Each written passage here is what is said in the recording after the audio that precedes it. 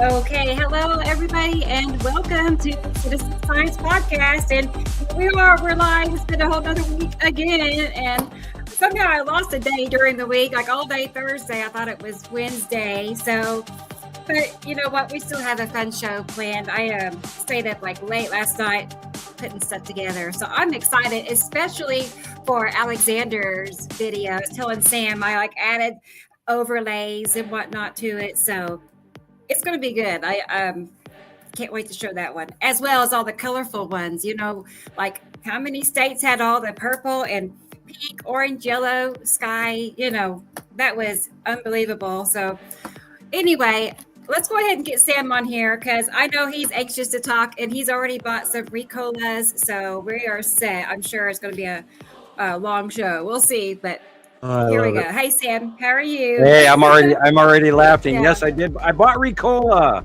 and I've already, we were talking way too long in the green room before the show, and of course we all look down and go, "Hey, it's showtime!" Crap, we're sitting here just gossiping right about at 3 everything that's going on. I'm like, we gotta go.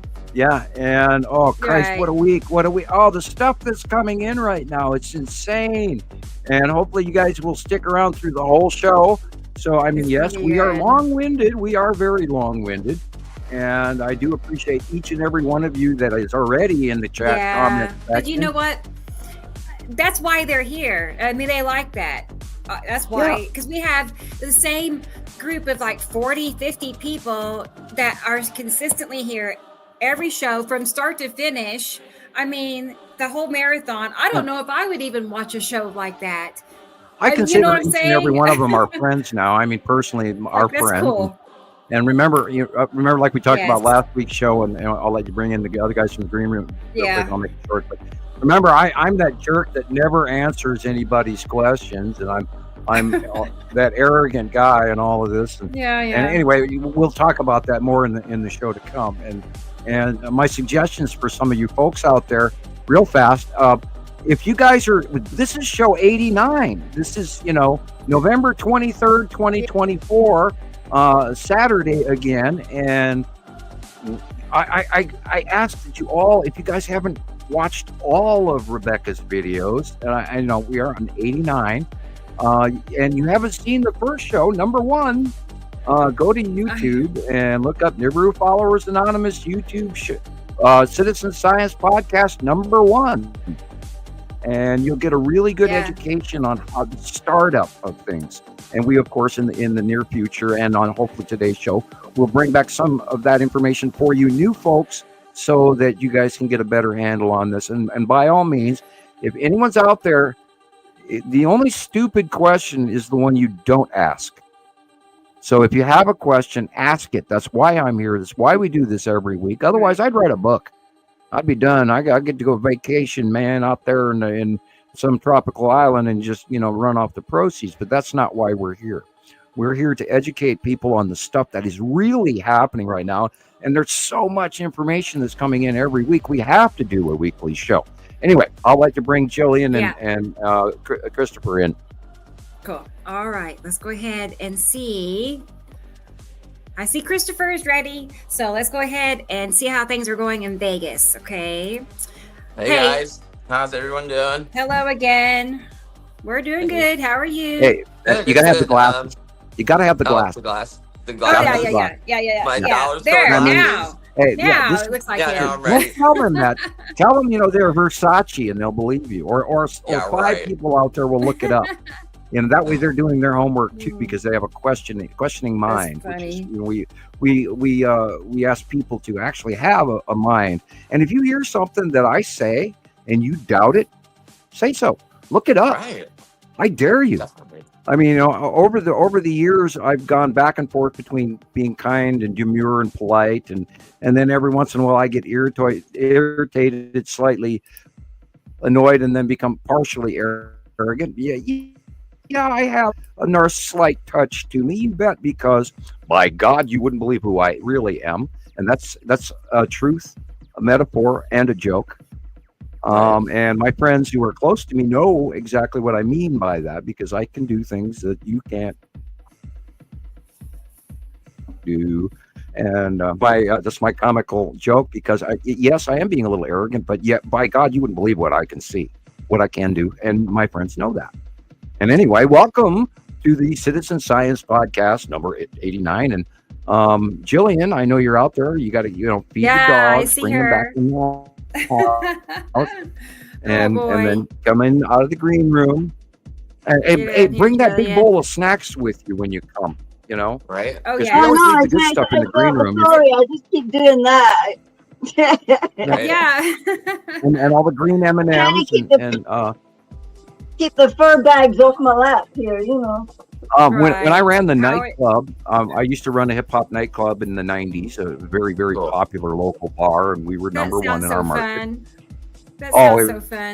It was I mean, I would love that. And oh God, I have 2 dark side points on that place. Lando Calrissian sort of dark side points. Okay. And yeah, it was a lot of fun. But anyway, I digress. It's God, what a world we're living in. Holy Samuel, another life. Yeah, it was another life ago. I was an entirely different person. I went around for about 4 years and never actually wore pants. I was always in shorts. What? Okay. Well, I was in these black knit biker shorts. Yeah. Because we worked in a bar. I had a horseshoe bar environment, and it got so hot. And we were in a basement, which is a transformed parking garage that became the nightclub. And we had a horseshoe bar, and we spun the drinks and flipped bottles and all of that crap. And we had kamikaze specials every hour, for $1 and all of this. And I made them strong. And we had some skills through the Jägermeister days, back before they changed it. Anyone who knows Jägermeister, I stopped drinking pretty much per se as a whole around 2001, which was a few years after I left the bar, because there was a hostile takeover I was offered, and I couldn't work with the owner and the owner of the building at the same time and not screw one or the other of them over. So I basically bailed. I could have had that bar to this day. I own property possession, but I'm not a greedy person. Right. And I completely digressed off the rest of the show, and I do apologize for the old story. But maybe these a little bit closer to the folks out there to know who Sam really is. And I am not a jerk, although I have been a businessman and a manager. I've been a manager for more years than I was an employee.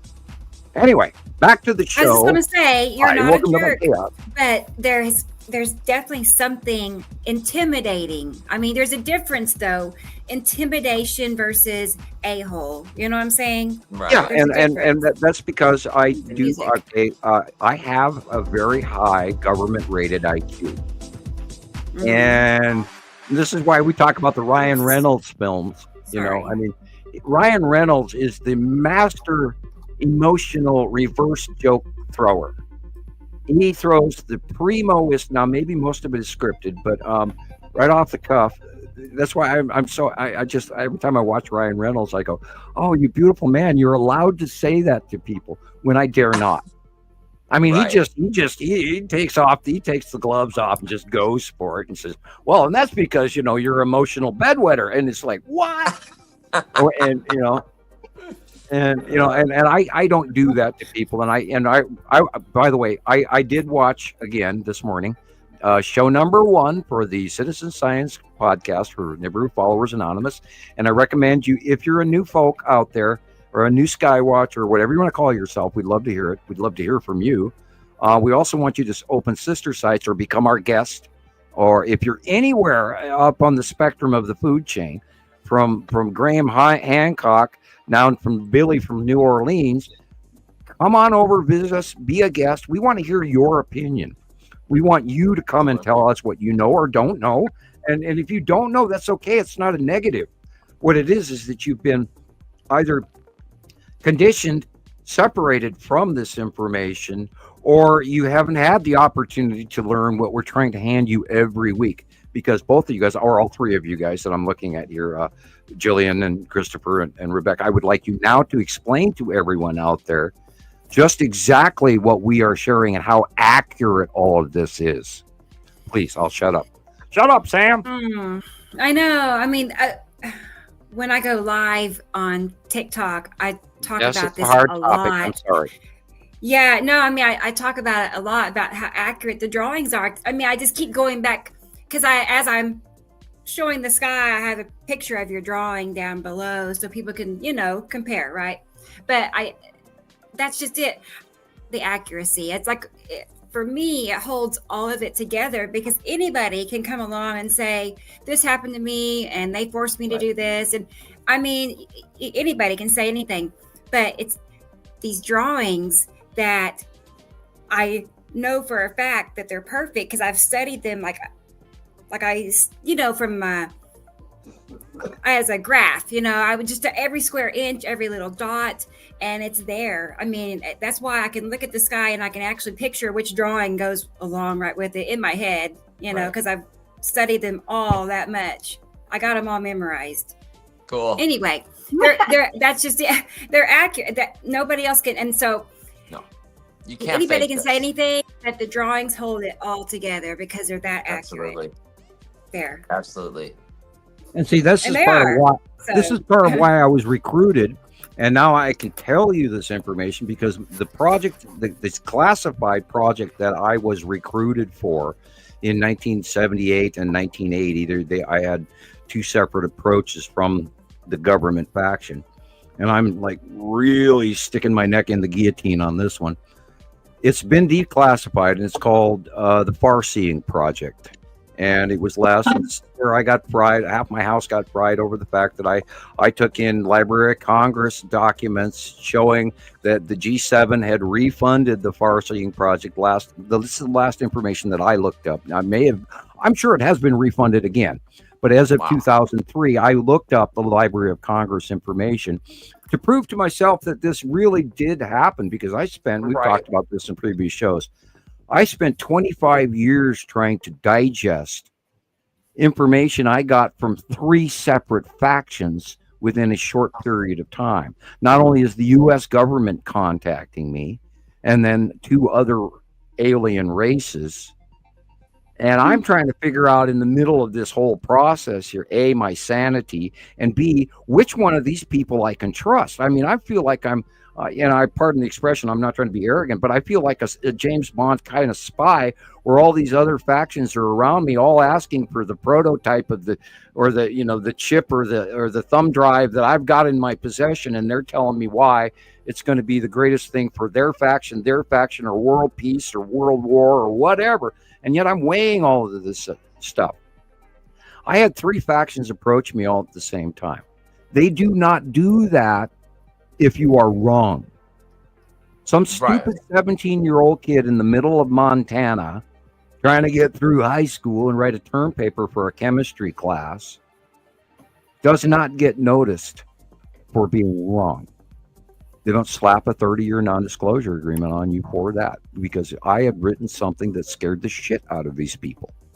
So my question is to you and everybody out there who's listening today, tomorrow on YouTube or whatever, are you going to listen or not? I mean, it's up to you. I have laid 14 years into this to try and help everybody out for free, with a minor exception of donations. And by the way, we got Christmas donations coming up for the kids, and you have to mail early. So anyway, we'll talk about that later on in the program as well. Thank you. God, look how fast. Look, God, you are a great executive producer. Thank you. Look how fast you are. Oh boy. People, Rebecca is having trouble paying her bills. She may lose her heat and her gas this month. And I would like you to send her a donation at the Cash App, the Venmo, or the PayPal, please.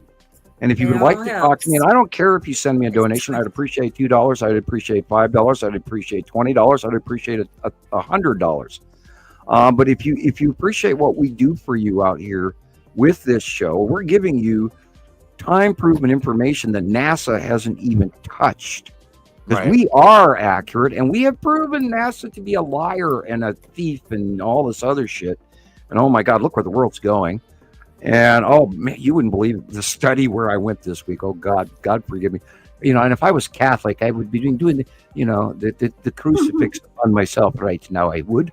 Anyway, right, exactly. And I learned it years ago, and this is a bad joke from the boys at Catholic high school. Spectacles, testicles, pocket watch, wallet. That's the cross. Testicles, wallet, and watch. Pocket watch, wallet. That was what was taught to me as a freshman in high school at a Catholic. See, I went to private Catholic high school. My parents were intellectuals from Europe, and they all spoke 7 languages, and we were educated. And my daddy taught me that one as well. There you go.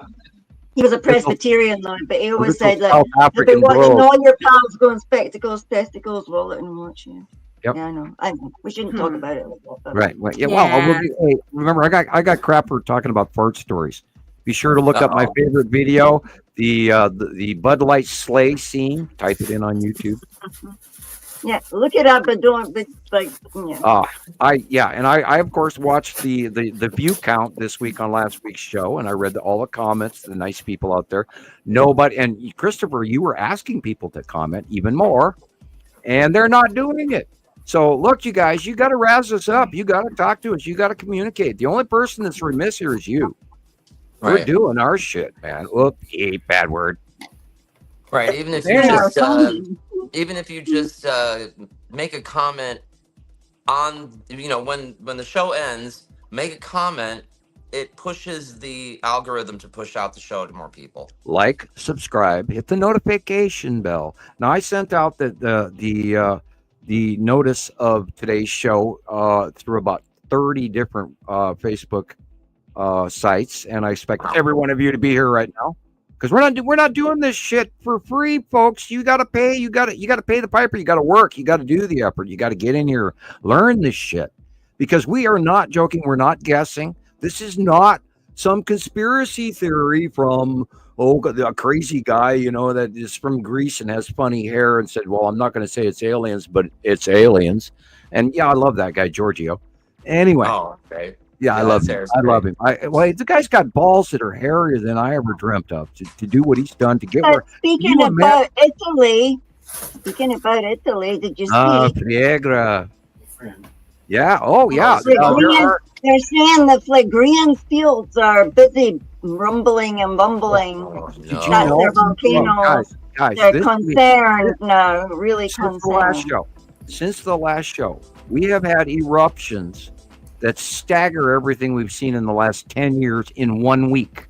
There is more lava oozing out. And by the way, the parking lot of the Blue Lagoon, the Blue Cove, at Grindavik, Iceland, got wiped out yesterday. There's a heavy lava flow. Fortunately for Grindavik, it is not going south. It is now going west, which is why it filled into the parking lot and they're going to, of course, it's closed currently. And they're going and Gillian has actually been there. And it was covered over. I've got a picture of me standing there like that. I just showed it to somebody the other night there, with my hair like straw. Mexico's Popocatépetl is also burping up lava. Etna is burping up lava. There's lava coming up everywhere that is in major volumes that we have not seen in a few years. So ever since this, I was talking to Rebecca about this, ever since the last full moon, we stepped into a new era, folks. Yeah, we're going dun dun dun. Right. I mean, we are in heightened awareness. They're talking Mount Rainier, Mount Adams. Yeah, in the United States acting up. Mount St. Helens is acting up again. Mexican baby Krakatoa is burping. There's another one blowing up from under the ocean, which are the most dangerous because they're cooled and they explode even bigger. In the Papua New Guinea area. There's just and do not forget the huge one that's going up in north of Japan, Kamchatka, Russia. That thing is that thing is also going, but they don't tell you that one. That's too busy curbing air traffic all around the world, and we're in a new era. There is so much volcanic ash in the air right now; it's unbelievable. which is part of why the color scheme, what Rebecca was filming and taking note of, is the purple and the orange and the yellow and the green skies everywhere in illumination that is way stronger than anything we've seen literally in the last decade. And it's when I took a picture today at 3:30, sorry, Sam, it was purple here as well. Purple, like purple. I don't know what's going on here. The gray purple, it just glows. Yeah. Well, also, we've got many videos coming in of the direct illumination refraction of the red asteroid as well. Yeah, that's great. This is also, they even talk about it in show 1 of the Citizen Science podcast, where they're talking about refractive colors in the sky and why all of this is happening. So I encourage you people to go back through our old shows. There's so much information. And yes, we are long-winded. People go, well, I want to only watch a video that's 2.5 minutes long. Anything longer than that, I don't want to even open it. Well, we're talking for 5 to 6 to 7 hours, or 10 hours in some cases, sharing information with you that we have documented from around the world for the past week to 21 days. And we are the number one, absolute, without a doubt, number one Nibiru twin solar system, binary stars and all podcast out there. You will not find this information anywhere else, and I dare you to look. Why is it quiet on the news feeds, everybody? It's like, it is quiet. If you read, I'm not the only one, surely. Or is it suppressed? Because shit, I'm getting in is 5 to 6 to 7 days old. People send me, notices coming from solar eruptions or CMEs, coronal mass ejections. That is important news that we know about within, a day to 2 days. And I get it 5 to 7 to 10 days later. It's like, well, gee, thank you. But, it's way old by now and already went by. And, the past. It's like we're getting news like it's World War II era or something, Oh, yeah. Okay. Just for generics, shits and giggles. The Florida government constitution, folks, the government in Florida is reevaluating the amount of fluoride that they put in the water in Florida. Great. And I would like you folks out there, and I'm not going to go into too far into this discussion, but I would like you guys to look up the effects of fluoride on the human brain and the pineal gland. You can type that in Google or Bing. Bing has some interesting information. I recommend you using it occasionally over Google. They're a little bit more liberal and they're not quite as suppressed because, at one point in time, Rebecca got banned on Google. And I've never been banned on Bing. Bad. It affected my entire Google account to where I had to go get a new phone. I am totally suppressed. I can't use Skype. I can't use this. This is why you're looking at my picture, not me live. My face isn't moving because I am so blocked. But I've never ever been blocked by Bing. So it's, you look on Bing once in a while for information maybe you're not finding on Google. Cool. Who is behind Bing? Who's behind Google? The answer lies in the next episode. Oh, speaking of which, where do you want to go, executive producer? I was going to say, you want to do, or do you want to gossip? You didn't say hello to all the people on the news. I was like, who's in the comment section? I forgot about them. Right. Let's take a peek and see what's going on over here. Joking. Well, Dennis is in the house, and he's number one. So, Dennis. I was one. It said 0 when I got there. Then there was like nobody there. And that was 20 minutes before you sent me the. It changes. I do know that. But at least for right now, Dennis go right ahead. I'm going to go get a Coke. Hi, Dennis. Okay, Sam. An experimental is here. Hi, experimental. Hi, guys. Nice to see you. She said that Storm Bert is hitting the UK today. Oh, no. That's the first I've heard of Bert. I really haven't. There's so many. I can't keep up with them. Yeah. Ooh. It's like there's a bomb cyclone hitting the Oregon coast. There's a bomb cyclone hitting, the UK. There's one in China. There's one near the Philippines. Yeah, a lot of places. Man, I just had to race at home tonight. I was actually on my bike. The other nights I was on, that's enamel. taxi, I got on a taxi. The other night I dropped the bikes, or no, it was in the morning I dropped the bikes, so I had to go back to the house and call a taxi. It sucked.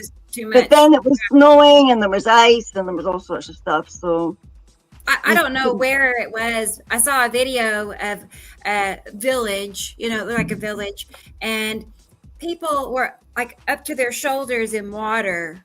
Like they were huddled together trying to get down the sidewalk, and they were up to their, necks in water, and they had their babies in plastic totes, and that were floating on the water. Good to have around. If you have pets, have a good floatable pet carrier or a small kiddie pond will actually float, and you put an animal in a small kiddie pond pool. Those little plastic, very cheap pools. Think about that. If you have pets and animals, and because this is happening everywhere. We keep talking about the greening of the Sahara Desert alone.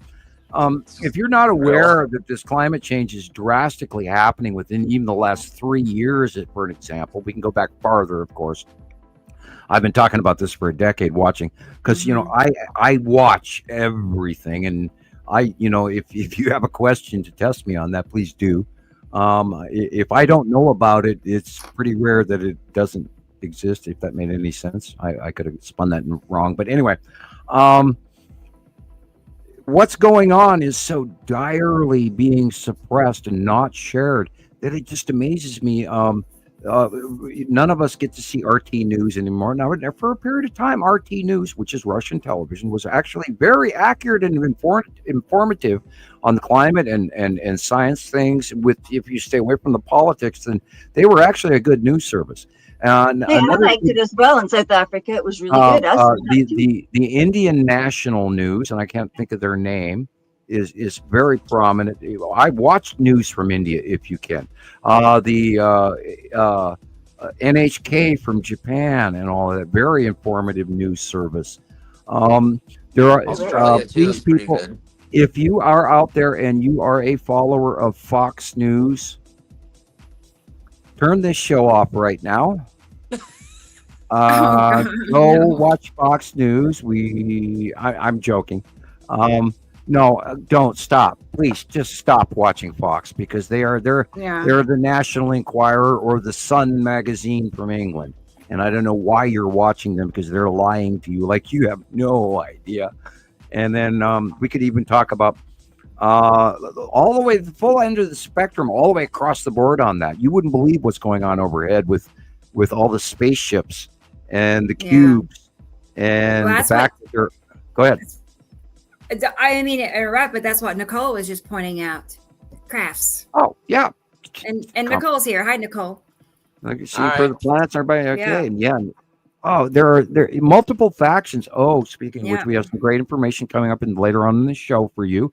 If you want to know a little bit more about the extraterrestrials, because we're gonna teach you here, and we are going to talk about them today, and we're also going to talk about some of the congressional hearings that are going on about UAP or UFO sightings and the divulging of the information between the U.S. government and what we call soft disclosure.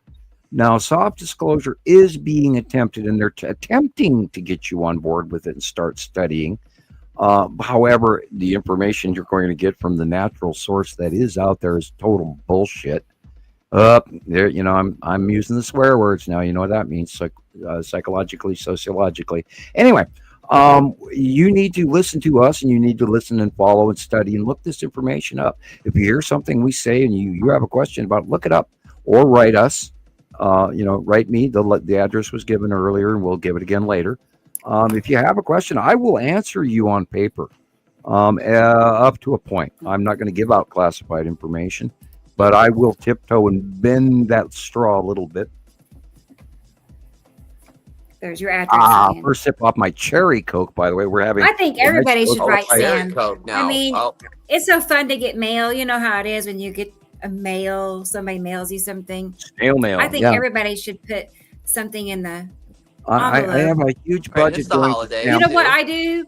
When I mail Sam something, I always draw pictures. Like I feel I draw all over. I draw happy faces and rainbows and flowers and stars and hand drawn. When you get mail, I show the girls where it's from. They get a geography lesson out of this deal. Gosh. And I say, hey, look, this came from Colorado. Or this is from Rebecca in Oklahoma, and she lives here. No, you have to look at the map. You have to look. No, she lives here. And each one of those girls. And people talked, and thank you for everyone that has talked about this in the past. Folks say that I'm a teacher, and I'm coming to terms with that term. And I'm starting to say, well, thank you, rather than going, nah, I'm just Sam, I'm just me. But yes, I am here. That is my job. I am here to teach the entire planet Earth. And I will freely admit it. You might be slightly arrogant or too vocal or too open, because I am an open book and I do share with people. And if you get to know me, you'll find that out. But I do see myself as the person that is going to change a very large percentage of what we know about our binary solar system, because that's the truth. And the church and science and everybody in power on planet Earth has been trying to stop you from finding this out. And that's what we are doing. They don't want you to know that there's more. And you all are here because you know there's more. You feel it. You feel it in your bones. Otherwise, you wouldn't be here. You wouldn't tolerate 5 or 10 hours of our conversations, or you wouldn't enjoy me talking to you, because, part of this is I'm supposed to have this ability to communicate with folks. And I hope you resonate with that. And I hope you feel the sincerity in my words. And I hope that you understand that my message is not to make money or fame or whatever. My message is for you. My message is for Earth. My message is for the future. If I'd had my way back in 1980, you would have all found this out back then. And I was stopped from doing that. And I should have been awarded, and I'm trying not to brag here, but I should have gotten grander notice for my paper that I wrote in 1978. And I encourage you to look that information up by going to Radio Wasteland on YouTube. Samuel Hofman, show number 13. That was one of my best interviews. It was also my first interview with Radio Wasteland. And this is when I was back in my simpler days, with less stress, and trying to emotionally reach out to everyone and give them the real, basic, honest message. And because, Carol Ann and even Gillian and Rebecca have seen over the years I've changed, because I'm being beaten to death by trying to help you guys, and no one is listening. And I can't say no one. There's a lot of you out there, but there should be far more people need to learn the truth. These are the things that have been hidden from us. Anyway, do move on. Yeah. Okay. I agree. I mean, it's growing slowly, but it is growing. I'm almost on TikTok at 50,000. Like, I'm about 90 or 80 some odd people shy of reaching the 50,000 followers.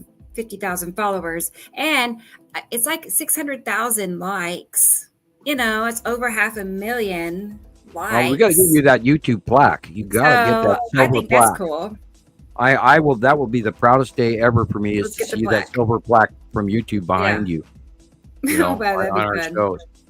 Well, I have no idea what it takes to get that, but I think it's like 100,000 followers or something like that. But anyway, we have to look that up. Christopher's always good at knowing that stuff. Yeah, we could do that. We have the opportunity here, hard. And yet we are. We're this independent podcast group of people trying to talk to folks, and yet and I see the viewer counts on all these other things. This guy chopping wood, or this guy doing a dugout, and he's got 93 million views. How he digs a hole in the ground and builds a cabin, and he sleeps in twice, and then 6 months later he crashes from weather. But anyway, we're here doing a very stable, very strong, very important message that is going to resonate throughout the future. I know that for a fact because I was told that from someone from the future.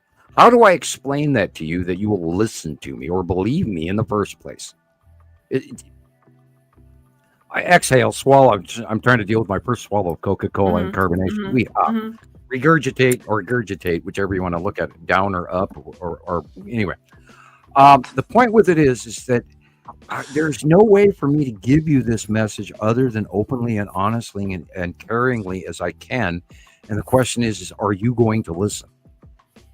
Right. I'm not here to force this on you, but by God, you're here, and maybe it's important. And maybe you need to send a copy of this to your friends, whether they like it or not. Whether you're ostracized at Thanksgiving table or not. By the way, happy Thanksgiving. That'll be next week. And the question is, what do you want to be part of? Now, you can do two things. You can do nothing, or you can do something. Yep. What do you want to be? Where do you want to go? Would you want to be part of this? We'd love to have you. We welcome anyone. I don't care if you totally doubt me, you think I'm asinine crazy. Come on the show. I will talk to you about that. I won't be offended. I've done this for 14 years. I've heard every poop joke and I eat crayon story that you can imagine. I have been trolled by the best of them and the worst of them, and even including the United States government. So if you'd love to come on here and talk, you don't even have to. You don't have to show your face. You can wear a mask. You can put up a picture like I do. We'll have you as a guest. We want your interjection of opinion. That's why we're here. That's why we're sharing the information for everyone. That's why we're not charging you a fee to watch this today. Please continue, Rebecca. All right. Okay. Oh, one more thing. One more thing. I have to get off. It's in front of me. I got a note in front of me. I apologize.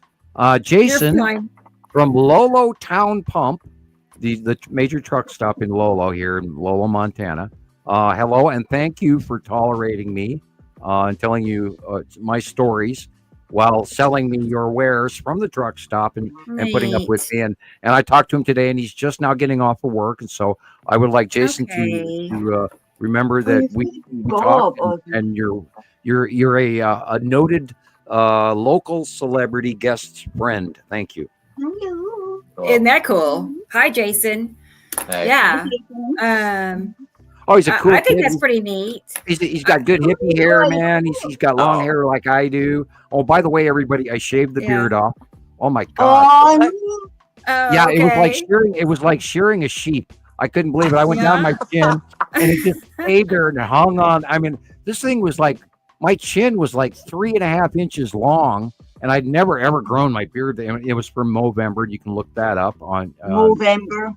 Yeah. And I shaved it early, but even though I didn't get any donations for it, but I did mention it to further their cause. But it's so bad I had to shave off the beard. I did.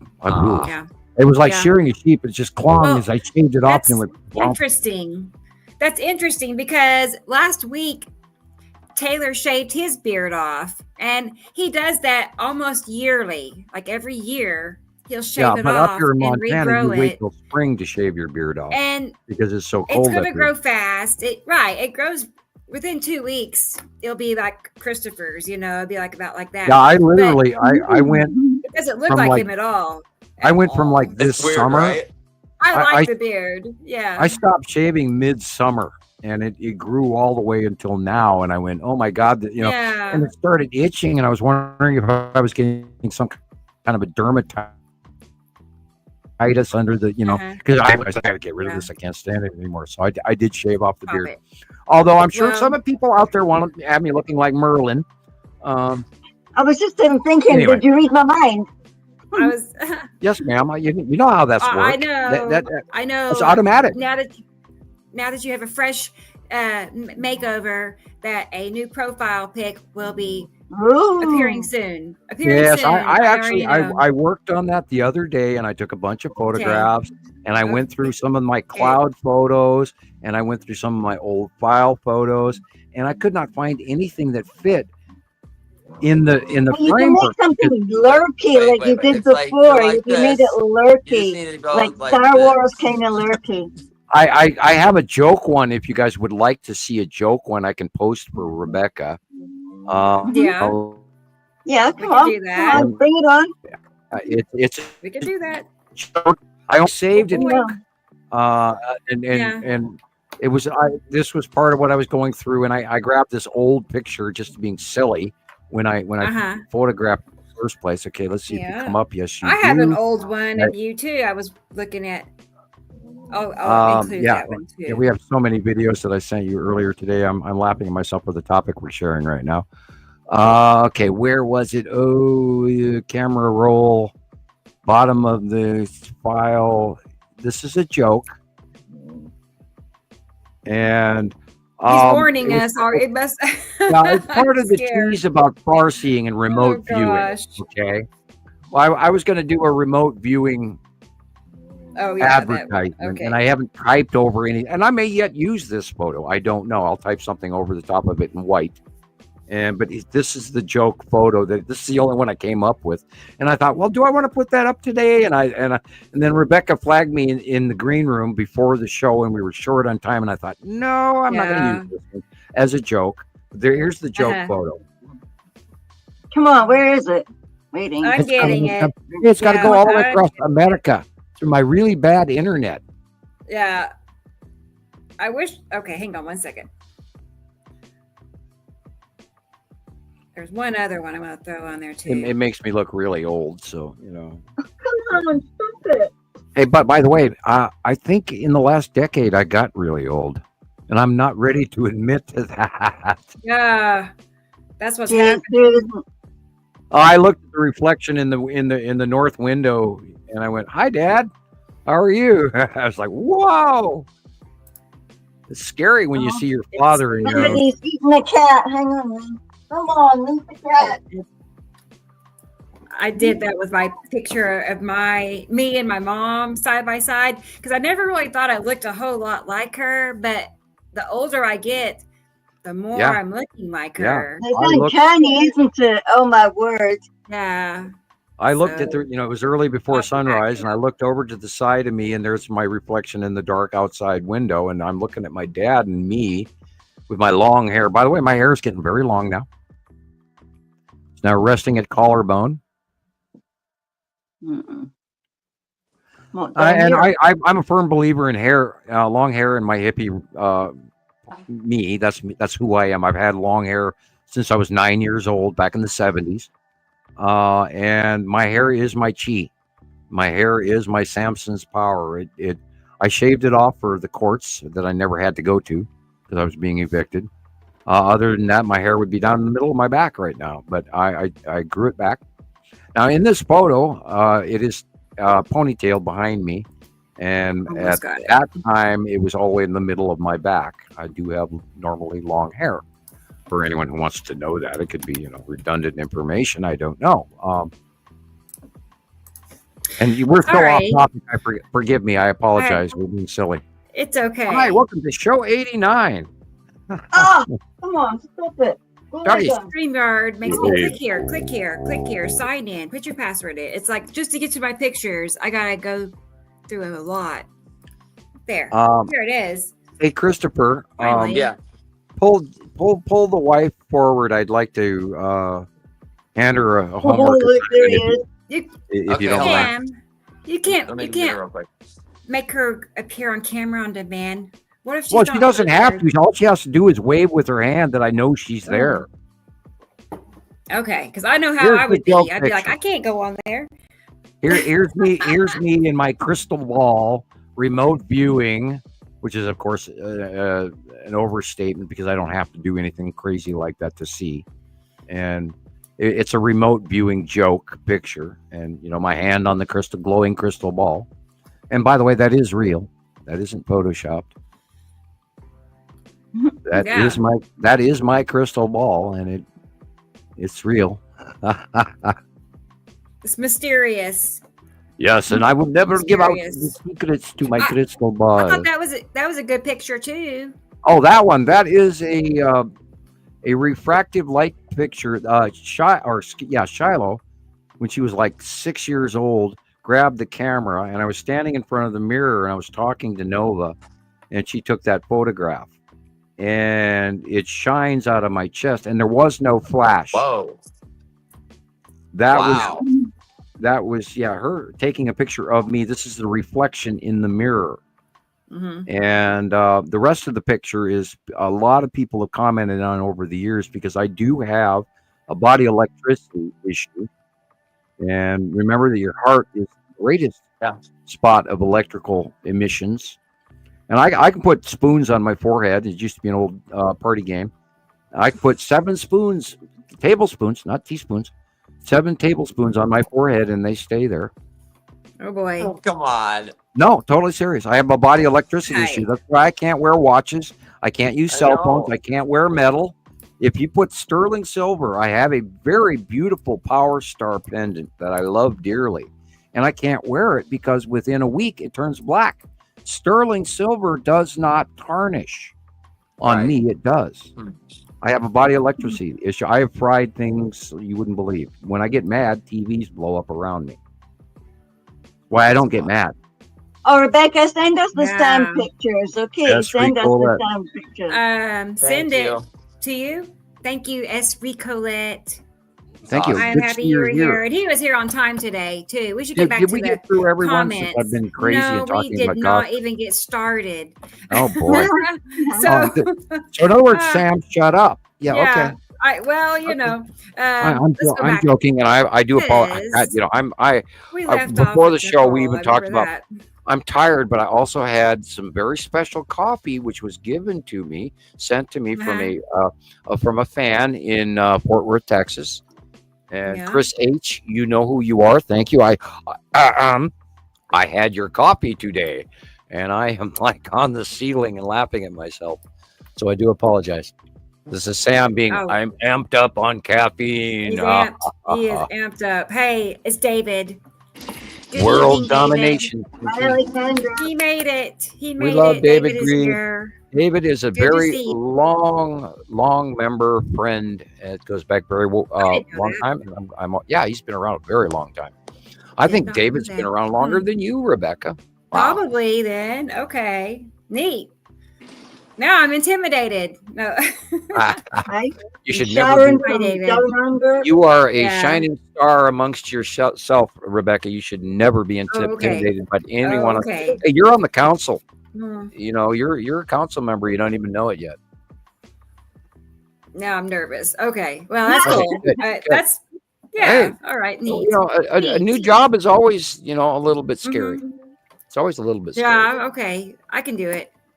Well, I've decided I'm going to start talking a little bit more cosmic. I'm going to start handing out a little more answers, even though they're going to come wrapped in metaphors and music. Right. And I spent the whole week trying to encourage myself that my role, and we talked about the teaching thing, and my role, I'm going to step forward a little bit more. I'm uncomfortable with it because I don't want to come off as arrogant or an ass or the guy that never answers any of your questions. And so I do face these comments from people, and I do appreciate their comments, and I love all the wonderful comments that everyone has said about me over the years. And I was like filtering through a bunch of that this week. Is sort of like an ego trip, and yet at the same time, it's sort of like an ego check. Also, I also went through the negative that people said about me, and I watched one of the videos from Dan, the YouTuber, that was going that we are the most absolutely insane conspiracy theorists that ever worked, and come up with this elaborate scheme that there were these ultimate multiple planets and an extra star, and when in actuality, that is exactly what is going on. And it's exactly what they don't want you to know about it, because they don't want to let go of control and power and your pennies on Sunday in the collection tithing plate. And, he fits the type for controlled opposition as far as I'm concerned, really. Like, he's not his own solo being, but there's something behind him pushing, because that's all his videos. He's anti, whatever. Strictly the narrative. Anti everything. Strictly. Well, let's talk about the Money Boys. Let's talk about. I'm not going to lump Money Boys in the same premise as Suspicious Observer. No, they're not big enough. His channel my dear friend, Suspicious Observer, and I love the man dearly. He taught me a lot. The guy is just phenomenal. I love him dearly. I recommend that if you want a real good science education, go to Suspicious. It's hard to say. Suspicious Observer. on YouTube, and he does great work, phenomenal work. And after he got monetized, he unfortunately walked away from Nibiru. And we were talking on the phone and all of that, and I was trying to communicate.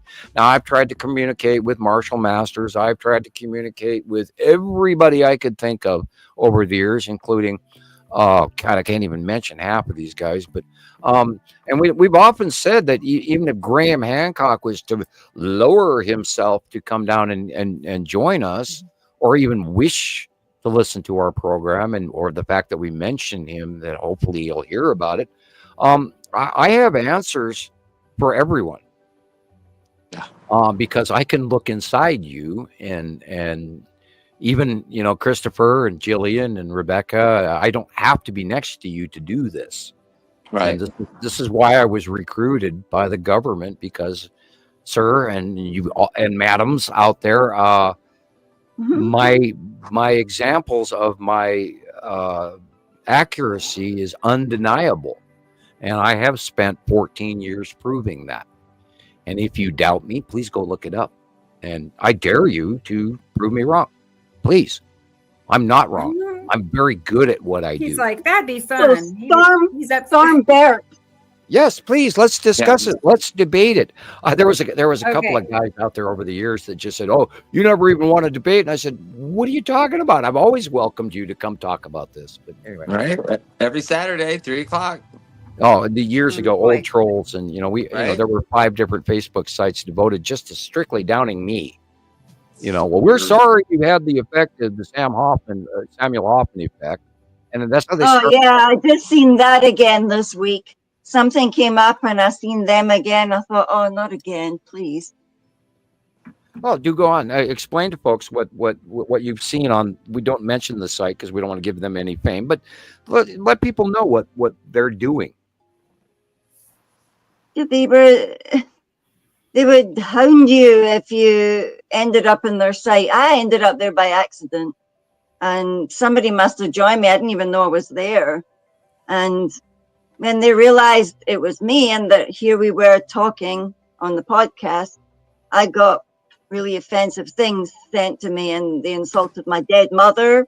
What? They told me, yeah, they insulted my dead mother. Then they said I was some kind of mutant alien. My mother must have drank when I was in her belly and stuff like that. Really horrible. We are all connected to aliens. Humans are not autonomous. We are not just ape that evolved. We are a placed, fixed, hand-selected, hand-engineered clone. Wow. We're all here for a reason. There isn't any doubt in my mind that each one of us is here for a reason, because the question is, do you choose to use that power? Are you going to use that power that was laid out to you long before you were even born? That's why everybody's here.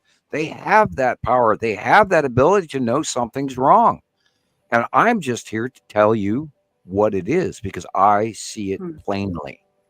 It was so easy for me when I was 17 years old to write that paper, because it's what I saw. I was being honest. And I got slapped for it. And I spent 30 years freaking out that I couldn't even utter it to anyone. Otherwise, they would deport me and my entire family back to Holland. And I'm Dutch. I'm a dual citizen. I'm an American and a Dutch citizen. Anyway, back to the show. There's so much stuff that we've got to talk about. No, we have.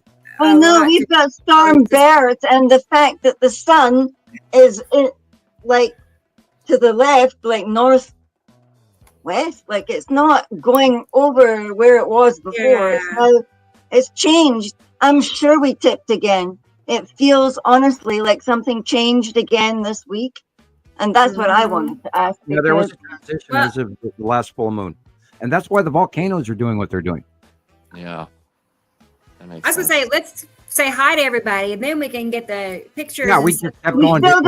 We keep on going off the poor people. Love you, people. Sorry. It's been a week. David is here, and Sussy is here. Hi, Sussy.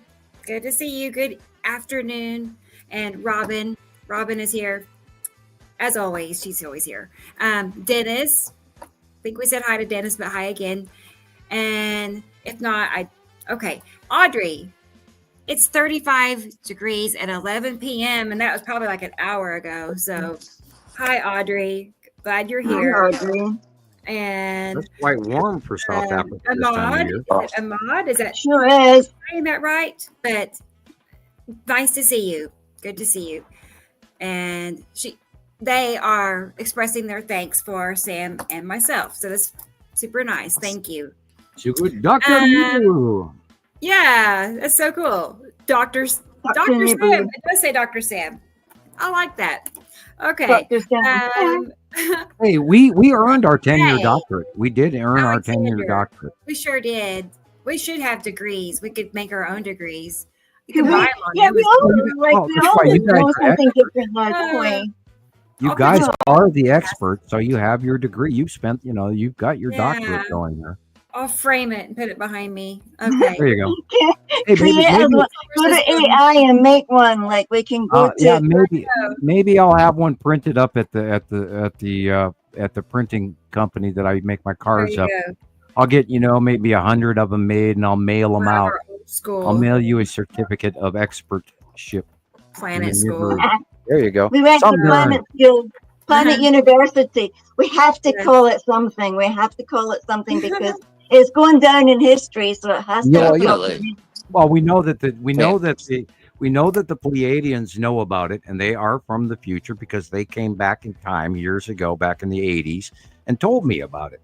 So I mean, that's a time loop, that's like Back to the Future, Marty, and Doc Brown, and all that crazy shit piled up in one big pile. But the main thing that keeps me going, that I've been doing this for 14 years and getting not enough people to listen behind it, and yet I still keep doing this, is because I know that we all together have already done this enough that the Pleiadians are aware of it in the future. So therefore, this has come to pass. This has already transpired. We are the beginning of a new movement, and I believe every inch of that. I'm not bragging. I'm not trying to be weird or create any cultish sense of reality, because in a cult, you're supposed to follow the grand leader. And I'm not asking you to follow the grand leader. I'm asking you to follow you, what you see, what you know, what you study, what you feel, what you think.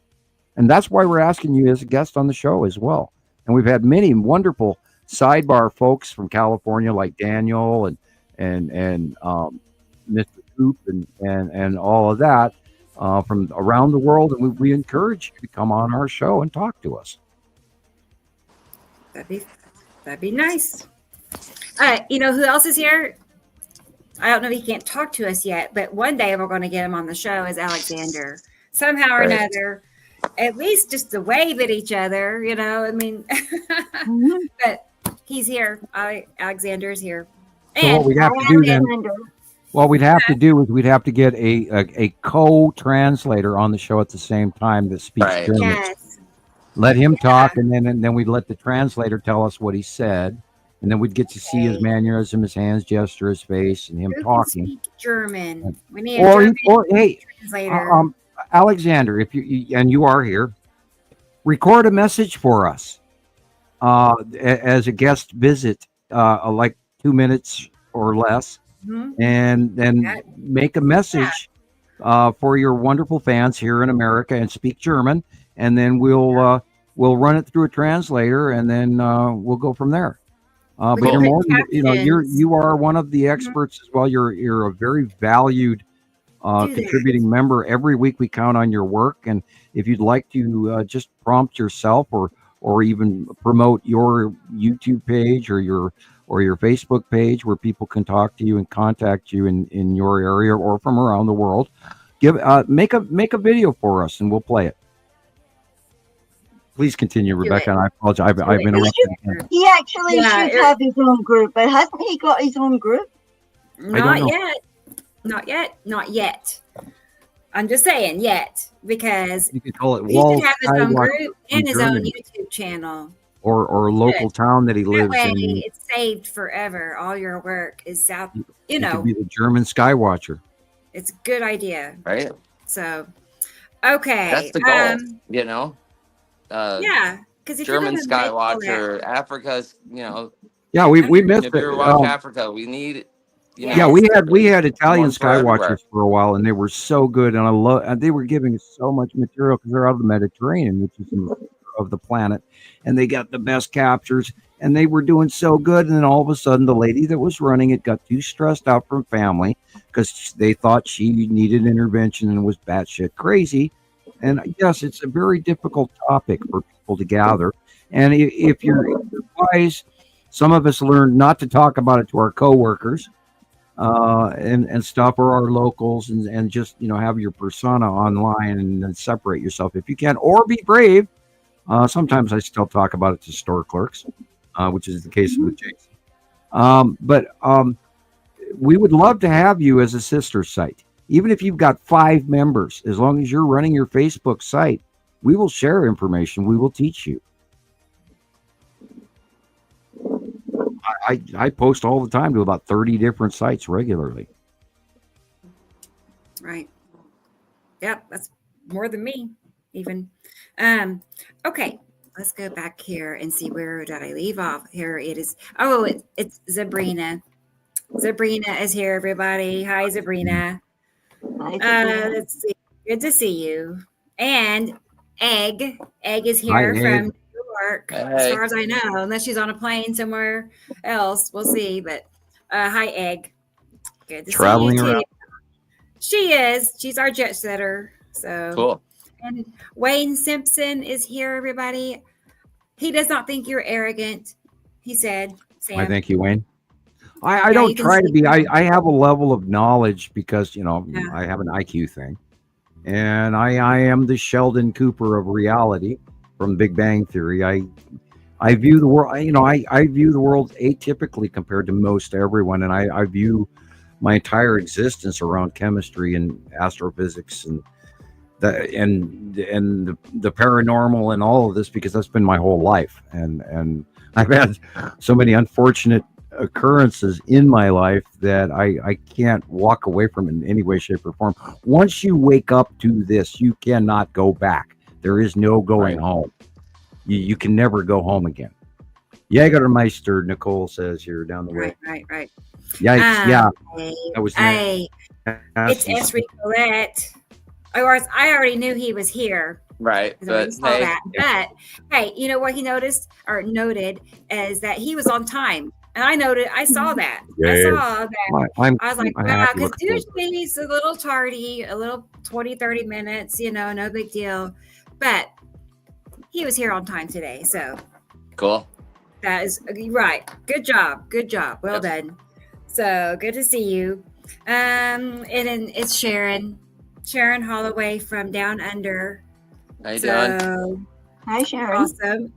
Awesome. I mean, here we are all around the world, all of us this minute, hanging out together. That's fun. We're everywhere, really. So, okay. And I don't think I got Sandy Cheeks in here yet. Yeah. So Sandy Cheeks is here. Sandy Cheeks? The world part. That's a addition or something different, but I like it. So good to see you, Sandy. And Susie. Hey. I know she sent me a bunch of pictures and videos. She takes her own time lapse. She's super talented. And good work, everybody. I haven't got right. I will expect next week that we're going to have a compilation, because I saw my phone was just blowing up. Susie. So she sent me a bunch of stuff. I can't wait. So, but good to see you, Susie. Okay. Oh, it's Katie Joe. Hey. Hi, Katie Joe. Great work this week, Katie Joe. Thank you. Yes. Totally. Our members, all our great friends out there, the people that send us this stuff, is how this works. And this is what, back in 2009, this is why Montana Skywatcher first got together. I formed, somebody helped me form a Facebook page, and they said, you ought to do this. And I went, oh, okay. And at that time, I was still sweating bullets, even talking about it prior to the end of my of my NDA, and that was 2010. And I threw it all the way till April, which is why we have the birth date of Montana Skywatcher at April 9th. I waited a few months past the year date to make sure that I wasn't breaking the law, and no men in black would kick in my front door and take me away. And the point with all of this is I am not average Joe Facebook. And I don't say that often, but my friends know that I have abilities that I see things ahead of time. And oh my God, as of 2010, when the ascension started, and I'm standing in my kitchen doing dishes. I got my hands in the water. I'm touching a grounded metal sink, and I'm getting negative and positive at the same time. And all of a sudden, it was like this door opened up in front of me. And I finished my paper in my mind all the way to the point where I literally reached out into the cosmos and found God. And there's a big in between in the middle of that story. I don't want to go too much detail to bore you with. But as of 2010, I started having a level of precog that was so evident it was spooky, where I would see something in my mind and then it would happen. And then it just got more and more and more.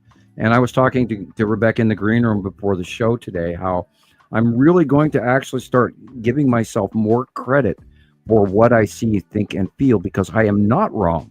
And right. Some of these things I see and I kind of, okay, well, maybe that's just my opinion. And when I teach about you guys growing to the point of enlightenment and getting larger, because contact with me and contact with us is moving all of you out there forward with a cosmic level of information that I don't even think you're even aware of. And it's actually electrical. There is a very large amount of reality to this. This isn't not just the Citizen Science Podcast. This is a movement for the future. This is the opening of the door for a much larger universe, a much larger future for mankind. And I have absolutely zero doubt of that, because I've had nothing but evidence over the last decade to prove that. Source is always providing the exact information I need exactly at the right time and only when I'm ready for it. And each and every one of the people that I come across is also part of that. And I'm glad that each and every one of you are here today. And please continue, Rebecca. All right, Sam. Okay, I see here it's Wendy. Come on down. No. Hi, Wendy. Good to see you. Glad you were here. She's always here too. She's like a regular. So we love our regulars. Oh, here's a different name. Holly Grace Hoover. Welcome, Holly. Hey. I know I've seen Holly Grace. It's been a while. It's been a while. So nice to see you, Look at Holly that. She's Grace. got a revolver in hand there. Yeah. Don't mess with Holly, man. She's got a revolver. She's packing, man. Oh my gosh. Okay, that's a cool looking picture. Hey. Yes. Remember, I have a 43-inch screen. Right. Yeah. A warrior goddess out there for this. I see that Nibiru Nemesis is back. Yeah. I'm glad you're back, and he went through a stage of argument with us where he was a little doubtful, which is okay. I'm glad he's back, and welcome, even if you don't believe us. And I do not have any worries as to the information that we share. What we share is absolutely derived from all of those members around the world that we're talking to right now. We don't make this shit up. This shit is real. This is really happening. And the sooner the rest of the world gathers onto this, the sooner the snail of truth will move that 2 inches compared to the wings of lies that fly around the earth daily. Metaphor. And there's somebody wanting to see pictures already. It's Nancy. I know. Y'all. Hi, Nancy. Good Get to the pictures, damn it. Here. And B. Cope. B. Cope. Hey, how you doing? Hey, you're here. Hi, Brendan. Hi. Wonderful. I see Lana's here. Hi, Lana. Have him back on the show. We got to make that happen because I enjoyed that particular show. I know. He's just a natural. I know generically Lana does not like me to call her out, but if you could click on the comment, I'll get please. Well, hang on. I'm glad she's here. Lana is in Arkansas, in north central Arkansas, and we're going way far ahead. I haven't. I'm still looking for that one. Okay. Here it is. There you go. It is. Here she is. Hi, Lorna. Hi, Lana. Good to see you. And the reason I mention this is because I am not going to discount me. I went through a week that was really uncomfortable trying to, because we are, ever since the entrance to Sagittarius and the new moon and the new planetary pulling on us, because it is. And I feel it. I've gone through a week from, pardon the expression, a week from hell. And I'm not going to discount myself anymore. And I'm not going to discount my friends. And I'm not going to discount any of our members that are working, that are here. And I appreciate all of you. And I want you to know that. And I'm going, I'm talking a little bit more forward of knowing to try to express to you that this is serious. And I am not average Joe Facebook. I'm not guessing. This is very real. There's no other way to share this with you. And yet Nibiru Nemesis, yes, remote viewing is real. And that's why I was recruited by the United States government in 1980 for a secret, top secret project called the Far Seeing Project. And you can look that up. It's free. Yeah, and I've seen books about it, so I know it's real. I knew it was real. It's amazing how I am a former instructor that walked. I had to walk. I couldn't. They were lying to me, and I knew it. I was seeing one thing, and they were telling me another thing, and I was not alone with that. I saw our Russian counterparts looking back at us. I saw the base on the back of the moon. Within the first week I was there, I saw the base on the moon that is occupied. And if you know Star Trek terms, as a high hide, it's there's a base. Yeah, I've even got pictures of the hole on the back of the moon. Anyway, and speaking of which, we have so much content that we provided, and we can talk about in the coming next hour or so about the ships, and and yet they're not. Nobody is commenting on this, and oh my God, they're freaking there. Yeah. And I got some good videos. Yeah, I got several too. Yeah, so we got the pictures this week of the two things. Come on, we have to see them. Oh wow! Hi, Mal 2021. Oh, I agree with ready you. I'm ready to see pictures too. So, we're ready for pictures too, Mal. Don't you worry. And then, hey, Nibiru Nemesis, there they are. Well, I finally caught up to you. And Tara. Tara in Texas is here. Hi, Tara. Our hair is a chi. It's part of our electrical growth. Just like sharks in the deep ocean can feel electric fields of life in front of them on the hairs on their chin.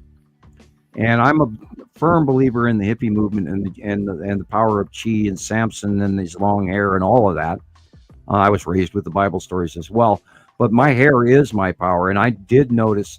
And if you go back to World War II and the Indian population that they recruited for scouts, when they forced them to cut their hair, their tracking skills and all of their tribal powers immediately were cut short, and it was proven. Right.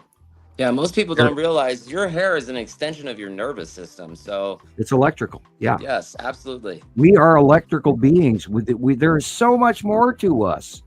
And that intuition that is inside each and every one of you out there, that's why you're here today listening, because you know there's something more happening than what you're being told.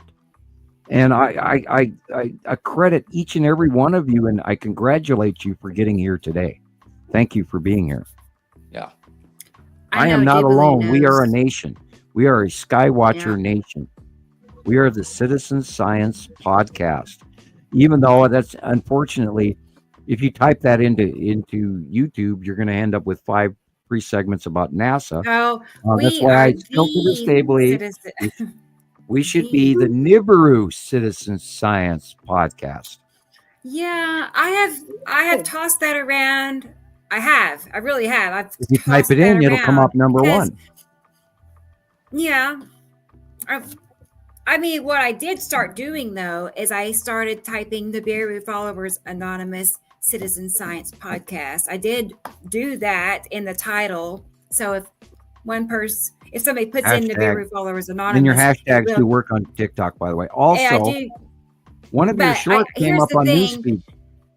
We have so many, we have so much already out there. We have 89 shows worth, all these posts and videos out there already saying Citizen Science Podcast. And I feel like changing the name, what is it? A Rolling Stone gathers no moss. I feel like you're right. You are right. I see your hesitation, and I understand your premise. I agree. Yeah. But it's up to everybody else out there. We're a small group, and the only way this is ever going to go viral, and we're going to prove that to you in the next hour or two or three or four of this information that we've been gathering as a collective medium. I am the personal clearinghouse. I'm the guy that memorizes all this crap. And I see it, and I see it in an ease that you don't have, and it's so important that I share and keep sharing while I'm here, while this candle still keeps burning. I'm going to do my damnedest to share every inch of it with you guys as openly as I dare, not as I can, but as I dare, because there are two different stages to that.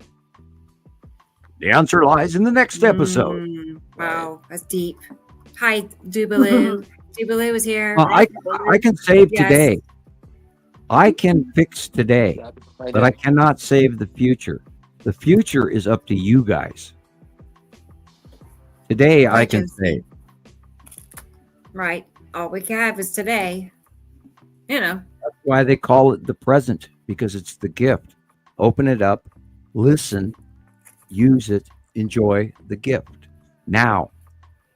That's why we're all here. Otherwise, we wouldn't be listening to this broadcast, which is now 1 hour, 28 minutes, and 20 seconds. Oh, 20 minutes, excuse me. Josie is here. Josie Wells. Hi, back Josie. At you. Nice to see you again. Thank you for being here. Yeah. Hey, Slim is here. Slim. Hey, how you doing? It's been a minute since I've seen Slim. Hi, Slim. Good evening. Okay, where would you like to start? Do we want to talk about ET? Do we want to talk about the government? Do we want to talk about the pictures? Do we want to talk about the shorts? Do we want to talk about the stuff everybody sent in this week? Where do we want to start? Right. Where do we start? We have options. How about we look at the colorful skies? Because that was such a big, that was so recent. And that was so happy. You did a good piece on that this week. Thank you. I did save a copy of it. A couple of little ones. Let's see. I think this is the short one. Just a small clip, right? Just a look at the color, guys. Look at the color. And now remind me. All of these were just nights ago. When it's so vivid. People say. When did you ever see this in the skies over Earth before in your lifetime? Never. Yeah, this was, I think, the 19th, and it was seen over Florida, Alabama, Tennessee. Just post on Facebook and went through the comments. And those pictures were from, regular people that live in those. What's going on? Oh, well, you skipped out when you hit a button, when you transition screens, you locked up. So no problem. Okay. Anyway, well, I think you're overdubbing your own feed because you're running your phone and you're running the show and you're running all of this at the same time. Outside, it's red. But I think the 19th was a really busy day for most of us because stuff was obviously closed. Which is after this new full moon. That red is coming from the red asteroid and is Saturn refractive coloring from placement. There's an angle of light that's coming in. And it is red outside. That is freaking. And look at also the white illumination that's going on and the dark illumination that's going on. Right. There's a blocking of the sun going on because it is daytime and yet it's not. It's just at sunset. And that's where the Saturn and Saturn's yellow moon are right over the top of us now. And if you were to play pool with the banking of the light, It bounces off that larger planet, which is we believe that its Saturn is a little bit bigger than Earth. Okay. There's the purple of Atu and Atu's moon, which is also overhead to our left. Wow, it's just been purple like crazy here. Oh, we're going to be, we're embarking on the new phases as the planets are going beyond us. We're going to see way more spectacular coloration. We've been waiting for this because, I mean, for years we stared at the dark sides of these planets. And now we're starting to see facial illumination, which is why we're seeing the coloration of the skies. Wow. Nice. These planets are here. If you don't believe it, you're silly. Go bury your head in the sand or go watch the Kardashians or turn this show off right now. I don't know what to tell you. Yeah, I'm a little bit, irritated, but you look at that. That's the underneath of his Saturn and his Saturn's yellow moon. Right?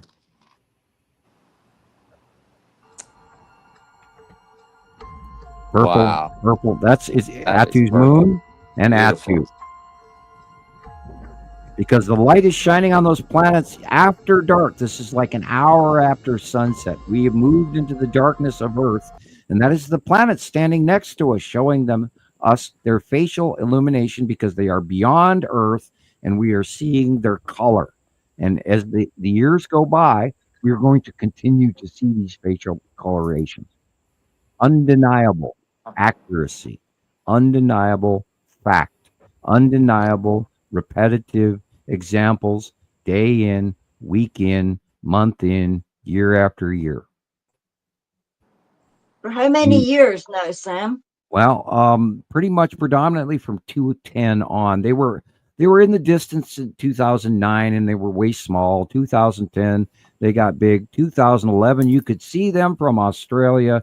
You could see them from Antarctica. They were visible. They were larger. They were rounded objects. And then we saw most of what we saw here in the northern hemisphere and in the middle tropospheres of the planet was the object cluster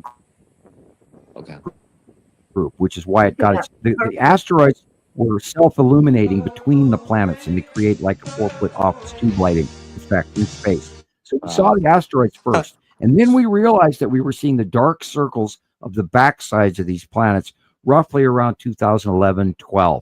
Now, by 13 and 14, when everybody started to wake up to the reality, these planets were coming into close proximity and we could feel them. The animals could feel them. The Earth could feel them. We could feel them. We started to realize the skies were looking weird. The lighting was strange, etc. And that's when after 214 and 215, when we saw the onset of Uri and Nibiru and Saru, which were the majorly visible planets. The other tinier planets looked like little dots, but we kept gathering that information and documenting their positions so they weren't just lens flares or whatever. But we documented these patterns and we talked about it in Montana Skywatcher 1 and 2 in the early years. But over the years, we documented all of this information and started stacking up. And then we watched purple Atu come in, and then we discovered Atu had a moon. And after that, it's just been literally slalom snowball effect down the hill as to the information that has been compiling since then on. And they got close enough we could do that. Wow. So it is real, guys. This is all real. We are not guessing. We're not Billy down the street on Facebook. We're not Billy down the street on TikTok. We're not Sharon who's talking about what she saw in her backyard as a cryptid.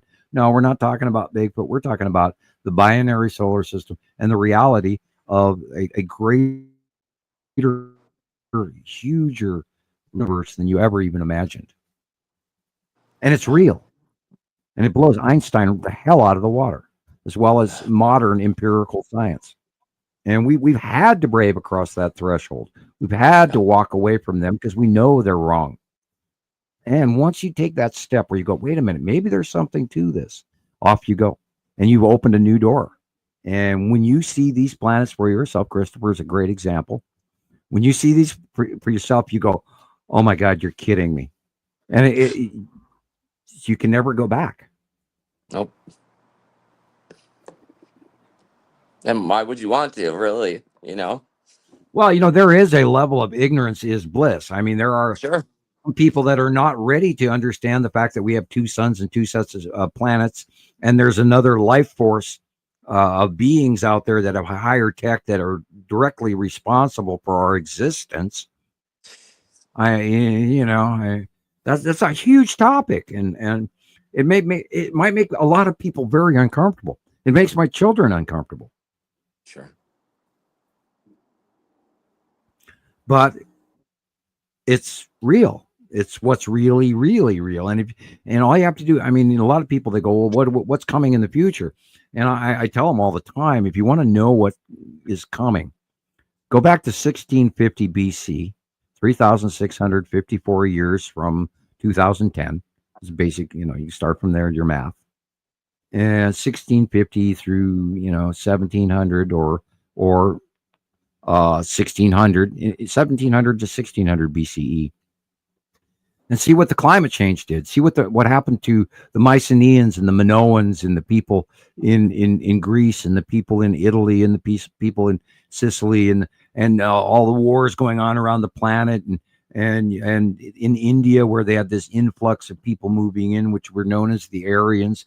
And the reason that all of this climatological migration occurred was because it all happened. The Great Flood of China, etc., where the origins of the dragon and all this lore that just filters out through our history, and all of the hieroglyphics and the carvings and the stelae and all of this Sumerian text cuneiform writings were all about. And they're all telling you the past, which is it's happening right in front of our faces. And oh my God, all week long, YouTube has been pumping nothing but religious information at me. I woke up several times with the TV and cartoon Bible stories going on here. It's like, what? This isn't in my feed. And yet it is. And there's so many of these prophecies about revelations and the end times and all. And it's literally like we're being conditioned into a level of fear. And they're really pouring on the syrup on these pancakes right now. So you have to eat the pancakes, not the syrup. Get the beef, not the broth. A lot of homework, That's guys. not easy. And we do the homework. We can't do it. We're obsessed. I'm guessing that video just ended, or because I wasn't gone that long. It just had to have ended. I was like, I checked it. I was in the kitchen. I looked at my phone. Something's happening with my dog. Yeah, Prince started playing and then it just kind of stopped. Yeah, I got back to my desk and StreamYard had closed down. On my end. I talked over the top of it. I don't know. Yeah, I knew it'd be all right. Yeah, you know me. I can't shut up. You're professional. No, you can't. That's show business. No, I can't. Today. How are you gonna, Okay, so I showed that. So you want to look at some UFOs? Outrageous. Yes. Yeah, let's talk about them. Yes. Okay, hang on. Works for me. So you sent me some videos, Sam, and then some are others that I found, and then some we saw last week, but we'll look at again. So I never get tired of looking at these. It's important too, because we're trying to tell everybody that the Federation fleet is parked right over the top of our heads, and we're being blackmailed into reality here, and I don't think people are getting the ramifications. I don't think they get how serious really this is, and the transition point of humankind right now. I mean, my God, the answer. I am truant, B Cope. Yeah, I am truant. I always have been. That's why do you think I got thrown out of every school I ever. Turn. Oh, okay. I'm sorry. I read truant. That's all right. I think turn as a compliment, like you're cool.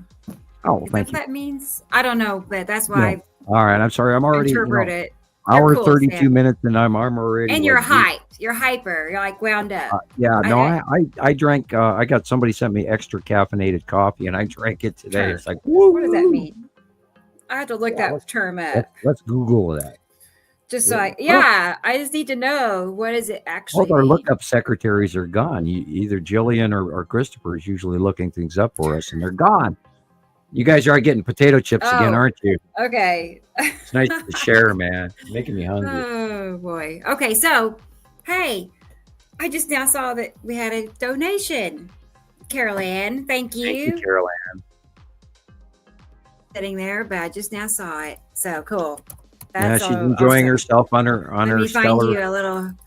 stellar I need to make more of world. these. I need to make more, but that's for you, Carol Ann. That's your little thank you card.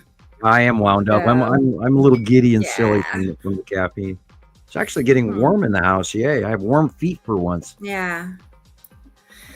Okay. Awesome. All right. So let's move on. How about we look at some pictures? We didn't do that the last week or two, but here are just some still pictures of cool things that we can talk about.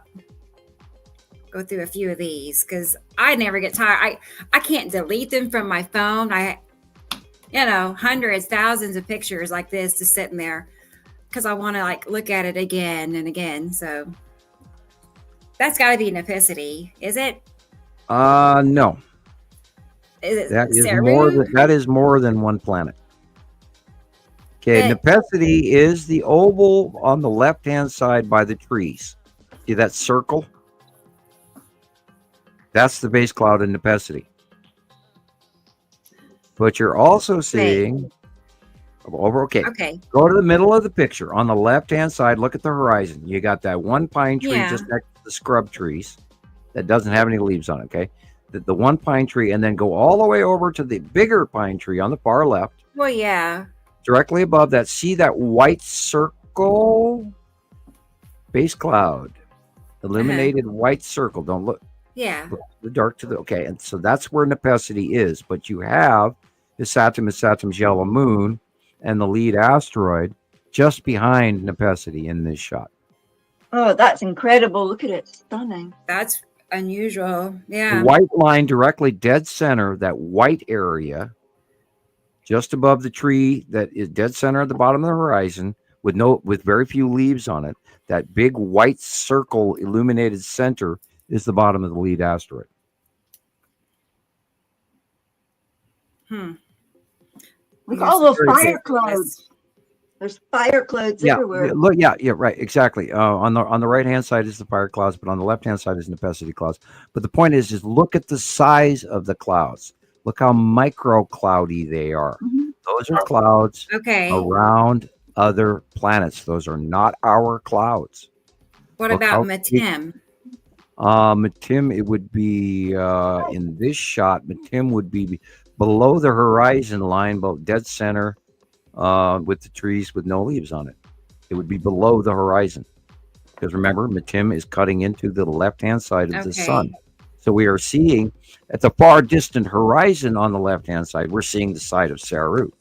But the white yellowish area on the middle right-hand side of the dead center at the horizon is normal sky. That's the yellow color. That's the normal sky. Everything else is planet. Is this Alexander's? No. It's just a picture. Somebody's, I don't know whose. And you can see a circle on the ground. I think that's water. If it looks like what I'm right. Anyway, no, it's I didn't see that. I think you're mixing the thumbnail into your That's picture. a thumbnail. Oh. Yeah, okay. I do that all the time. I do too. The thumbnail can be very distracting. Yeah, I know it. Oh, it is. Okay. Oh my God. Thanks, guys. Even when you said that, I'm like, no idea what you're talking about. Thumbnail. Rebecca, fear not, I am already dingy. I already feel. Now, last week's show, at about 3 hours, I became brain dead silly. And I feel a little embarrassed about our show. And yet, I'm sure I did just fine. But I mean, I'm already there today. I'm in the cosmos crazy zone. This is Attu's moon. The spiral asteroid is the white line on the middle left, straight down toward the center. That's the spiral asteroid. But the center illumination in the middle of the picture is Attu's moon. The rest of the blue area that is spanning out in a V shape is Attu. And then over to the right, of course, at the horizon is where Saturn is. You do not see Saturn's yellow moon very well because Attu is blocking the out view.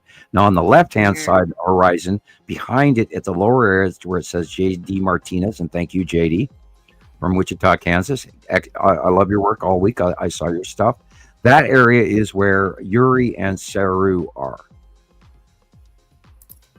So there's your drawing that kind of makes it more sense. You know, it's a moon in front of a planet, and it creates that big V U shape with the big vertical lines that go up and down, and they wrap around. It used to look like somebody was holding a ball. Yeah, it does, because those big vertical lines, if you look and follow them, they start curving back up around it. It's like they're wrapped around it. I used to see this in South Africa, this Atu and its moon, because Samuel must have got very, very bored telling me Atu and its moon, Atu and its moon, and it looked like like a hands holding. Do you have that three model orbitation model of the asteroids going underneath Atu? It's the right model, middle model, left model. Do you remember that drawing? I can send it to you if you'd like it. I mean, I can grab it. I'm looking. Know exactly where it is. Here it is. Okay. There, that one. That's pretty. Yeah. Okay. Now, as the planets rotate, the asteroids, if you look at the left model, they're coming in. Usually, for the most part, we see it in this pattern on the left, where the asteroids are rounding in from the left and heading to the center. But as these planets spiral over periods of time, we can see them going vertically down in front of it, and that's exactly what the previous picture was showing. The asteroids orbiting underneath Atu and Atu's moon. And now last week, we were seeing mega evidence of the right-hand model, which is also depicted in this month's sight drawing. Please do look that up. I can get that looking up people out there. And middle, and left models show the different orbitation.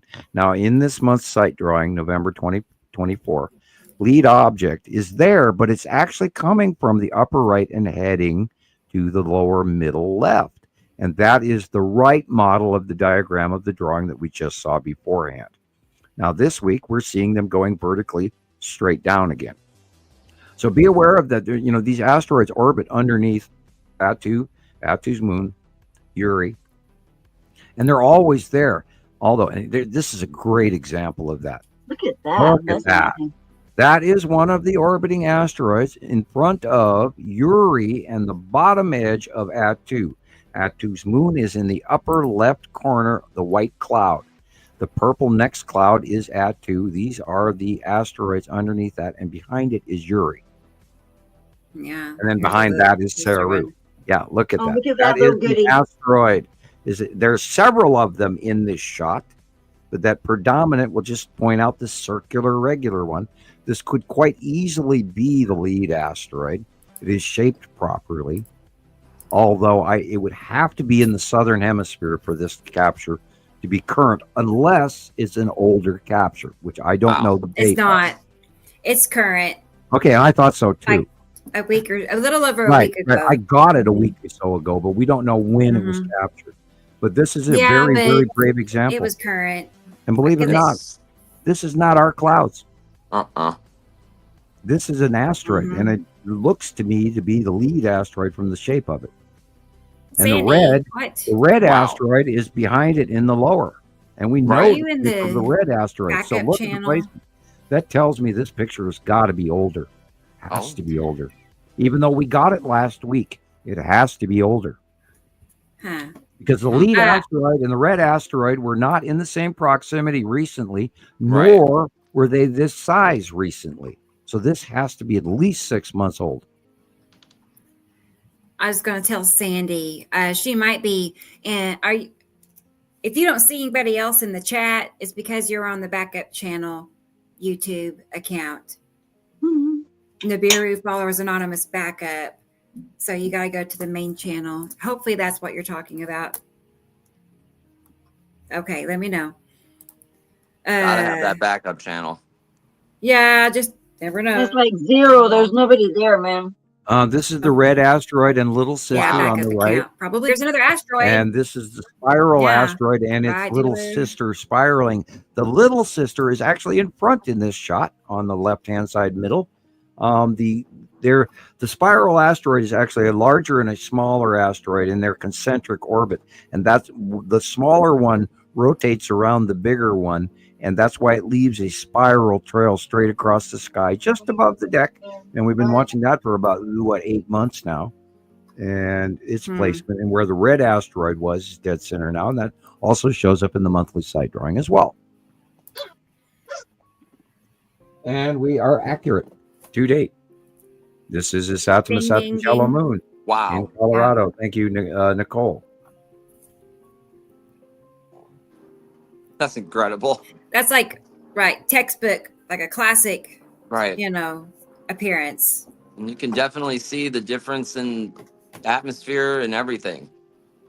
Yep, and the rounding and the large planet. And dark blue, light blue. Sun is on the far left at the horizon. Just wrapped around. We know what's on the right hand side over time after time after time after time after time. And we know it. Look at that. That is the bottom of Attu. Beautiful. The light is shining in through its minor atmosphere, and you're seeing the illuminated bottom of planet Attu. And those clouds are wispy ions because the sunlight is shining on the bottom of that planet, and the atmosphere around it is rising out of temperature change, just like you took a chunk of dry ice and put it on the counter. Wow. Okay. Because there is no such thing as an upside down rainbow. It's a flame rainbow. Oh yeah, that's right. They called it that last week. Thank you, NASA. Yeah. It's a fire rainbow. What they call it? A flame bow? A flame bow? It's flame rainbow. Oh, yeah, flame rainbow. Okay. Fire rainbow. Yeah. And NASA, God, we must have seen 20 different posts on it last week. Right. Well, no, excuse me. There's no such thing as an upside down rainbow. It's the bottom atmosphere being illuminated. The upper area is the dark side of the planet, but we're seeing the light shining on the bottom of it. And that's why we're seeing the rainbow, because in space, light refracts in gases and becomes a prism effect, which is what causes the rainbow effect that the human eye can see. Real. That is a freaking bottom of a planet, not a fire rainbow. You see behind, under the rainbow, lower right side, how it's still dark blue. Is that another planet behind it? Well, remember the light is coming from the right, so we're looking straight up. Now this is an older picture. You'll have on the right hand side would be a Saturn's yellow moon behind it. Wow. Yeah. It's like it's revealing itself. It's dark. Yeah, it's dark. Curved. Right. There's something back behind there. The natural lighter gray real sky is in the bottom left corner, although it's filled with clouds. Which, if you look at the clouds, those are also cumulus nimbus clouds from Earth, and everything above that is not ours. That one. Yeah. See the cumulus nimbus at the horizon at the middle of the picture? That's the top of our atmosphere. Everything above that is not in our space. Wow. Yeah. Once you're able to wrap your head around that, this is the bottom of necessity with the tipped axis as it moves. Now this is also semi-older. This is like a month old. Let's get the drawing so we can compare. Yeah. There's so many. Yeah. I know. The suspense. We're in suspense here. Oh, wait. This will probably work. Yeah. That one. Yep. That's the best example. Now, remember, the big three asteroid group are to the immediate left, and they orbit underneath Nepacity. We haven't seen a lot of them. I thought I saw some material from Alexander from Germany this week, where he did display the big three, and he can probably look through his stuff and maybe see it now. But that's a great example of it. I don't get to see Nepacity much, but when you see it, it's just, it smacks you right in the face. You can't. This is very large and very recent. What looks like an eye on the far right middle upper. See that little circle? Yeah. That's the green asteroid. Okay. Dead center at the middle of the V pinch in the picture, just in the middle right, is where lead asteroid is in front of his Saturn's yellow moon, and it's Saturn. Kind of like that. Kind of. Yeah. In your face, like that. Yeah, very in your face. Then it's going to go over. I was going to say, I just wanted to, he said something about Nipicity. And this morning I saw Nipicity like not just to the right, but like far right. Yeah, it's beyond. It's beyond far right and above head. Right. Overhead. Normally it's like it would right be across almost from the at sunrise. It would be almost in the south sky, but up. But today it was just like here was the sun, and I turned, and there was Nipicity, and it made and that up. Band all across the sky. And up. Yeah, and it's that's in the usually south. not. Usually, okay. At sunrise, generically, Nipicity is close to Earth, but over the top of us, and at sunrise, in the south. But at sunrise, Atu is also close to Earth and above us, but in the north. And then as the morning progresses, Uri creeps in also in the north, and yet Saturn and Saturn's yellow moon creep in from the southeast and go over to the southwest as the day goes on, and then it all rotates. Wow, look at this. That's beautiful. Hey, Robert. How you doing? Wow. If I knew the date of this capture, it would make a huge. I saw this. It was current. This is, it came in this week. I saw this week. It was current. Because when I share it, I make sure it's current. Mm-hmm. I am so tempted to say this is the base core of Isatum. Wow. Now, we have never ever seen Isatum come over the top of us, and this is extremely different. Yeah. I'm not going to scream Nibiru because there's no fingers. Right. If there were fingers to this, I'd say, okay, it's Nibiru. But, okay, where's the light? Yeah, it's tapered behind the light. We don't know if that's directly the sun or not.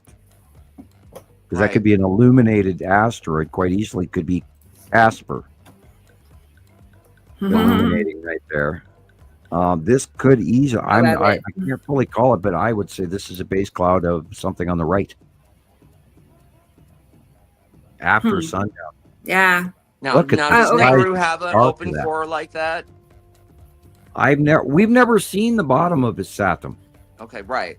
Well, Isatum is always so small. You were saying something about Nibiru too. I was just saying, does Nibiru have an open core like that too? Nibiru has an open core, but it also has a stemmy down stand, sort of like a snorkel on Nipicity, but not. And then it has large spread out fingers, where Nipicity has tight fingers. There's minor variations, and of course the size. Nibiru is huge and Nipicity is small. Unless it's directly over the top of us, then Nipicity looks like it's huge, but it's not.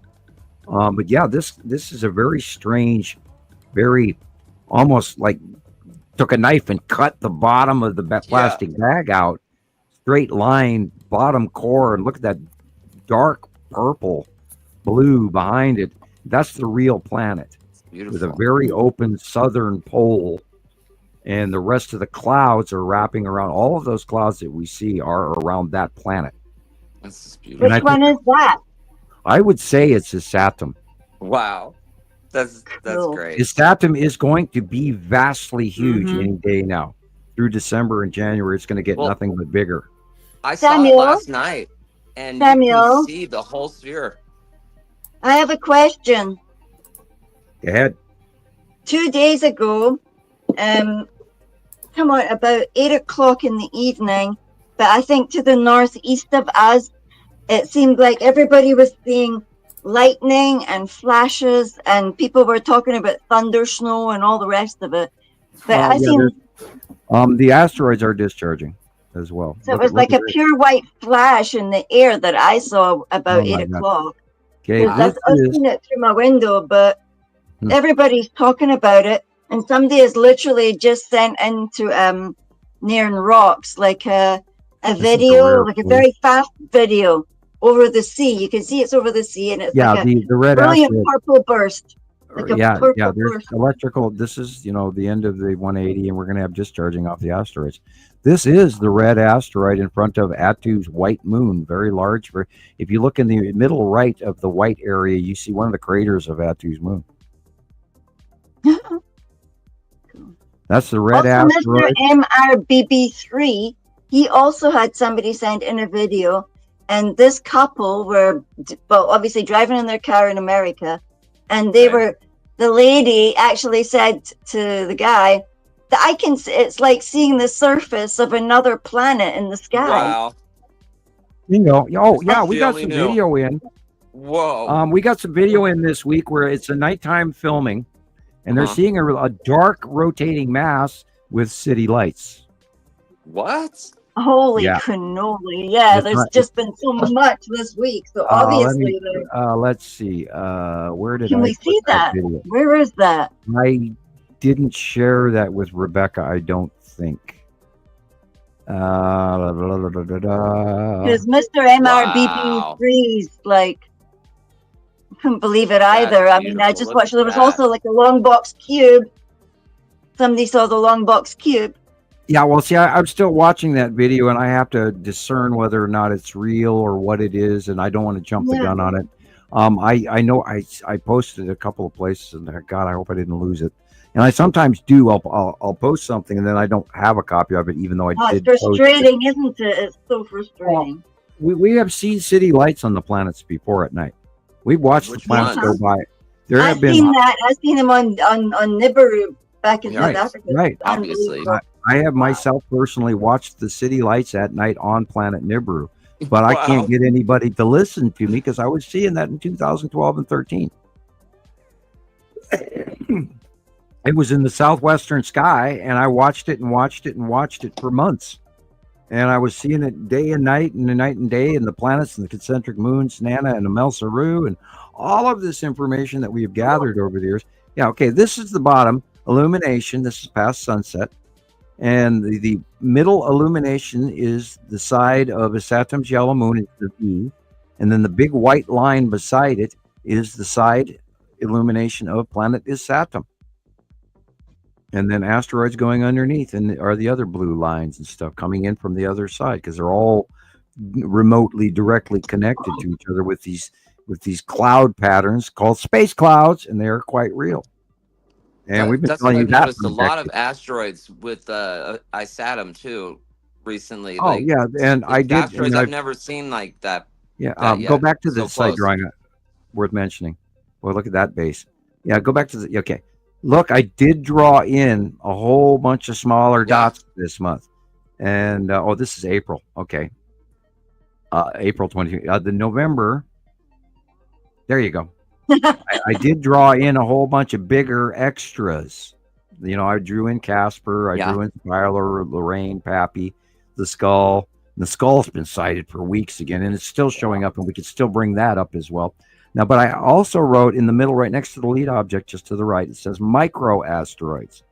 So I am mentioning to you that there are a whole bunch of more asteroids affiliated, associated.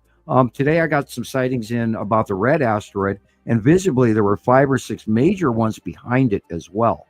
So that's all part of the object cluster group and all of the crap that's coming in. Okay, look where the lighting is coming from. The light is coming from behind us. This shows us a southwestern view early in the day, and you're looking at the base cloud of that is Nepesity. Beautiful. Wow. Because she's in, if you at sunrise, if you look to the south and then up, due south and then straight up, you'll see Nepesity. If you look at sunrise to the north and straight up, you'll see Atu with Uri behind it coming into the due north. And it's they're all passing now. Regularly, you can see these planets, especially at sunrise and sunset and midday. Go out, take the effort. Once you see these planets, you cannot forget this. And you also have to include the fact that they're sky pillars. You're not looking for dots. And I am running to the little scientist room. Be right back. Yeah. Yeah, this fits just like my, this morning, because I don't know, that really stood out to me because Nepesity is always one or the other. It's either above the sun or across, like directly. And so for it to be not directly across, but just to the right. Okay. And you can tell by the lighting in this picture that the sun is just right there, so again, it's just to the right. That's different. Just take notes. You can just see it's like you can totally see how rounded it is, and yes, it looks like a flat wall is just right there. You know, and usually like the skies before you, Yes, it's like it's almost like you could. I can't explain it. It's like the day sky. It's like you could see through it. It was like more transparent. The skies now look solid. You know, like it's like a wall of. You know, it's just so much more dense. It's less deep. You used to be able to see way off into the distance in light blue. You know, I encourage people to go back and look at the 1980s videos or 1970s westerns where they're filming panoramic view of the sky. This is not the same color sky that we grew up with. Our sunlight is not the same. We have a second star that's larger, that's completely affecting our growth pattern. I did not grow any grapes this year on a many year producing grapevine. Nothing, zero. We had two developments of roses. Normally in Montana, you get one bloom. This year we got 2 blooms. Look at that. That is the bottom of Uri, and the object. See the central things that are coming down out of the middle of it. That is the salamander asteroid group. There, you're looking at part of the salamander. Although it's so close and so big, you're only probably seeing the tails and legs. Yeah, asteroids under the bottom of Uri, and they're always there. I could go out tomorrow, walk out in front of the, tomorrow morning, 10 o'clock in the morning, and look to the southeast, and they're there, or God, just east even, and there they will be. They're there. And that's where that whole area that used to rainbow out, and everybody goes, oh, look how beautiful the skies are. No, these, those are asteroids. Christ, you be aware of them. Freak out, people. Wake up. Apophis is coming. Oh my God, it's wormwood, it's the OCG, it's all this shit. And I've been warning people for years, and repetitive. Hi, Ninja. Okay. The light is coming from the upper right. So this is something that is okay. This is the long box cube. Okay. Wow. I'm still confused on what Sandy Cheeks is experiencing. StreamYard went down, remember? Yes. StreamYard update. I don't know if that's something to do with her not seeing people. Anyway, keep me posted. I don't know what to do. What's going on? I don't know what's happening, but hopefully she's in the chat. Okay, here we go. The only thing in that area, this is the tan asteroid, and the spiral asteroid is at the bottom. Wow. And in the middle, upper top, is the Texas cube. In front of Atu purple and Atu and Atu. Yeah, you can totally see the cube way up there. Yep. That's cool. Really cool. Yeah, isn't that neat? How it's like a zigzag. Now, if you notice, there's some stuff behind it, which is that little wispy front thing in front of the spiral asteroid, which is at the bottom. There's other new, smaller stuff now actually becoming way more visible. And if you look behind it in the trail, there's this, there's like 5 or 6 or 7 other ones in that's why I drew them in this month. Okay. That's weird. Whoa. This is again the bottom of Atu and Atu's moon. Beautiful. The sunlight is coming in from the right, although it does have a refractive color hue of Nepacity. Oh. And if you look over at the center, Nepacity is you can see the edge of green. Yeah, you can see some green in there. Yeah, and that's why the rest of it is as green as it is. Otherwise, it would be dark purple and white. But this is Atu and Atu's moon, and the snail foot development. Okay. Because typically green and orange is a very Nepacity combination. Yeah, it's a Nepacity that green and orange. Really on the right, it looked green. But you don't normally. Yeah, you got to remember. You never remember. Color is the last thing we judge something by. I do know. It is last on the list. Okay. Size, location, shape, because we know that the sun is shining on the right-hand side. And then you go, okay, what is on the left-hand side? That's the premise you start with. First, location. Where's the sun? What am I looking at? Where the sun is. Now, this is the side of Uri. Very, very stripy. This is that Uri base cloud thing that it puts off what we call Uri whiteout. Okay. It's very cloudy. There's actually a layer of clouds that we're looking at the bottom of. It's not really the side of it. It could be the side of Uri. I don't know. But we know Uri has stripes. And this is the bottom of Uri. Oh, sorry. What about Atu? Atu has stripes too, right? Yeah, but they're vertically at an angle from upper left to lower, or upper right to lower left. Okay. But this is Uri. Okay. So you're saying Atu's are diagonal lines are the opposite of this? Well, yeah. Okay. They would be, not only that, they're thicker. Okay. Atu has very thick stripes. Uri has numerous different sizes stripes, including open spaces where Atu doesn't have open spaces in its gas giant shell. This is again the side of Uri. Wow.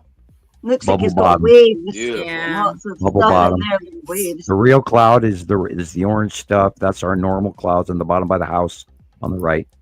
I mean, those are normal clouds. These colors, this fire orange, blood orange, I don't know what color orange you want to call it. To the far right of us, it's incredible. Is a refracted, very large I've red lived here planet. in the desert my whole life, and we used to get pink skies all the time, but nothing like this. Well, no, over to the right off of this shot, is a very large red planet. So the light is shining at sunset on the side of that red planet.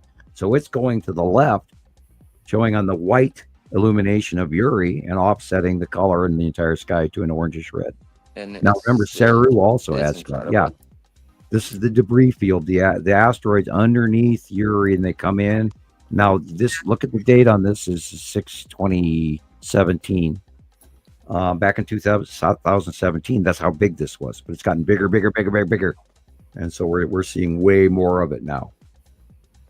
Cool. And larger as it goes over the top of us. Mostly normal clouds.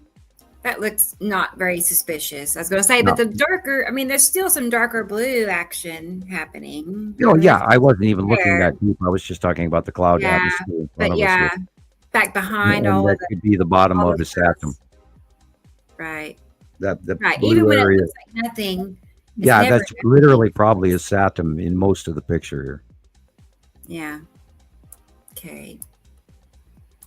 See that rounded edge shadow coming up and going from middle of the picture to the left upper? That's probably the side edge of a stratum. Yeah, right. That's where it is. Yeah. Sorry. That cat ruined my eyes, sitting here rubbing my eyes. Oh. Look at that. Oh, great. And again, the bottom of Uri. Oh. Wait a minute. No, I'm wrong. Yeah. I'm wrong. The lighting is wrong. That's bubbly. That looks like Atu's moon, that thing. Yeah, no, this is his Saturn's yellow moon. Very large. Wow. No way.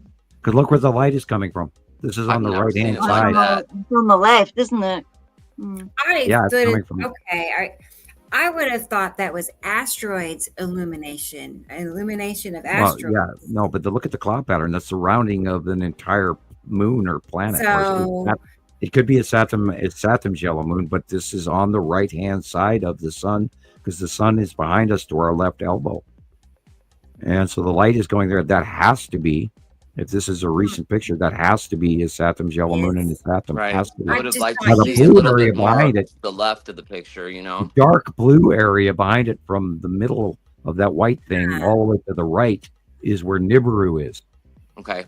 Yeah, but it's very unusual to see the right side of Saturn's moon. Right. That's what I saw. This is what I saw last night. You can see both. I saw both. You can see both sides of the planet. Yeah. And then it's awesome. really hard. Now remember, Saturn's yellow moon is going to get massive, just like Atu did. Remember, Atu's moon got so huge it filled the sky. And it is coming over the top of it now. You cannot get it in one shot. Right. You know? And that was just the moon. And when it's directly over the top of us, they're huge. And they are very, very close to us. I don't know how close, but I mean, it's phenomenally, unbelievably close. And it blew me away the last time I saw Atu's moon. Again, this is Uri bottom. Yeah, that was something similar. Okay. That small micro clouding because Uri has a bubbly bottom, just like Atu. And Sandy is right. Sandy is right about Nibiru taking the back seat of the bus. I never see Nibiru. Never right now. Not right now. Yeah, you have to really search to actually actively find Nibiru because it's so big and it's so beyond us already, and it's so blue. You can see land masses on it as well once you find it. Now, this is, of course, asteroids crossing in from the left. like more like this again. Yep. Kind of. Mm-hmm. Mm-hmm. Yeah. And back behind that is Uri. And some of it is our natural clouds, but most of it is not. Wow. And we have to, we have to remind people of that regularly, because a lot of people go, "Oh, it's just clouds." No, we have documented this for 14 years, and we got. I think all of us have gotten very good at ignoring the small stuff and seeing the actual real stuff. Asteroids. More asteroids. That's a red asteroid. Little sister is white and illuminated centrally in the NID in the middle of it, and then there you're seeing examples of 3 or 4 smaller asteroids in front of it. And then one behind it, that white area, behind it is the spiral asteroid with its little pointy tip, because the spiral asteroid has a pointy tip on the round. Yeah. And we've seen this for 8 years. And behind that is Attu's moon and Attu, because they're always in the same place. Now this doesn't actually fit, because lead object is no longer in this out view. That's why I handed the other one today. Asteroids in general under Attu's moon. Right. You know what I mean? Because it still has the shape. Yeah. Except the lead asteroid in this shot is way off to the right, off picture. Okay. Okay. Yeah. It's incredible. Alrighty. Oh, okay. Wow. This is a smooth in from the bottom of Uri coming in. Yeah. Ooh. That is the tan asteroid. Yeah.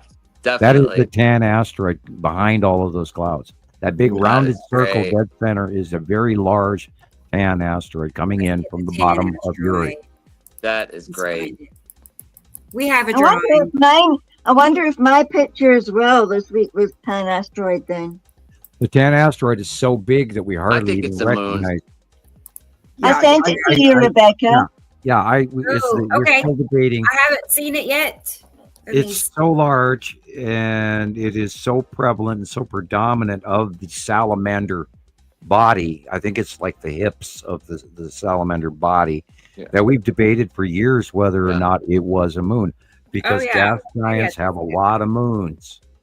It's hard to tell. And the only way that we can tell if it's a moon or if it's an asteroid is if we get really good close-ups of it. Sure. Now, we have seen some good ones recently. They've gotten better and better. Although I do believe, and the reason we call it the tan asteroid, because it's been tan. We've seen it in a light brown color. So therefore, it could actually be a moon. Hey, Marcus is here, everybody. Hi. Marcus. How you doing? Marcus.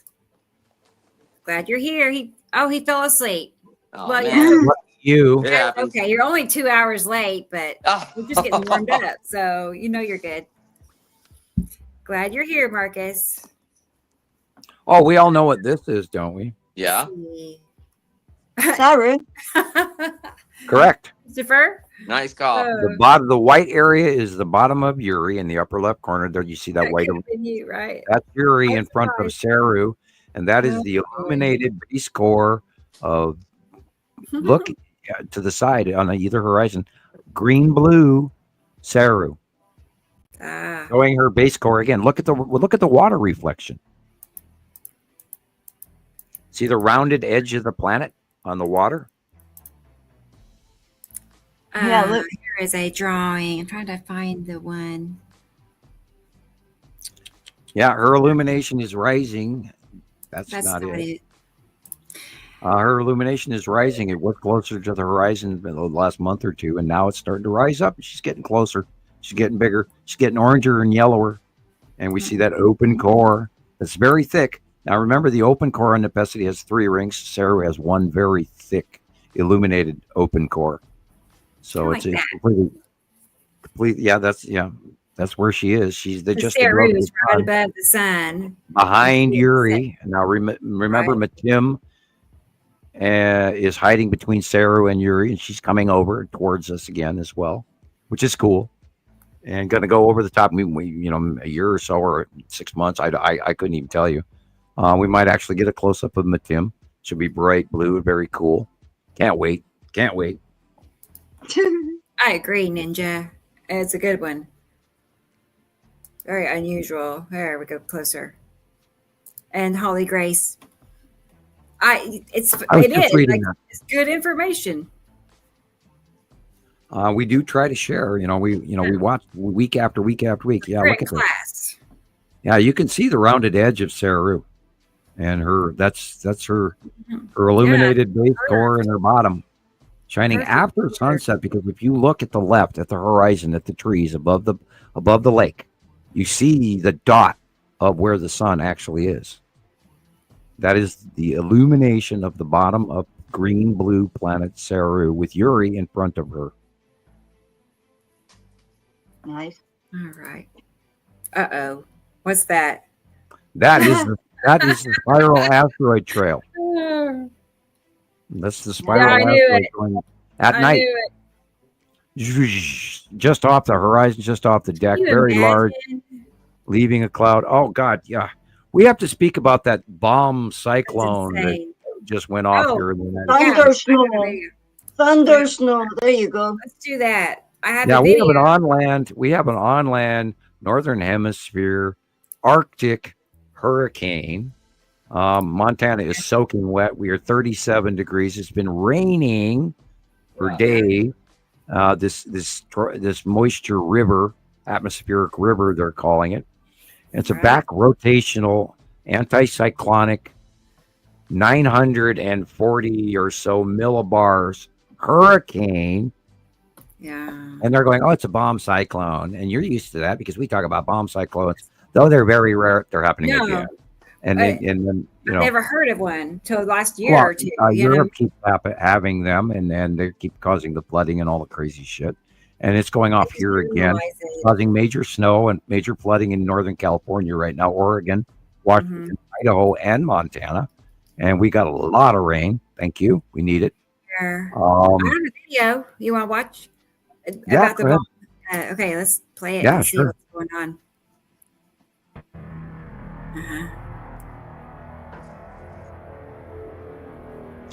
These do not form in the Northern Hemisphere throughout my lifetime.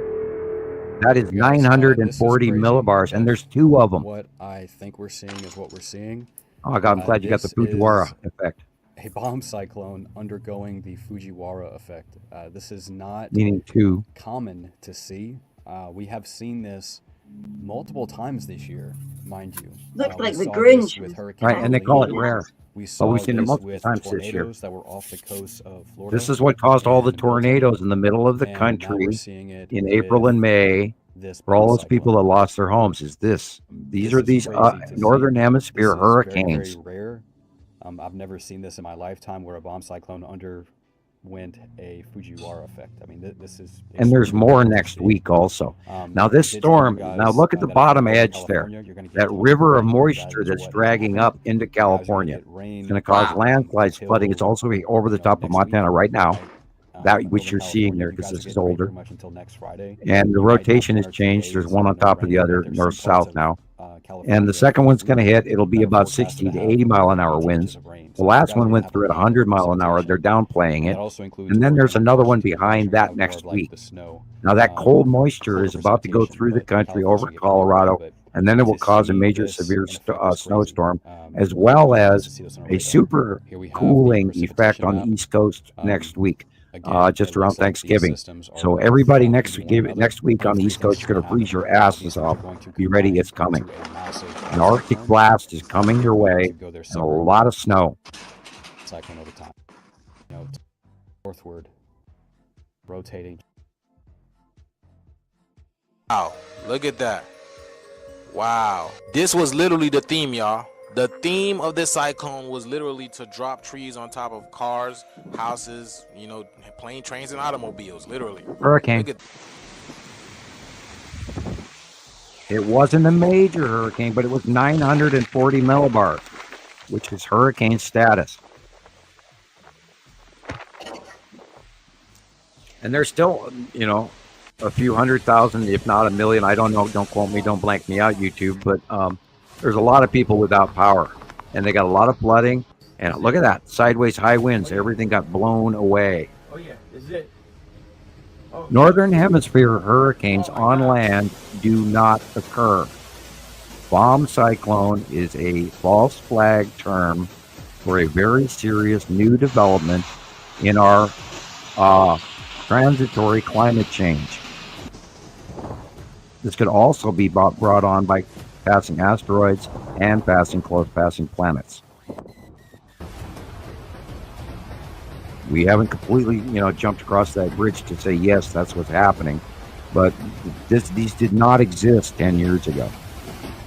When you hear bomb cyclone, cyclone is another term for hurricane. And then they'll tell you 50 times, it's rare, and yet we've had 5 this year. In the Pacific Northwest, powerful winds turned trees into lethal projectiles. Huge limbs came crashing down on cars and buses overnight. They also killed at least 2 people in the Seattle area, including a woman who was struck by this tree inside her home. Her husband quickly called 911. I just had a tree hit my house, and I think it may have fallen on my wife. Heather Wong is with the Bellevue Fire Department. So she was showering at the time? She was in the shower at the time when the tree fell. Firefighters have been unable to remove the tree to reach her. I can't imagine what that must be like for him, knowing his wife is still there and you can't get to her right now. We're doing the absolute best that we can. It's looking like we might have to get a crane out to lift the tree up. This monster storm has already knocked out power to hundreds of thousands of customers in Washington state. Meanwhile, in Northern California, blizzard-like conditions have shut down parts of the busy I-5 freeway and left hundreds of truck drivers stranded. Now back here in Renton, well, crews are going to be working throughout the night. We've got power lines all over the place, down in roads like this one. We've got stoplights out, homes are dark, and it could be days before power is restored to everyone. Nora? Carter Evans. Now that moisture right there coming into California is going to go east. Next week, it's going to go over Colorado, and it is going to create unbelievable. Because it's about to meet an Arctic blast from Canada. And when those two smack together, roughly Wednesday, Thursday, you're going to see everywhere in your area, Rebecca, you are going to see a cold front that's going to go all the way down to Georgia. Yay. Hey, T. Racy. Oh no, your mother's in the hospital. She fell, oh my goodness. Oh, that's terrible. I'm sorry to hear that. We're going to give her some healing bone mending Om chant for her, and it's going to be magic across the waves. Om. And her fractured hip is healing as we speak. Right. Harmonics of the earth, 235 volts, grounding. Om. Look what's happening to our environment. People wake up. On land hurricane in the northern hemisphere. Not normal. Listen to my words. Wait till you hear what's going to happen next summer. Oh, God. Uh-oh. Hey, 2025 is going to be volatile like you got no idea. Yeah, sure, you betcha.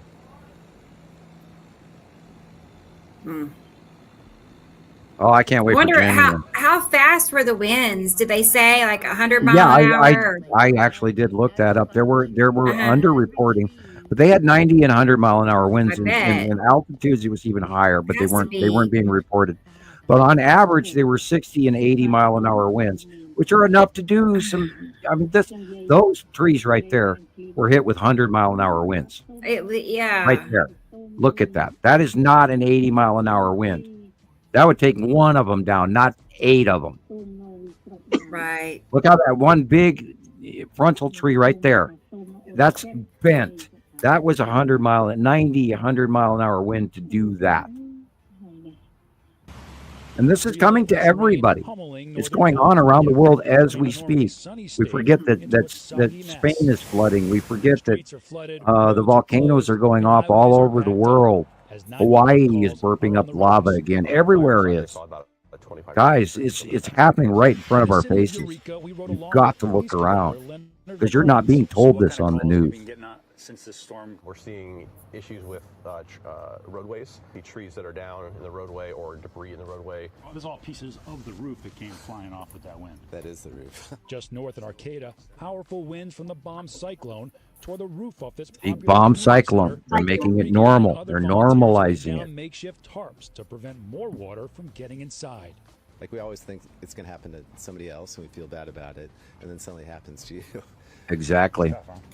Yeah. It happened to me twice or three times. We've already had our roof ripped up over and over again. Crews are still removing trees that fell on top of homes brought down by the high winds. If you own land and you own trees, mitigate those trees near your house. You have to. We can't. We're no longer in Kansas anymore, Toto. The rules have changed. You got to remove those big old trees. Yeah, shit, all right. All that water.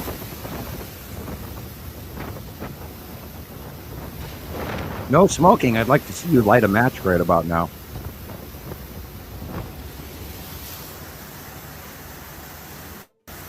Yeah, I hear, Christopher, I was going to try and talk your wife into getting you guys, when you go out this evening, go and film some, content from the party, the festival. Find somebody that said, hey, have you ever heard about Nibiru?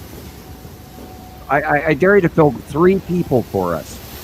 Ask them ahead of time if they want to be on camera, or you could film them from the neck down. But, you got the opportunity to go to a festival, film some content, man. Start the seed. I don't know if he's listening to me or not. I got the microphone turned off. Oh, okay. Sorry. I think this is not related to the. What is this? Oh, it's probably the ferry in Seattle where they were getting so much storm, so much wind. They were getting it in the ferry. And this is SeaTac where they're trying to land. England had a whole lot of problems this week as well. What's this storm, Brett? Bert. Uh-huh. Yeah, you can. The Heathrow Airport has a regular live filming of landings at Heathrow in the UK, and I occasionally sit and watch it. It's kind of fun. This is by far the worst of the worst, in my opinion. Driving to Lake Stevens was really messy. There was a gnarly, terrifying 2-car crash right at this intersection. Limbs all over the road. Highway 9 was blocked because of it for a while. Crews were trying to get everything out of the way, but squad cars were flanked, not letting us go anywhere. We tried to get around it, ended up in this. Down lines, down tree. We weren't driving through that, so yeah.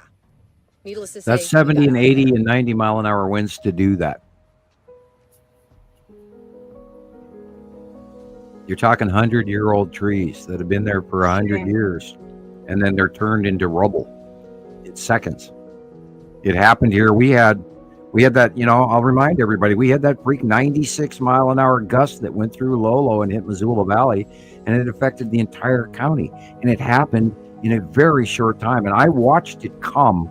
And when it got to me, I was watching the storm come in, and it was like somebody took 18 shovelfuls of dirt and threw it at me. By the time I ran to the porch behind the car, which stopped a great deal of the debris flow, and I got on my front porch, I was spitting out dirt out of my mouth and blowing my nostrils free of the dirt that I got slammed with. So this is coming. We are seeing extreme weather events, people. You got to look this shit up. And when they say bomb cyclone, don't fall for that. This is a freaking northern hemisphere on land, climate change, serious, dire, dangerous hurricane. And they're downplaying it.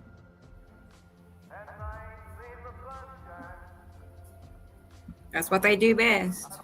They're masters at it. They really are like genius level deception. They generalize it and they talk about it in a calm manner. Now, the people that work at the weather on television, they are run by federal guidelines for their licensing through meteorology and all of this, and they will lose their accreditation. And the government has long ago, literally in the late 90s, threatened them if they over-reported information and didn't follow FCC guidelines that they would be removed. And that was very many years ago, and it was very early in this process. And you could see the only way that you're going to get any weather out of China or out of Vietnam or out of Italy or out of France or Germany or Sweden or Scotland is to go look it up yourself, because you're not going to see what's going on around the world right now. And look at this. This is normal. This is Seattle. This is the islands, and Everett and all of that. Oh, they got pasted. Northern California.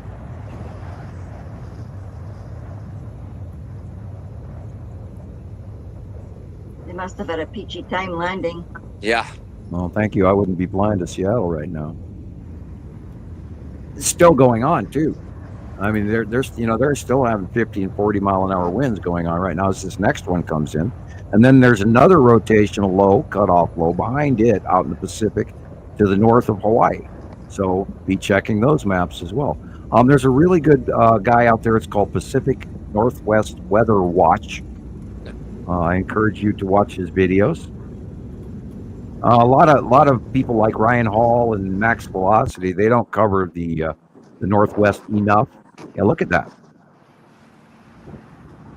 Wow. How many miles an hour does it take to ram a branch through your wall? So many homes. This is bad.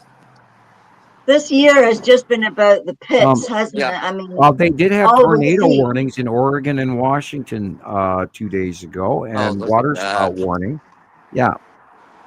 The wind is so bad it blows through people's walls and through their windows, and it's highly underreported. And there's damage everywhere, guys. Yeah, the time's now to cut all that stuff out of your yard and get the trees trimmed and fortify your roof if you can, and all this stuff. Remove any dry, dead bushes that you have near the skirting of your house. If you have bushes near your house, right now is not a time to have pretty flowers. Right. Gravel. Literally like playing Russian Nothing that's roulette going here. to catch fire, especially if you're in Northern California, Oregon, or Washington. We're going to, we're seeing moisture for them now. And now Northern California has gotten a lot of moisture this week, upwards 16, 18, 20 inches of rain. Wow. There's going to be landslides and people are going to die from that. It's horrible. And then it's going to move east, and it's going to hit Colorado. It's going to hit your area for next. Northern Nevada and Utah are going to get it. And then it'll nail Colorado, and then it's going to be temperature variant from there on, the moment it jumps into the Midwest. And then we're going to see it re-rotate, reform, and we'll see what happens. Rebecca, sorry, Sam. Somebody wants you to check your messenger quickly, please. Okay. Yeah, Sandy, Vancouver, I'm sorry for omitting. I guess it's that weather is actually going up into Canada right now as we speak. I have a tendency to forget they exist after it leaves the U.S. And yeah, they're going to be suffering from that atmospheric river of moisture and the rotational storms and high winds as well, because it's a dual rotational storm. Another one added itself to it, weakened the first one, and then there's another one beyond that for next week. So yeah, we're going to have shit storms coming in, and it's going to be an interesting winter. Remember, it's also La Nina, so we're going to be slightly warmer and wetter. Can you see what I said? No, well, I see. Actually, there's multiple. I do. Hang on. Oh, okay.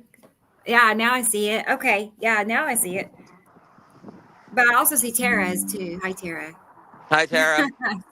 Hi, Tara. Oh, hey, Christopher, you want to show us what your sky looks? I now see you're out. I'm kind of walking up to the, like the mountain base where I've been taking pictures recently. So we'll be able to see it up there.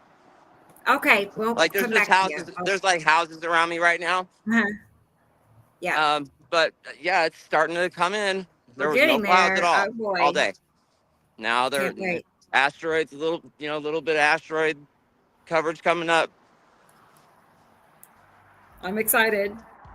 It's fun. Sometimes, like, if I start sitting too long, my back starts hurting really bad. So I gotta, kind of move. Well, hey, be thankful you're not falling asleep in your chair. Yeah. I need a better chair good too, exercise. right? Yeah, it's like if I don't start right away when I wake up, I'll be in bed all day. You know, sometimes it can get pretty bad. But anyway, I'm not gonna. Maybe I shouldn't talk about all my health issues. I've been dealing with it since I was a teenager. We'll get out that violin. Yeah. Right. So what we could do while Christopher is en route is we could look at the pictures that Gillian just sent me. Cool. She Yay. sent me some of her pictures the last few days, and so that will fill in some time while we get to the view of where Christopher's going. 1 second. I finally found a place with no street lights, no power lines. Yes. Nice. Right. Score. Yeah. Yeah. So it's nice to get the place. Yeah. Why? Hang on. Sorry, people. I may have to leave and come back in. It should not make me do that, right? But it does. I'll be right back. Okay. Back. Yeah. Yeah, it's a pain in the ass, like walking up this, it's like a mountain base, right, that I live on. So it's uphill, like for about 2.5 miles, but it's worth it. You It's worth it to get elevation. should have a bike or something, or a golf cart to get you up there. I need to get on a scooter like Gillian has. Or hey, maybe a ladder to the roof of your house. Right? Or a jazzy scooter, one of those There you go. wheelchairs. Hey, you should see some of the things that the people have around here, like the elderly folkies, but there's other ones as well that have scooter things. Electric One just went skateboard. past me today. All sorts of different ones for different age groups. The one wheel. Wow. There's one with 3 wheels. Those are fun. Yeah, they they got little dome housey things on them as well. So. By the way, I'm one of Gillian, those I types of hope you're people not. that needs the knee pads, the elbow pads, and a helmet. Yeah. Gillian, I hope you're not recharging your bike in the house. Yeah. Because they start so many fires you wouldn't believe. Make yourself a little shed or a little cover tent or something. Do not charge your motor scooter in the house. Right. They are. China has thousands of fires going off nonstop all over the country from e-bikes.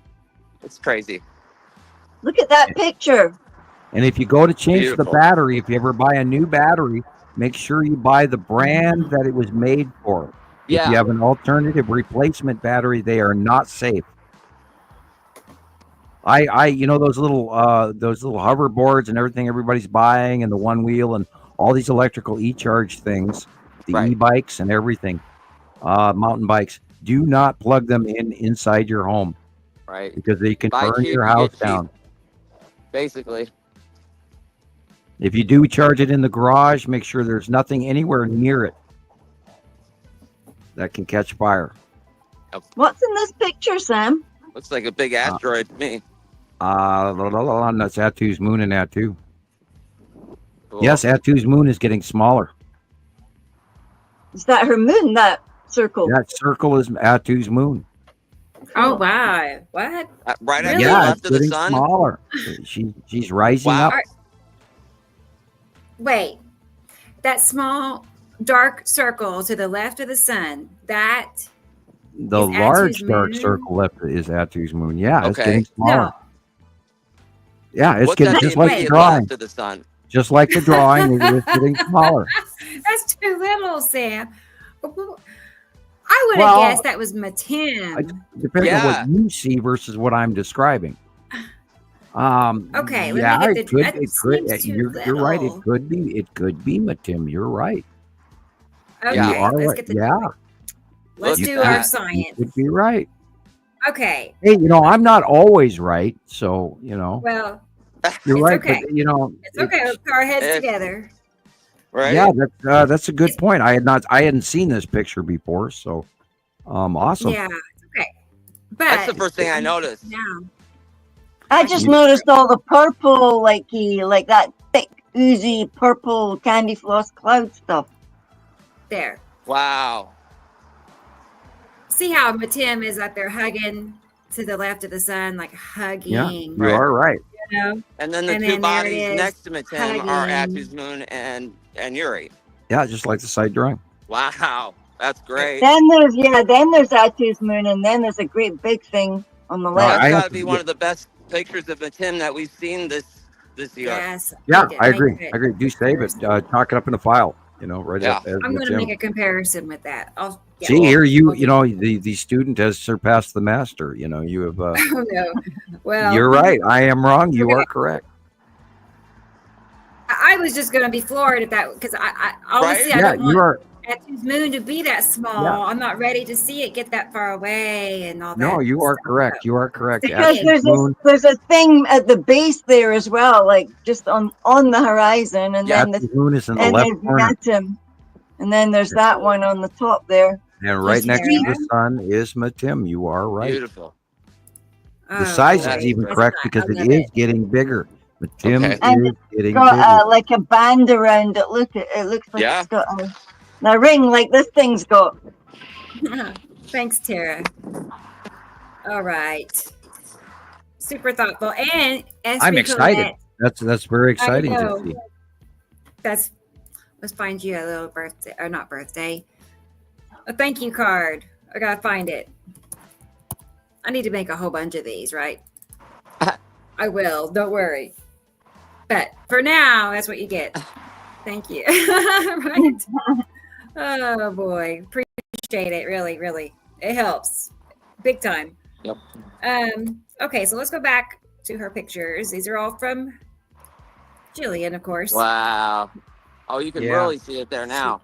Yeah, you can see the edge line in the left half as well, where it's cut off from behind the side of Uri and Atu's Moon. Yeah, and if you look in the far upper left corner, that's where Atu's Moon is. Okay. Especially now that you point it out this way, and then the illumination of the actual sun and the other lighting. Yeah. You see those like little blobby things all in front of something that looks fairly white. Well, yeah, all of those black dots in the middle left are asteroids. You got the bottom of the tan asteroid and everything all right in there. It looks so nonchalant. Yeah. Nonchalant. It's all right there. Right there. Oh my God, the Star Destroyers I saw this week. Jesus, they keep haunting my brain. That video I sent you of the lights shooting up into the sky. Oh my God, that's a great video. Oh, okay. We'll get that. Light pinch. There's planets over the top. Wow, that's but that copper gold color was incredible. All right. And we're still looking for this 2-star separation. The upper blue purple area is planet. The lower yellow area is the normal sky.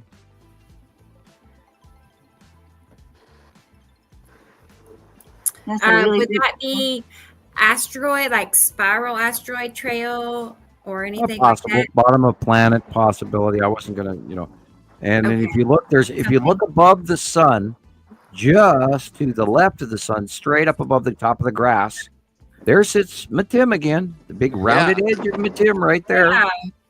Matim's getting a tip. Hello, Matim. You're doing your cameo. Yay.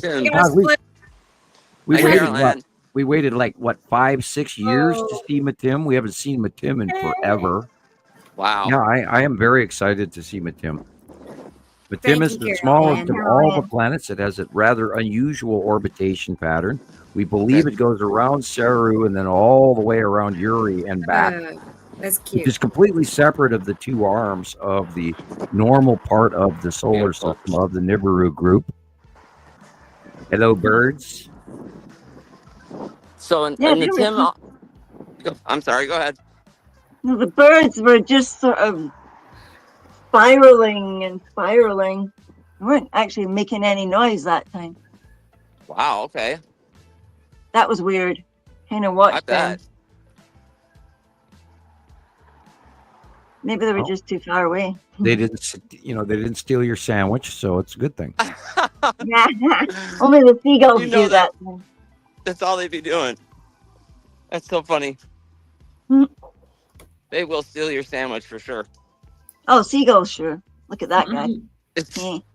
Wow.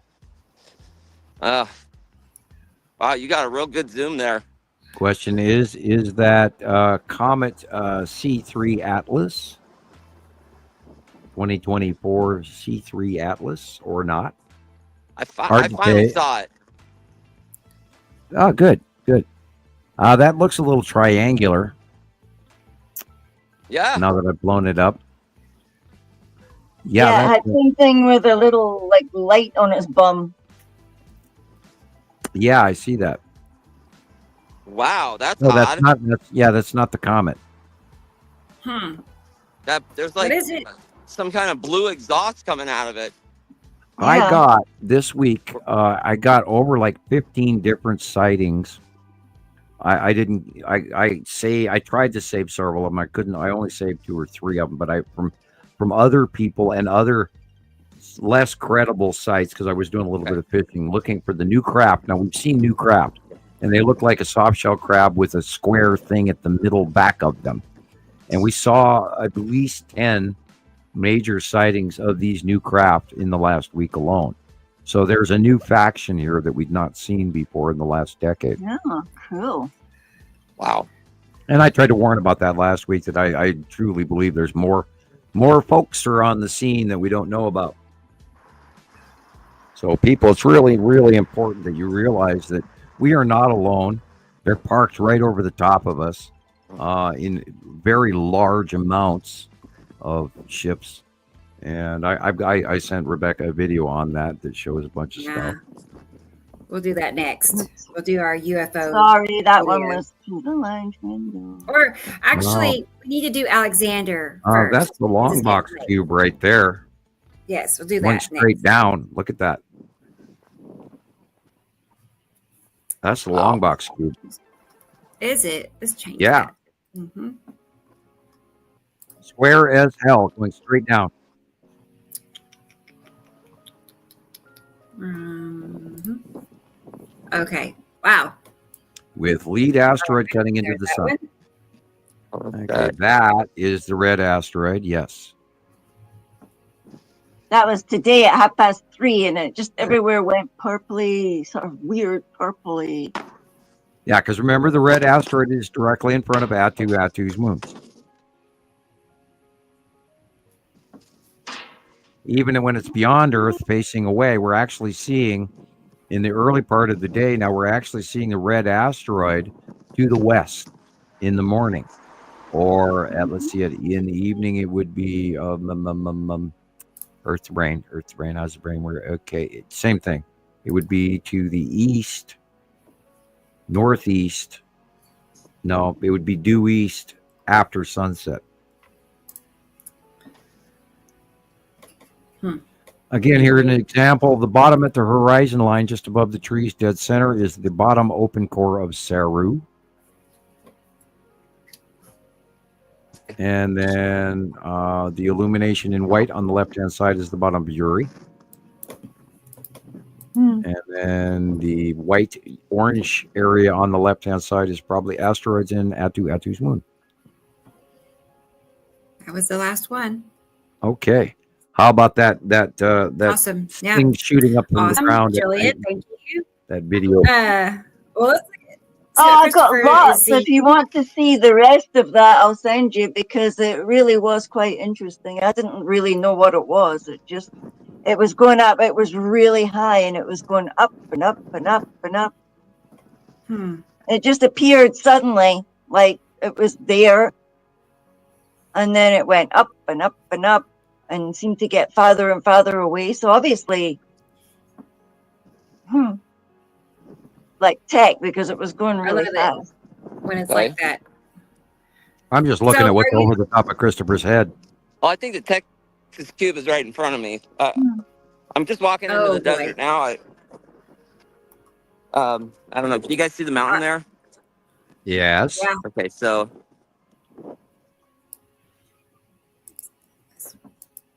This is south. And then the sun's about to set. But yeah, I think there's a big cube like right over. I mean, it looked like that for a few minutes ago. It's just so big I can't even get it all in the view. Well, it's locked up for me. I just walked into the desert now, so there's like I just got a few more feet to go. Okay. So are you still a bunch of the pictures of that gold thing? Are you still en route to your destination, or are you there?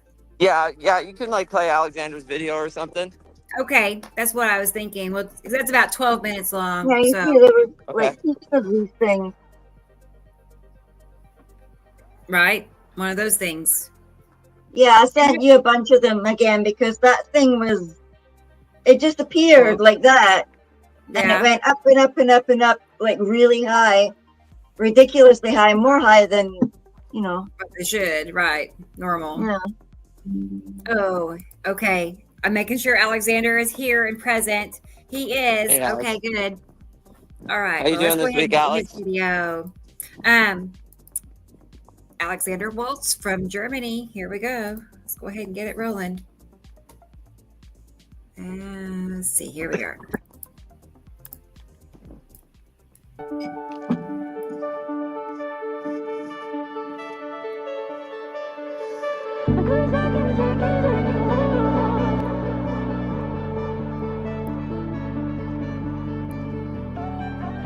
Wow. Look at that. That is great to be able to catch those, asteroid impacts on the moon that close. Wow.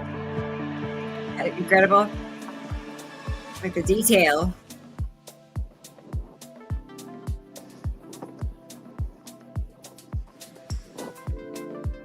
I just got Alexander. Excuse me. Let me relook at that. Yeah, I think it was Robert just sent me. Yeah, Robert just sent me a whole bunch of pictures on Contents Dash. I'm looking at. Thank you, Robert. Okay. I'm back How to you doing, StreamYard. Sweet. That, of course, is the Saturn's yellow moon and lead asteroid on the right. Yep. And the micro asteroids that we are seeing now, because they're getting bigger. I'm gonna have to get to work here and start, taking note of them in their placement, because we might have to give them names later. I'd hate to have to do that. Depends on how big they get. Yeah, there's lead asteroid, dead center right there, in front of is Saturn's yellow moon, which is in the upper right, in front of much larger bluer is Saturn. And the layovers are perfect. Cool. There again. Lead asteroid just above the sun right there, dead center.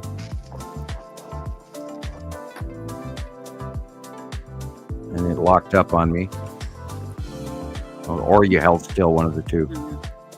Rebecca, I sent you another picture because in one of these gold pictures there was two objects. But I wasn't sure if it was maybe, say, like a moth or something that was closer to me.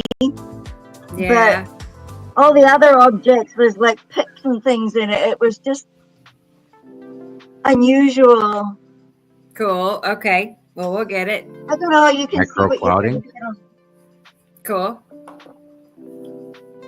I think we're all up there looking for our little bits and pieces now. And that white cloud right there in the upper area above the chimney is the long box cube.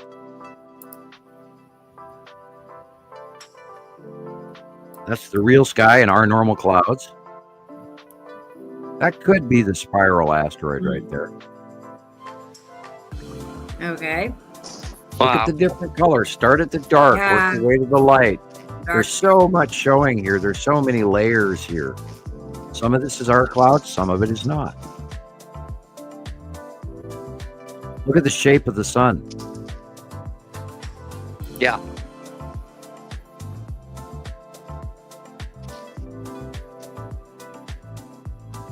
Yeah, lead asteroid dead center under that. Well, actually, Wow. yeah, that right there. That bottom round is at2 directly overhead. You're right. That's great. And that area right there should be the Skull asteroid. Okay.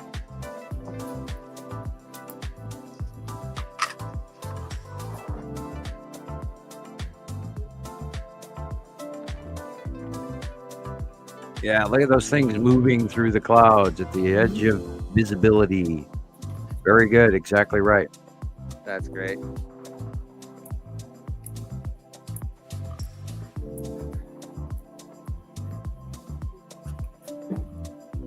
Bottom of Uri and the asteroids. Did you get a stripes? Lead asteroid is Saturn's yellow moon on the right.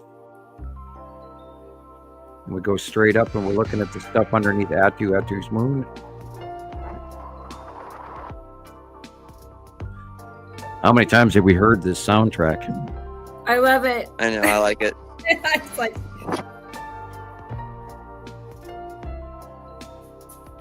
Few starships hiding up there in the shadows.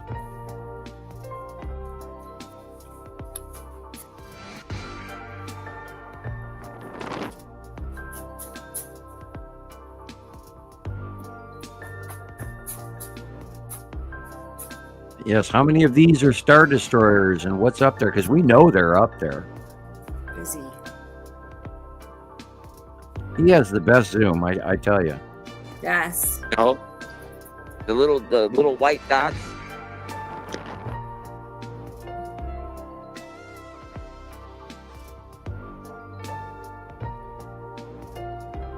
Yeah, that kind of looks cubey, doesn't it? Mhm. Right there.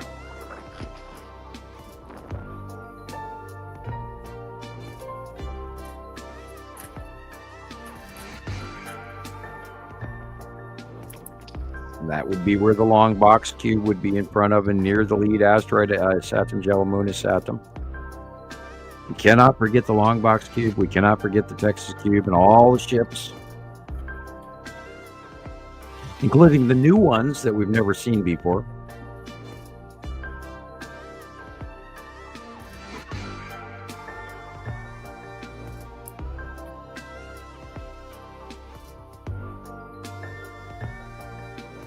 Yeah, tell me this is a normal sky.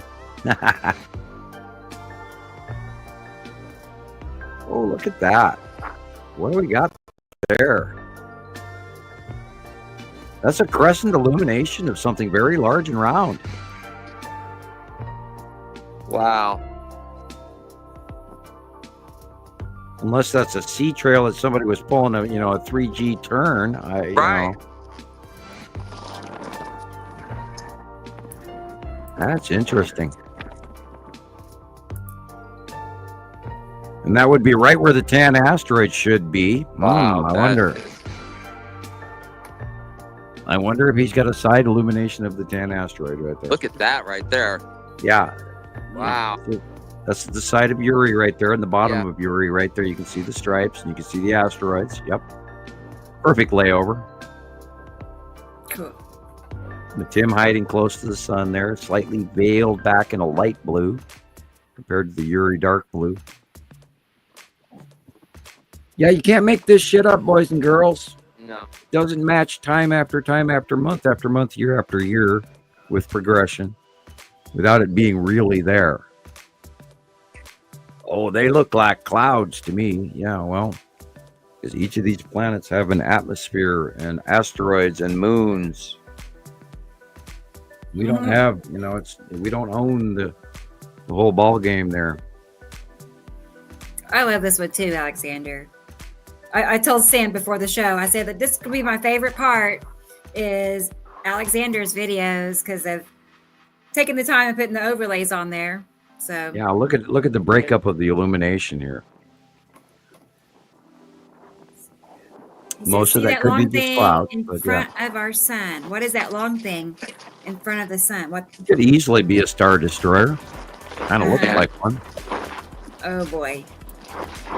You know, they're big and small, depending on how close they are. And we've seen evidence of just shitloads of them flying in groups, group patterns, popping up. Like a week ago, we were seeing them come out of the cube, long box. That's crazy. There's the 3 stripes. Long box? You know what?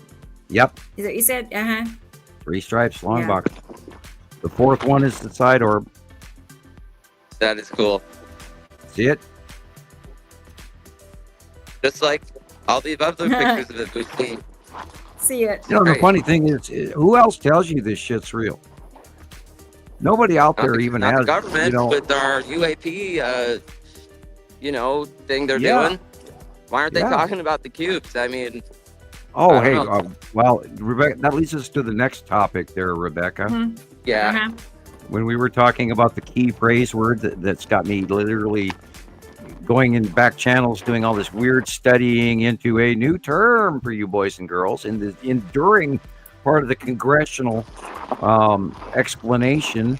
There was a term, and we kind of briefly touched it last week. I don't think we went into any detail on it, and that is, let me see exactly what I was talking about when I was talking.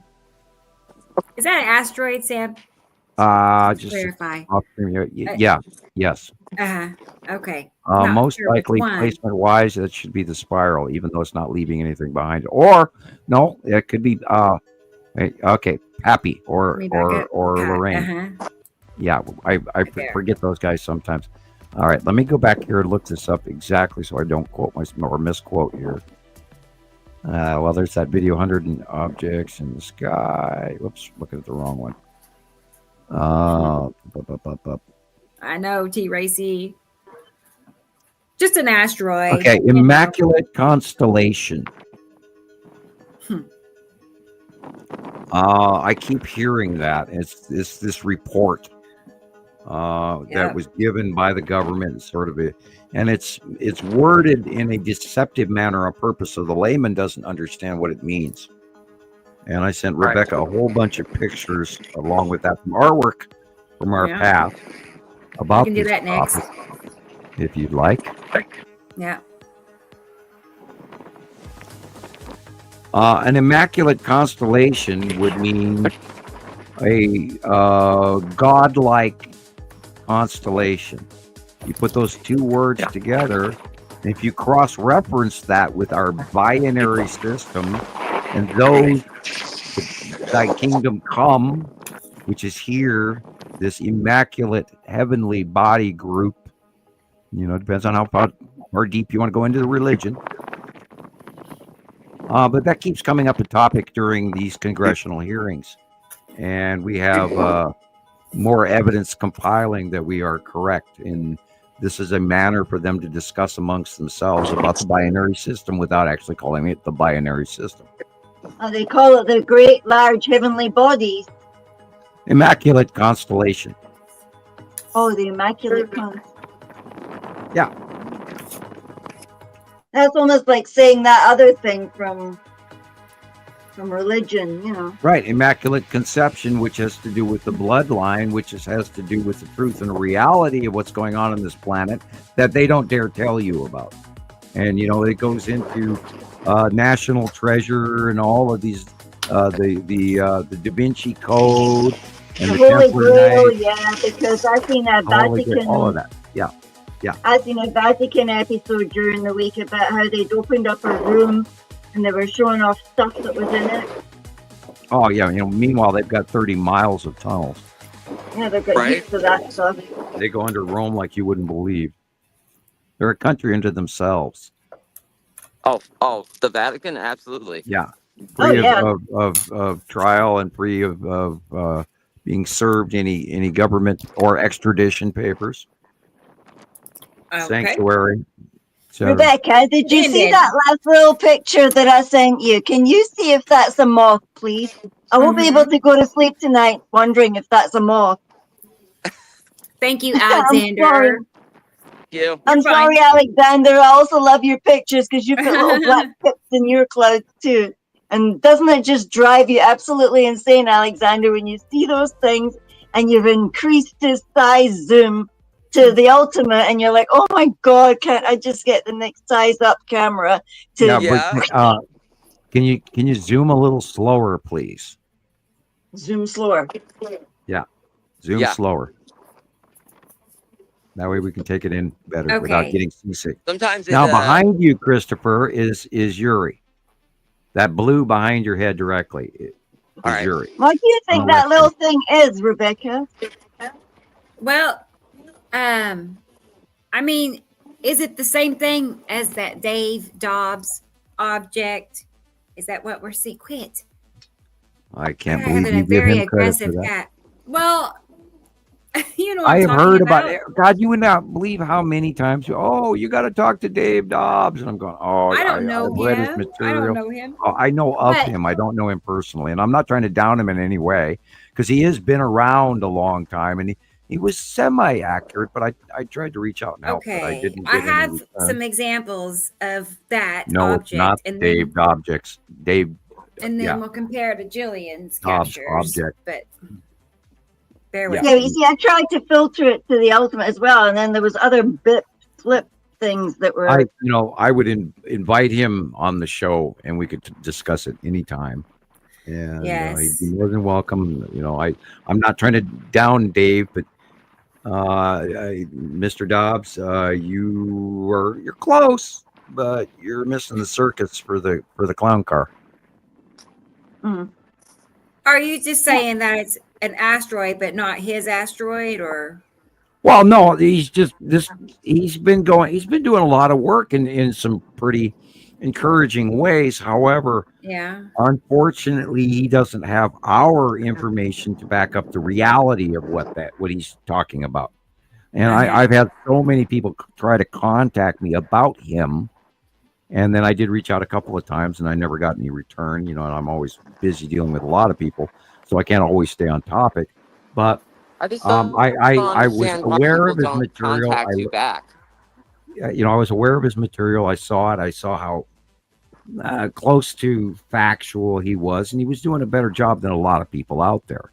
And we've seen, dozens and dozens and dozens of wannabes that completely lost their minds and went off in their own little groups, and we've had to struggle with what they put out. However, I didn't have to down his material. I just didn't have to support it because it was sometimes accurate, but mostly not accurate, and that's only because we've researched all of this far more than he had. That's all. Okay. Here's Gillian. Her captures. Slowly getting here. Okay, here's one. Yeah, we saw this one. Here's a closer up. Yeah, that looks like a craft. That's weird. Did you see the exhaust? Like what's coming out Yeah, the back? the It was flame blue, now exhaust. it's red. Yeah, that's a flame exhaust of something. It's not It's not a spiraling, light. so it's not a rock. It's not a rocket. It's not a SpaceX because it's got a straight trajectory, which means it's a craft that's pretty large, depending on. It could be an F-16. I don't know, and I can blow it up a little larger, but it's got wings. Yeah. Yeah. Okay, this could so this easily be is- an F-16. It's controlled. Yeah. When I Google the Dobbs object, Oh, this that is what one. comes up. This is that. examples. Yeah, I've of, seen all that stuff as well. Wow. just wondered. It reminded me of that, I guess. That's actually, kinda it's does. actually Googleable.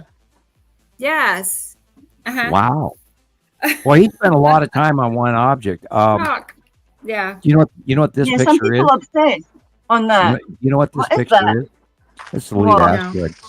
This is the lead Is it? asteroid in 2017, 2018. Wow. Huh. That looks Yeah. more like a flower. It looks like a scully guy with little eyes, and it does I've look like got- a shiny rock. I've got pictures going back would've- years of this exact thing. And if that's what they were always describing, then it's the other group. Putting off the self-illuminated ion trail between planets. And what it's reaching around is you're looking at the tail of this. The illuminated area is the lead asteroid, and the orange tail is wrapping around much smaller Attu's moon. Yeah. So we have a vote for Dave if Dobbs. this is what he was studying, it's been a long time since anybody talked about him. But yeah, he was, and I kept trying to tell him the OCG, it's the Object Cluster Group, and there's many more asteroids involved in what you're seeing. And your Dave Dobbs singular object is not a singular object. It is that which is part of a much larger group of asteroids and is self-illuminating all the way back to 2015, 16, when we first started seeing it come in. And we kept getting captures up in the left corner. There it is. There's that bright light again. There's that bright light again. What is that? What is that? And so I started blowing up that area of photographs from people, sending them in from around the world. And before you know it, it got bigger and bigger and bigger. And I can hand you, let me come off the full screen here. I'll go to Facebook and I will hand you one of my early captures. Did you see that one? Of that said object. It might take some finding, but I can hand you one or two of the earliest shots of the lead asteroid. See that? I mean, I got tons after that. I'll look here. And I want to say thanks again to Alexander. You're welcome. And you're right. I did speed it up, I think, a little bit too much. So in the future, I won't do that so much. But yes, he is right. The original was a little slower in places. So, okay. This is not the photo Albert I was thinking of. is here. Albert is here. He's here. Hi, Albert. Okay, in this first picture, this is an example of what we kept seeing way back in the early years, and I will go look for that one intentionally that I was trying to find, but I found this one as well, so I figured I wouldn't re-find it, so I better grab it now. What would be the little black dot thing? Would that just be like a moth that's closer to me? I'm not looking at it. I'll just a moment keep that picture up, I guess. I'm still searching for that early lead asteroid shot. We always analyze all our pictures like right to the edge, don't we? We try. Always. Well, I left my house with 80% of the phone charged, and it's got 1% left. Uh-oh. If I die on you guys, I'll be back in like 15 minutes. Oh no, man. Okay. Yeah. You know what I'm saying? It's not been very long. How did it? I had phones It's do that. weird. Chris, you need a portable battery because that's what I have to do. When I go up to the field, I have to keep somehow my I phone didn't put it in plugged the in a shopping portable cart. battery. Yeah, I've got a little pink thing that you can plug things in. It's like a mobile one, and you can take it and keep things longer. But I found it takes ages to charge. It's older, so I'll probably have to replace that thing. That's disappointing. I'm still looking. But the sky looks cool still. Box cube. Yeah, well, send me. Sam's on a search there for something. Are you looking for one of those dots pictures? Yeah, well, I already sent her one, which was an example of what we were finding in the early time period. There was always this dot that kept showing up. Yeah, you see that dot with the spread tail thing is really interesting. Here's another one. This is that and more. And I'll just leave it at that because I mean, I could search for the next 10 minutes, but there are two photos and we can talk about both of these because these are both from really early on. And I will come back to StreamYard. Okay. We kept seeing the same thing showing up in photos in the early years. And they were coming in from Germany and Europe and Malaysia and the United States and Mexico and Canada. And we kept seeing it on the left-hand side. There was that dot. And there's that dot again. There's that dot.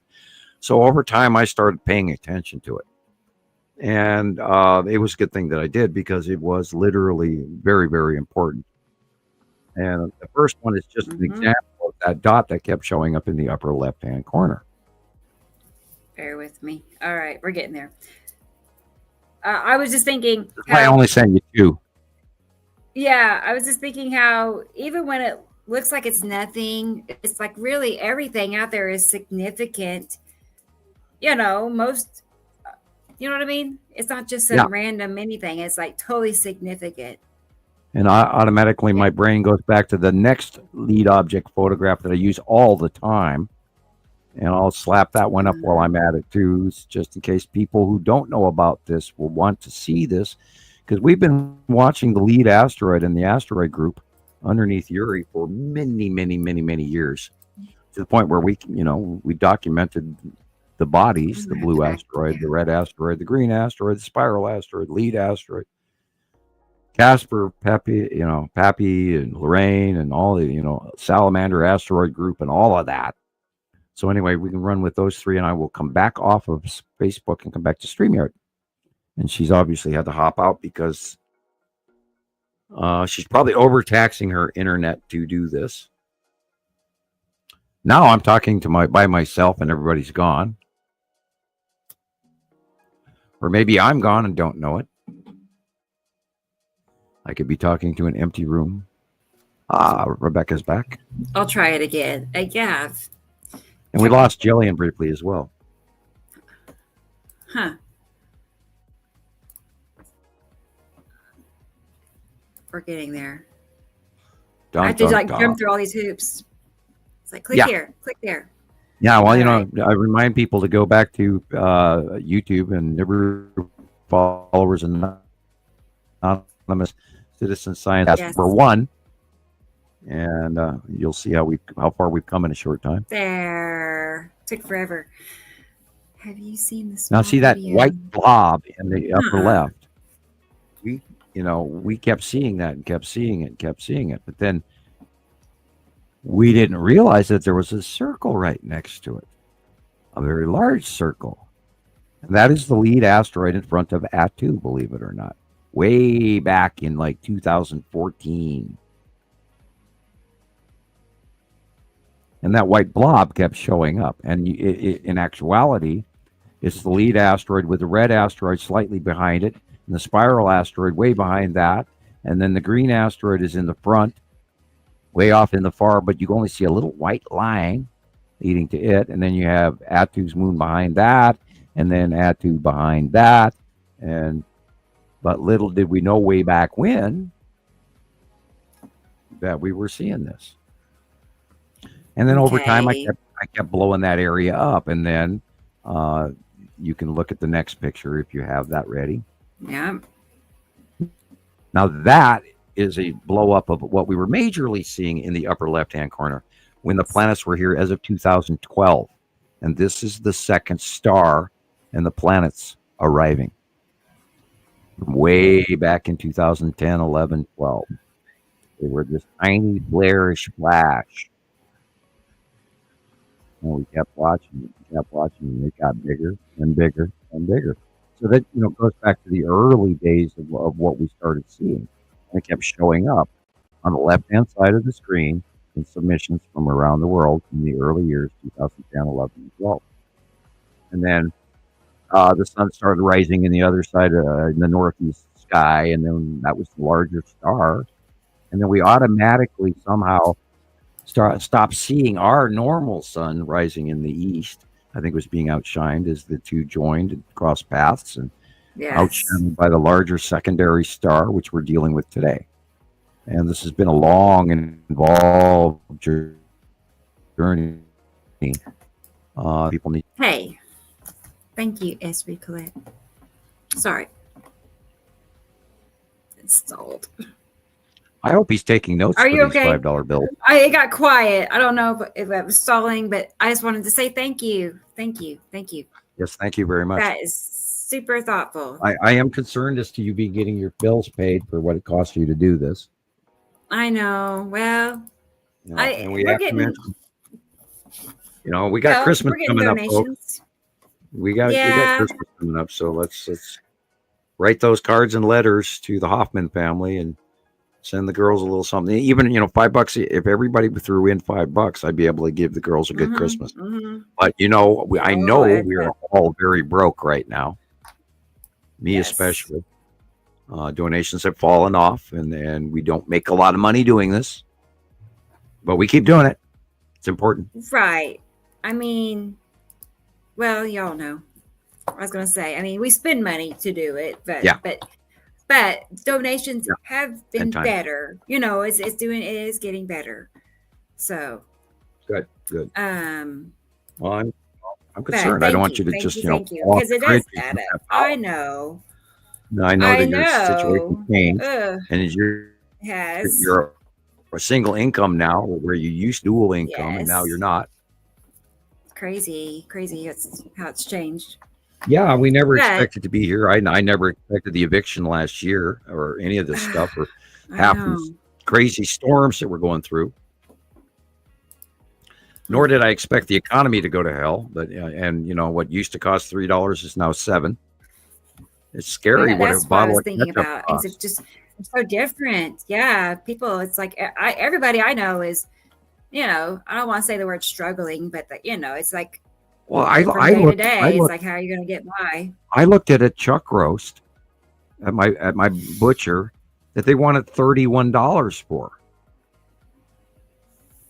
It's like, oh heavens, yeah, that's terrible. I thought $8, $9 for a chuck roast a few years ago was that's pricey. I'm not going to get that one. Maybe I'll buy a rump roast or but I like a chuck roast. And by the way, I'm cooking one tomorrow. And I didn't buy the big one. I bought the teeny little one, but they wanted $31 for a chuck roast. It's like, what? You got to be kidding me. Yeah. If you like roast beef, great, buy one, and then you can slice it sandwich for a month. But sorry, I didn't see you in there. I didn't know you were there. Sorry. Okay, so where were we? We were going to do the UFOs. We were going to do some UFO videos. Hey, Marcus, you want to send me some pictures? Let's show you where to do that. So the email is skypics4sam@gmail. So go ahead and send them there, and I'll be on the lookout. I'll be looking for your pictures. And then we'll see what Marcus is seeing. Cool. Yeah, and after that, I should go to bed when we go to the next hour because I've got to go. I know tomorrow. It's 12:30. I can't believe the time goes so quickly. Yeah. Okay, so how about the UFOs? How about we look at the UFO video? Yeah. Okay, let's see. Okay. Is this the ones that Sam was talking about? It's different ones. Oh. Yeah. Huh. Those are little guys. Look at those things. Wow. What the fuck is that? Yeah, exactly. This is above the Pentagon. Yeah, I'll bet they are.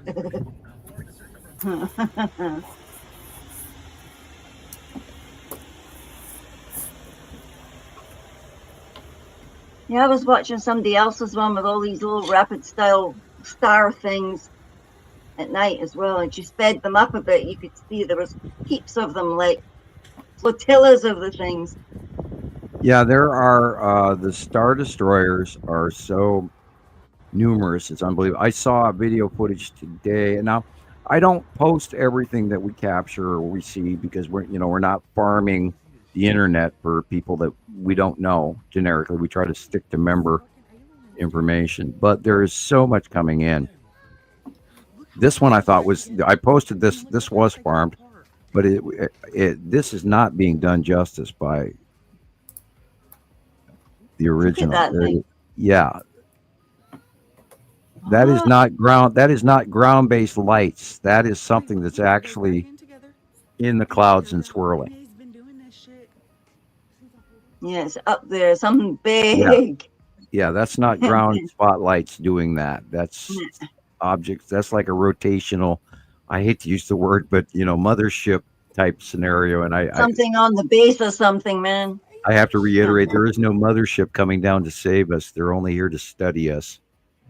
This is, and I also hate to say, this is we're witnessing a culling of the herd. There are people dying all over the planet. We're not repopulating.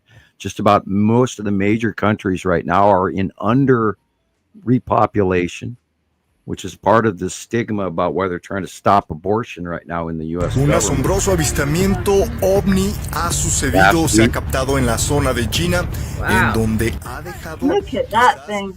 It's like a flying telephone booth. Wow. This was spoken in Spanish, but it was actually over China that this happened. We talked about this at the last show. Doctor Who. Well, Wow. it's the long box cube, and there are ships coming out of it.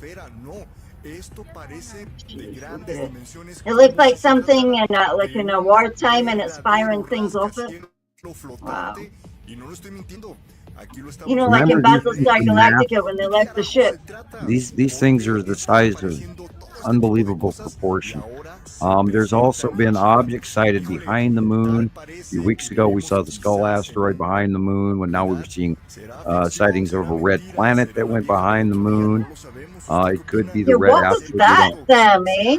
Was that for real? That video? This one?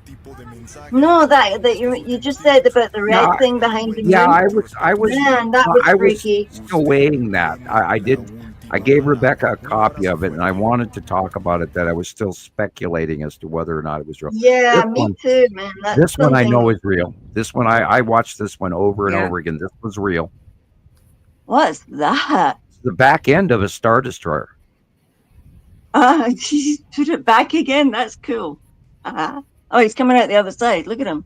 That's the back end of a Star Destroyer. It's facing away from us. The tip goes out, and now zoom. What? See it now? This is the back Holy end of the Star Destroyer. The point, the Dorito potato chip goes forward beyond our view. Jeez. No, That is the back end of a Star Destroyer. Holy shit. And that's a small one. There are Also bigger looks ones like up one of there. them There's- triangle crafts, man. Yeah, right. Yeah, they're the big, huge suckers. But see, you got to look at it in 3D dimension. We're looking at the bottom of the ship only right now. All right, I see what you mean. Yeah, if I enlarge it, it makes a difference. Right. When it comes on the other side, and you can see That was better. it. Okay, that's great. Do you Yeah. have that one? The pictures. No, the video sent me? clips that I Oh. sent you today. Only if you want to play them. I'm not. Oh. gonna force you. No, it's fine. Um, I added those to a series of other videos. Okay. Okay. So I do have Um, them, but they are. And I'm then you sent going- me one that I did get. Here, I'll show you this one real quick. The Immaculate Because this one Constellation report. I grab a copy of it again and repost it to you. Is kind of important that we share to people. Is this, what is this? Just a second. I'm on Facebook right now. I can't see. Okay, I it's reposted another it crap. again. Yeah, look All at that jellyfish looking thing. Okay, yeah, Oh, that's that's the one. another crap. That's exactly the one I just resent you. Now, do you see it Oh, went okay. invisible there? It's now it's back. Mm-hmm. Invisible. Invisible. Holy Smurf. What is it? What's that? This is a government released footage of a UA, an unidentified flying craft that is affiliated with this Immaculate Constellation file. So therefore, they're directly relating this to a craft from Nibiru or Saru, or some of the visiting factions. This is a factional drone that is flying over a military government installation, and they've got footage of it, Okay. and they're releasing it. Made. This is a flying not droid us. bot. Right. It's This is like a alien. robot. Yeah, from another faction, Uh-huh. off-world faction. This is a robot that is here, taking everything in, doing all kind of sensor probe, flying it close above ground, and it's actually going invisible, invisible. Look, see there again. It turns light. You can't see it. You can see it. You can't see it. This is the shit they're releasing. Mm-hmm. Now multiply it by 20, and then you have what's really going on. So them things are flying all over the planet, like eyeballing stuff. And when I saw that they were labeling this Immaculate Constellation file, which is currently going on with the congressional information release, because there are people in government that want disclosure. And we're not even being told a fraction of the reality. And because I've met and seen some of that reality.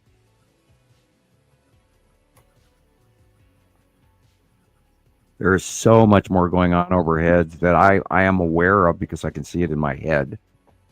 And my abilities do allow for that. But yeah, this is low tech compared to what else is going on. And they're, of course, only introducing something that'll scare you rather than inform you. Yeah, because they like that fear buzz. Well, that way they get funded next year.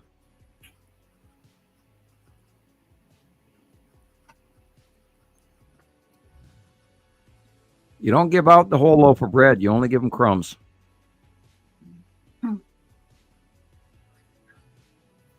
And this is probably 20 years old. 20 years old. Oh, what?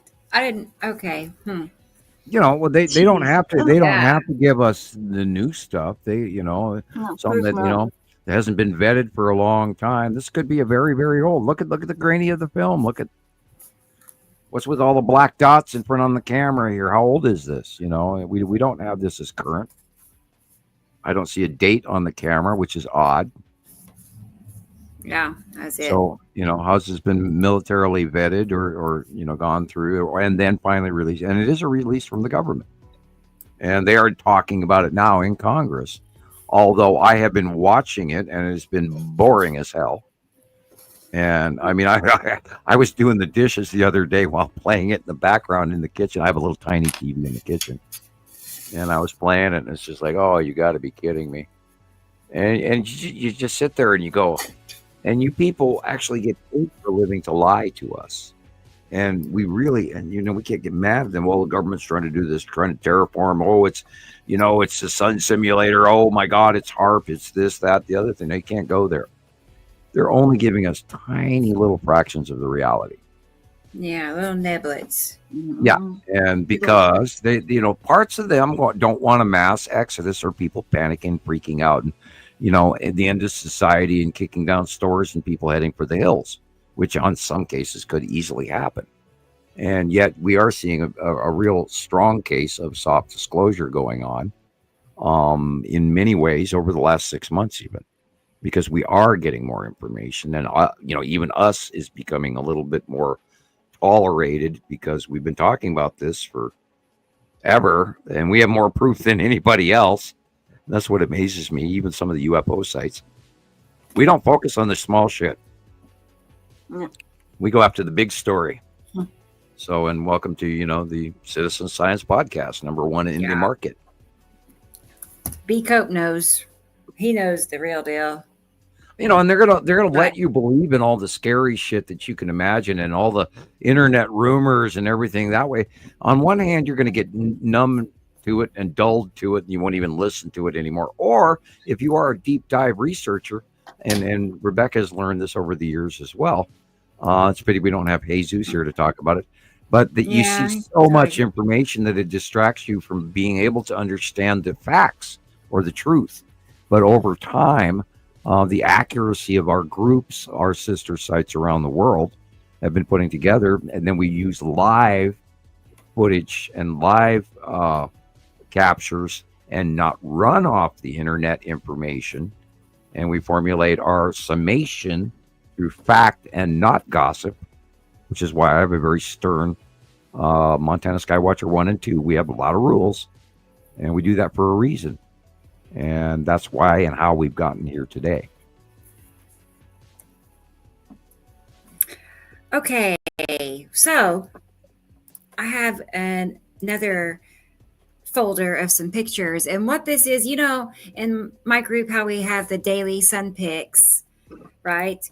Yep. So this is what this is. I went through each day, Sunday, Monday, Tuesday, whatever, and collected the pictures that were posted to that post for the week.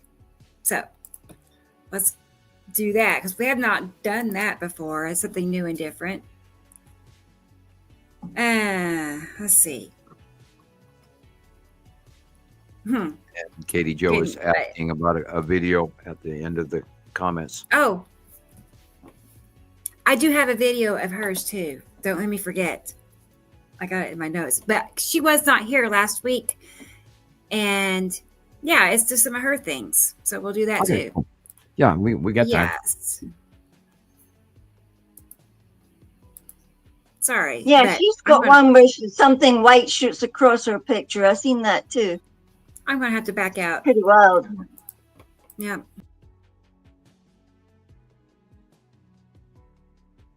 Shame she always has to go out to do this if it's a video.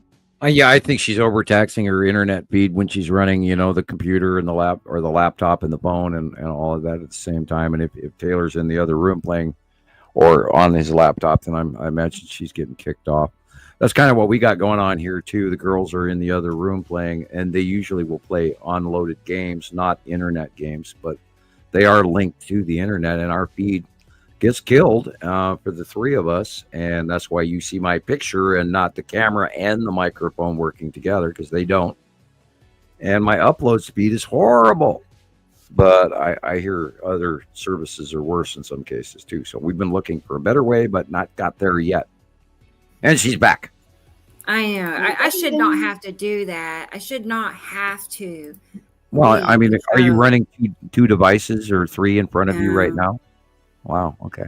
I mean, I think it's a StreamYard. Crappy service. They're charging us an arm and a leg, and we're getting nothing in return. I promise you. High-speed wireless, my ass. Yeah, I know. They told me when I moved in here, oh, well, if you plug into that side of the house, it's the high-speed one. Your one is just the standard speed. Weird. If it's wireless, it should be, sent to your router. I have a wireless router. I'm running on direct feed up on the computer, but the girls are running through the wireless router. Yeah. Anyway. Here we go. All right. So we're going to start with Sunday, this past Sunday. Mm-hmm. And we'll just flip through them. It won't take long, but this is on Sunday. Look at that flaring and the pinching. That's Alexander's. Yeah, we know that. We know that Bavarian style house regularly. Mm-hmm. Must be his neighborhood. There, that's his too. Yeah, and South Africa had a pointy house in front of me as well. Now, of course, in the top center is Atu's moon top center. See the green on the right-hand side is where above the roof antenna is where Nepesity is in the out view, and then Uri is behind on the lower left at the horizon above the left-hand houses. Okay. And then Saru is cutting off the top of the sun, with Matim creeping in just to the left of it. Oh, look at that. Wow. With a thing like a spear through it. There's a halo going on here. So question is it atmospheric or is it sundog? No, it's not going low to below the horizon. So therefore it's not a atmospheric sundog. It is a light cutoff pinch sundog, because the lead asteroid is just to the upper right corner of the sun. You can see a slight flaring going on there, which is why the shaft lighting on the upper 11 o'clock and 5 p.m. Dial on the light shaves, because the lead asteroid is just slightly to the right of the sun.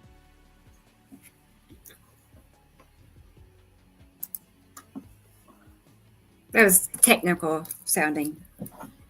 Okay. It's like, The sun is being cut off from the top. There's a planet in the way of the top half of the sun, and the bottom white clouds that are wrapping around are the normal occurrence on the atmospheric transition when the sun shines on the edge of a planet, and that's why the light is in shafting, blue shaft light. It's because it's a cutoff flare. There's a planet between us and the sun in the upper half of this picture, even though you can barely see it. So, something I notice is that appearance of the sun where it looks like it's flat. It just looks like it's, to me, it looks like it's just flat against the sky. Anyway, But it looks like it's come out from behind something blue, and then it's cut off. It's just is Uri always around? Because it seems like every time I see the sun like that, Uri is. Well, no, Uri's on the left. around. So this isn't a Uri effect at all. This is the effect of a Saturn yellow moon and lead asteroid. Okay, I'm going to get some examples and see. Look at the axis tip. It's to the right. So it's an object coming in from the upper right. And you can see the flaring, the blue shaft lighting. Everything on the right, the central one, and then the one really boldly on the right is the light coming around that object that's cutting off the upper half of the sun. And look at the size of it also. That flaring is larger. The sun is larger because it is being cut off. Right. So maybe not. Okay. Well, same thing it here. just seems like Uri's the thing. This is Saru. See the angle of the axis tip.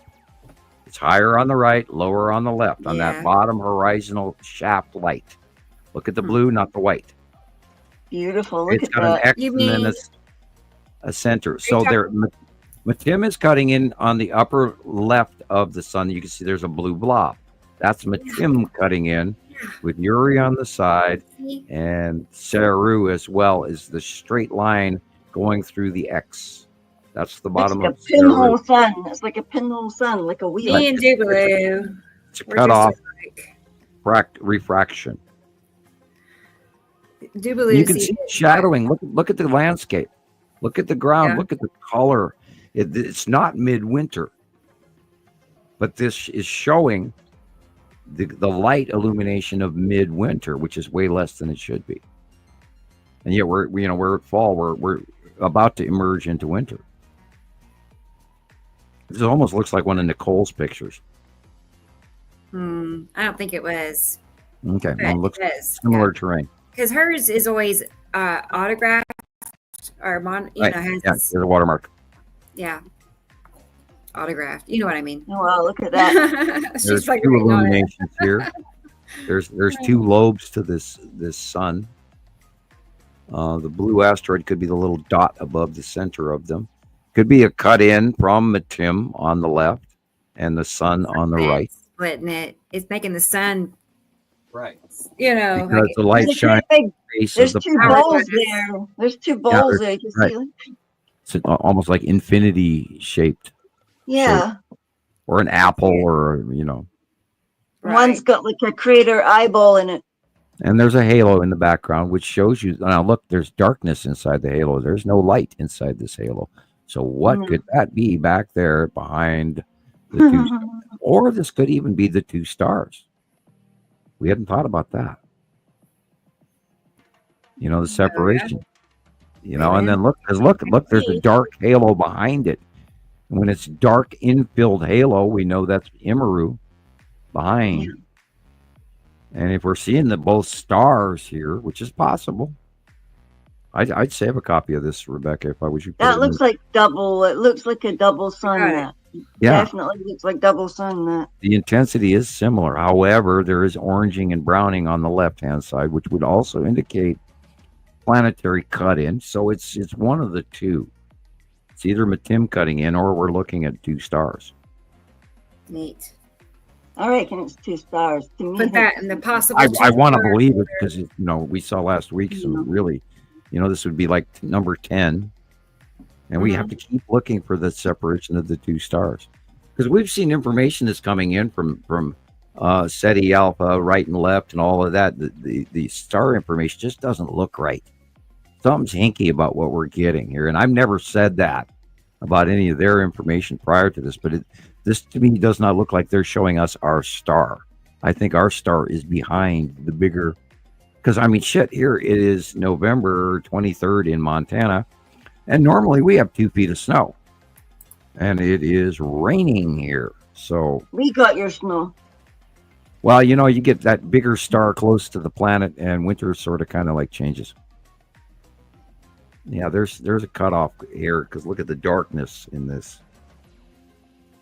Look at that thing. Wow. You've got Atu's moon, Uri, all kinds of stuff. There's that halo with two-sided cut-off illumination, showing you that literally Attu is cutting off the top of the sun, and the light is flaring at either side of it.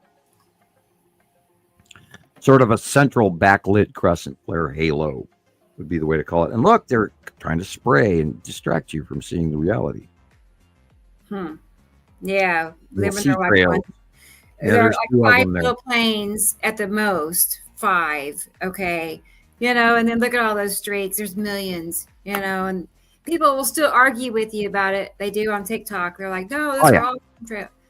Oh, dude, man, that's terraforming.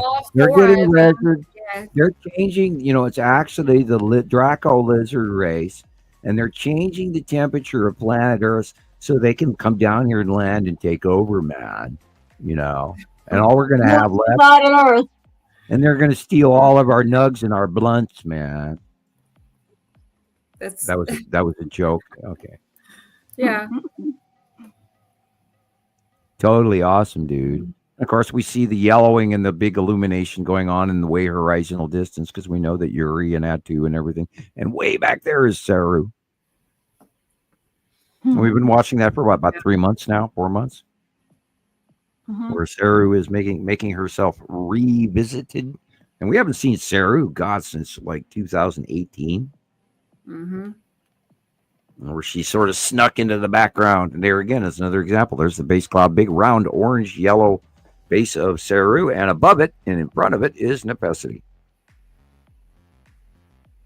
Yeah, I love that one. Yep. Someone caught that on a webcam. So yeah, cool. Oh, missed getting a picture of that one. And the galaxy on the left picture is Attu's moon in front of Yuri after sunset, and the galaxy, I don't know if that's an S or a 5. I'd have to blow it up. My eyeballs aren't working. S23 plus picture on the right is an illumination of the bottom of the Yuri material, and I believe Matim is in there just to the left of the sun. And then probably Nepacity is the dark area, but there's also a really weird illumination in the middle right, which is interesting. I don't know what it is, but that could be Casper. Oh, it's like a rainbow. Okay. Anyway, hard to call off one photo. Yeah. Oh, pretty. That's pretty neat. Look at the bottom of the sun now. It's coming in on both sides. Yeah. Yep. What? Well, that could be a sea trail that's actually starting to spread out because there are a couple of them in this shot, but it's basically underneath of Yuri. Yeah, they make such a dirty mess. But the bottom third of the sun. The bottom left-hand side of the sun is definitely being cut off by a round object, which could be the spiral asteroid quite easily because you could be leaving that long trail. Just have no way to. It does semi-spiral, so. Yeah, something is peculiar. Oh, yeah, here's Tuesday. Yeah, we haven't even pointed out the Skull asteroid this week hardly at all. And boy, it's been in everything. It really has been. I haven't even looked for it tonight. He needs more Coke. So, I'm kidding. Oh. What was that? Yeah, I actually did get my second Coca-Cola here a little while ago, and I will be paying for all that carbonation in my body. Thank you. I don't normally drink pop, and on the show night I do, so that way I can talk for 5 to 7 to 10 hours. Because it's always a marathon with us. Yeah, and I've only done one Ricola so far. So. Oh, Alexander's still here. I have a short clip after this of his, like a minute or two long. Oh, hey, look at that gnarly thing going on in the upper right corner here. Wow. Oh man. Look at that. Right. That's yellow moon. I mean, those could actually be moon craters in the top upper right. I was just thinking, look at the craters. That's freaky. Yeah, I mean, or they could be asteroids, like we've been drawing them in. And there is a bunch of small stuff around the lead asteroid, which I believe is in the upper, just to the right of center. is that dark area, and I bet that's the lead asteroid, and with the Saturn yellow moon and his Saturn all on the entire right-hand side. Is that my Tim over there? And on the left-hand side would be, there's a lighter circle there. Yes, that could be quite easy. You're very good, Gillian. You're almost called you Shiloh. Yeah, there's a lighter ball right beside to the upper left of the sun, cutting into it as well. And that would be Matim. Okay. Seems to be my little buddy these days. And of course, Yuri on set coming in from the left. And then Matim would be on the left-hand side as well. Yeah, God, I just got hungry all of a sudden. The girls are putting the pizzas in. My brain went to something like Italian. I don't know. I had a pizza too. It was really nice. Yeah, they're putting their pizzas in late today. I was surprised by that. What's the time there? Here it is. I'll tell you exactly. So I get small screen here. It is 5:50 p.m. And for you, Rebecca? 6:50. 6:50. 12:50 for me. Yeah. Aren't you supposed to be going to bed? In 10 minutes. Okay. In 10 minutes, you are so right. You didn't even need to read my mind there. I love that one. Oh, look at that. Ooh. The enlargement, the actual sun size, if you look at the size of it on the water, that's the size of the sun. And the rest of that is the bottom of planet Saru shining in this big cutoff illumination. That's why it's that big. And there's no clouds. Yeah, look at it. You can see like this couple of lights on the ocean. And remember, we keep talking to that big open core of Saru. This is way big, but this is an illumination of the bottom of planet Saru. And it's green-blue. It's 1:50 in the morning, Marcus said. Yeah, he's in. Well, some people actually like to late night talk show, so cool. And Sandy Cheeks, it's 7:50. Is that evening or AM? She is morning, I think, maybe. I don't know. Hey, it's 7:50 for Katie Joe. No, so then she's near. She's near Sandy Cheek. She's the same as Sandy Cheek. Oh, okay. Perfect. Now, this white illumination center of the picture is Atu's moon in front of Atu. For some reason, I was thinking Sandy Cheeks was out of the country, like out of the United States, right? We'll see. I was thinking like Newfoundland or something. On the far northeast coast, yeah. Who knows? Oh, look at that beautiful picture on the right. Oh, wow. But it's both gorgeous. Whose pictures are these? Neither we can use because they're both going through trees. These are people in my group that have responded to the Daily Sun post. And so these are their daily pictures. We're on Wednesday right now. That's last Wednesday. Bottom of Uri? Yes, Sandy. Where do you live? USA. No, kitty cat. This is a very aggressive. Cut in of the spiral asteroid on the lower left of the sun. This is Tuxie. Say hi. Hi, Tuxie. Tuxie. But she's so aggressive. Like she just. We saw your mittens post this week. Oh, I know. She's precious. I'm just crazy about that. Take my eyes off of her. Yeah. Again, the spiral asteroid is cutting in from the left on the bottom of the sun. That's all I think again about. and again and again and again and again. Something's cutting in on the upper right-hand corner in this one. That's Tara's picture. Hey. You can see the flaring, the blue shaft lighting. Here, Saru is above the sun. It's from one end of the picture all the way to the other is the green-blue planet Saru. And that white dot is very possibly the blue asteroid or a lens flare. I don't know until I see a live footage. But we know that the blue asteroid is in proximity with the sun still. That's easy. That's the lead asteroid and the Saturn's yellow moon, and you can see the ion tail going around Saturn's yellow moon, off and around Saturn. Hardcore ion tail, which we've been watching for years. See, this is a great shot. This really is. What is that?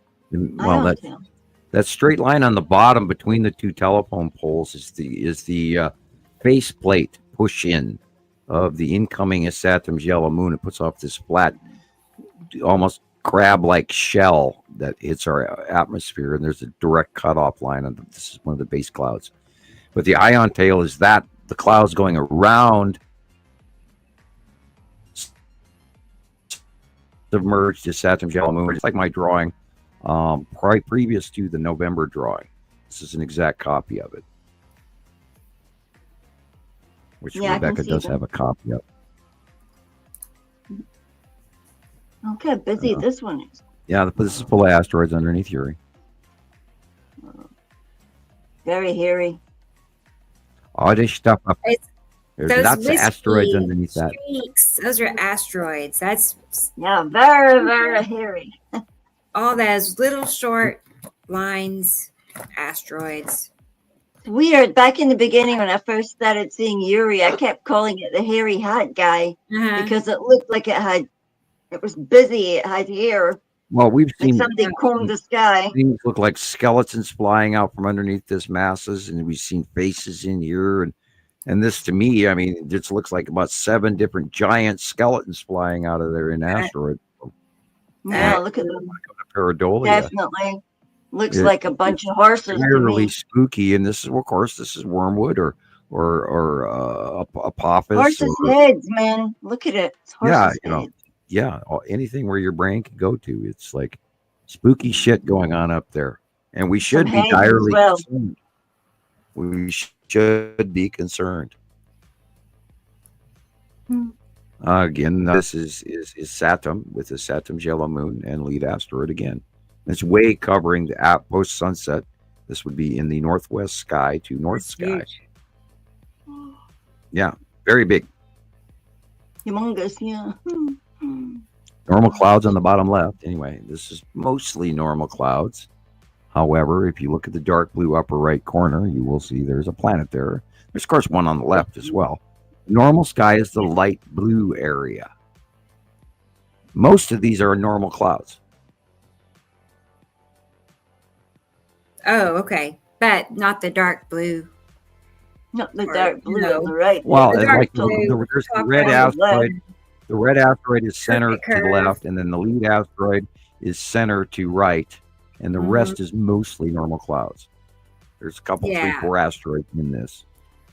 But the dark blue area, most important is the upper right corner, which is the Saturn's yellow moon, and it's there. We know it's there, and you can tell especially because the light blue sky at the horizon.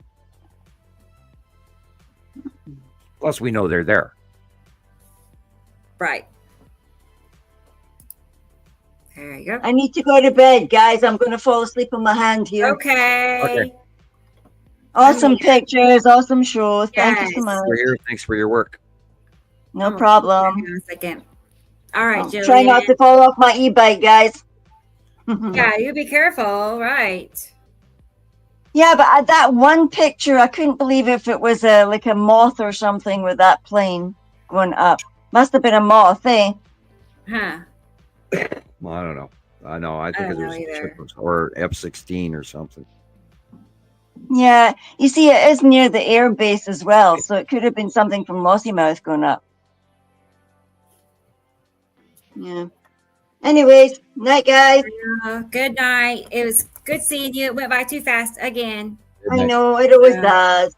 Yes. Nighty-night, everybody. It'll be next Saturday before you know it. Yeah, no, it'll be morning before you know it. Always is. Do you need me to help you out? Yes, please. You need to. Okay. All right. We're going to guide you out the door. Here we go. Help me out. Bye. Door. There she goes. On. Yes. All right. Gillian, Okay. I saw a note from Tara to remind people that she is still in the contest that we talked about last week. So everybody on Facebook, I just reshared the link in my group. So, but we've shared it. Christopher has shared it. Tara herself. Vote early, vote often. Nibiru Holics Anonymous group is there, but you get 1 to 2 votes every day. Sometimes I get 2 that go through, but anyway, every day. So if we all vote every day, there's a good chance she'll win. So we want her to win. Yeah. Okay. So vote for Tara. But anyway. Okay. Now what? We have a video of Katie Jo's pictures prepared. Actually, let me show you. This is only a tiny. Oh, I have Alexander too. I did not forget Alexander. Short minute. Let's do that. Let's do that since I know it's late for him too. He sent this to me, I think this morning, sometime today, it looks like. So I don't know. I didn't watch it. We're going to find out together what's on it. Okay.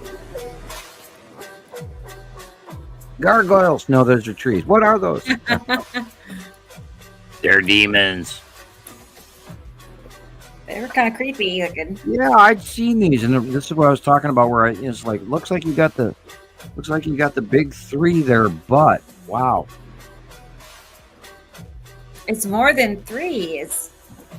Well, yeah, but I mean, he could be capturing some of these smaller asteroids that we're talking about, or they're orbs.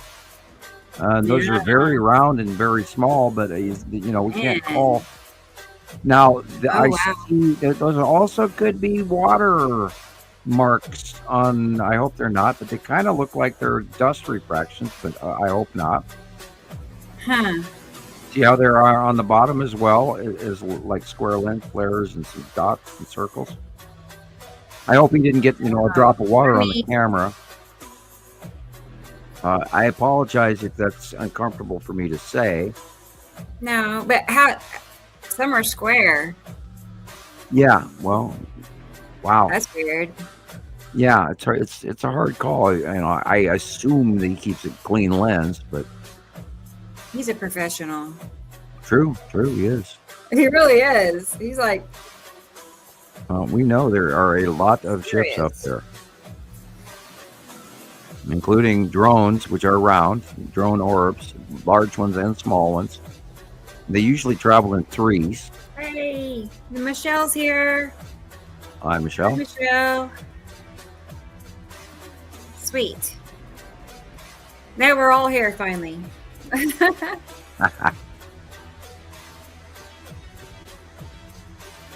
Yeah, there is so much up there, and it's spooky, the stuff that's coming in. And of course, we try to ask people to comment on what you yourself saw as ships, and we don't ever get anybody commenting back. Never. That was cool. I love those. Neat. Thank you, Alexander. Those were taken yesterday, he says. Cool. He stopped and took them with his cell phone. He got out of his car. He knows better than to film through glass, so. Yeah. Nice. Okay. Well, I always look forward to what he's has in store for us, really. All right. Boy, it got quiet, didn't it? I know Jesus had to sit you. He took a drink. No, Jesus had to probably not going to be. If he does pop in, he might still, but he ended up having to help a neighbor. Like a neighbor had to get helped. So we can't argue with that. And he was really tired, and he wanted to go lay down. He was really tired, he said. So he'd been up all night. Yeah, I can understand that. I had 3 doses of 1 hour at a time sleep last night. I did not sleep well last night. Yeah, that was me last week. I got up sitting at I watched your show number 1 at 7:00 this morning, and that's a 3-hour show. Yeah. And so. Yeah, I was doing house cleaning and more laundry, and did laundry all week last week. Happy, right. joy. Well, the cat keeps helping out on the number of blankets I have to wash. Long story. See. Anyway. Oh, I didn't catch it. I know what Alexander says. He didn't have much time, he said. Okay. Yeah. Cat keeps zuking on my bed. I'm like, no. What? One more laundry. Yeah. She's throwing up her food. She's a fat cat. She overeats. She overeats and then throws up. Yeah. That's the one we almost lost. It was a skeleton, so I can understand why she overeats. But anyway. We had a cat that got hurt. I don't know what happened to her, but she got hurt like almost 2 weeks ago, but she's actually doing a lot better. Like I was really concerned because I didn't know if she had been hit by a car or what had happened. That's why I don't let my cats out. Walk. Yeah. I know. We have animals that will eat our cats if we let them out. Yeah, it's not like that here. But it's still, she maybe had a fight with another cat. So minor infection able from a to jump claw. up in my bed now and stuff. She's accomplished a lot. Carol Ann knows all about it. I've given her play-by-plays. So I'm like so glad that she's okay. Diana is going to be fine there. On your cat site on Facebook.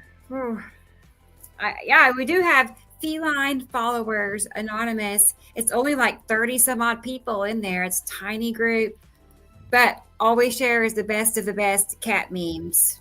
So if you like cats, you should join. Now watch, you'll get more views than we do. Oh boy, the best of the best. Yeah. So how about we watch the video for Katie Jo? Sure. Because I know she's here, right? Are you still here, Katie Jo? I want to make sure she's here. I can play it anyway.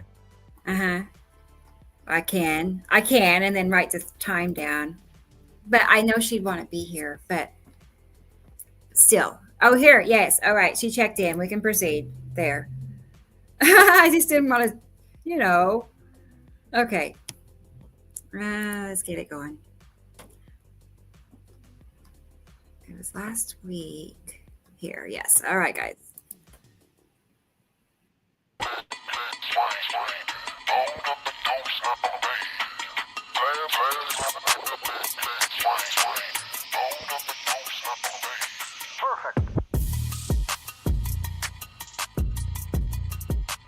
Yeah, I don't see anything there at all. No.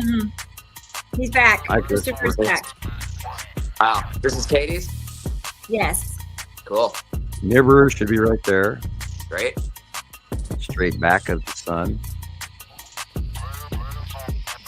Moon.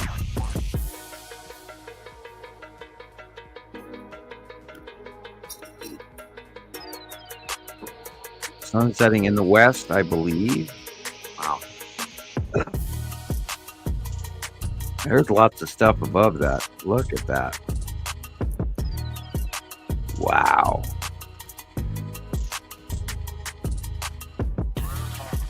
Can you say asteroids under Uri? Oh, yeah. Look at all of that. The sun is like See the jagged. cut in from the upper left? That's where Matim is. That's why there's those little pinch points from Matim. That's so weird. Red asteroid is just to the right of the bottom of the sun. Yeah, that's Matim right there, where that popping lens flare is.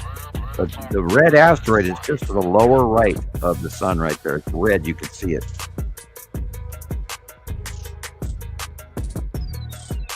And then upper right is the Saturn yellow moon on the right-hand side. Side of Saturn cutting in, and there's the Saturn yellow moon, a dark blue area, and the long box cube.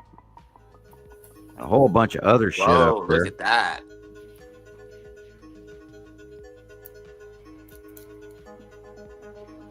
Texas cube in the upper left corner with the side orb in front. That is where the long box cube is with side orb. The side orb has the teardrop coming off the middle of it.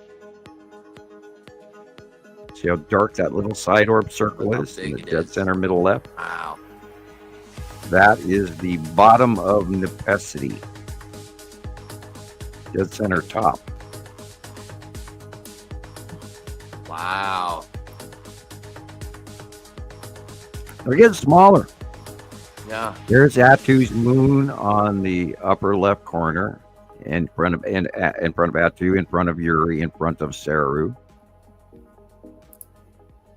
and all the salamander asteroids, etc. Again, you see Attu's moon on the far middle left. You see Nepesity dead center above the sun with a smaller snorkel. Saru is way behind it. Saturn's yellow moon is Saturn, and the long box cube again. And probably several ships. It's nosing down to the lower left from the upper right and the long box cube. Oh, that. This is either a sun halo from a cutoff from the upper left of the sun from a dim, or this is the illumination of Lorraine. Oh, okay. If it's a one-sided halo, illuminate rainbow on the left, then that's Lorraine. Asteroid in front by the Dan asteroid and of the Salamander asteroid group. But we are seeing a halo here on the right side as well, so therefore it could probably just be cutoff halo created by Saru, which is the middle white line just above the sun, the bottom of Saru. Wow.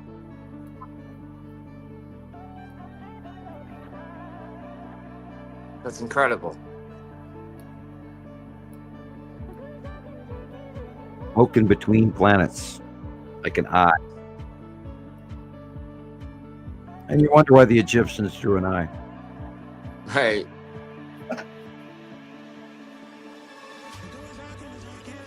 The edge of Saturn's yellow moon cutting in from the right. There is a sea trail that is dispersed. But they're trying to hide that.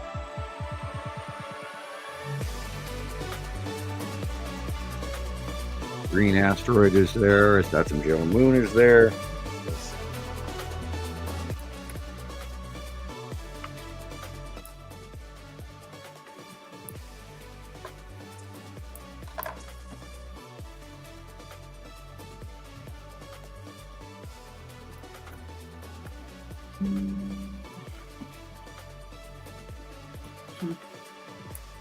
Again, Uri, Attu's moon, and asteroids.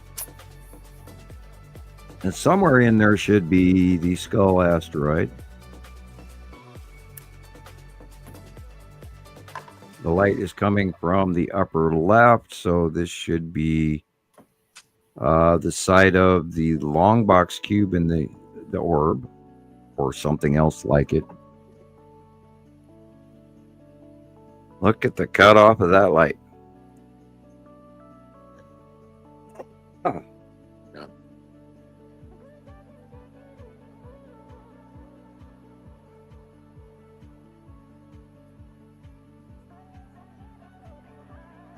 Yeah, you have to learn to look at the dark areas first, and then you'll start to see all the circles.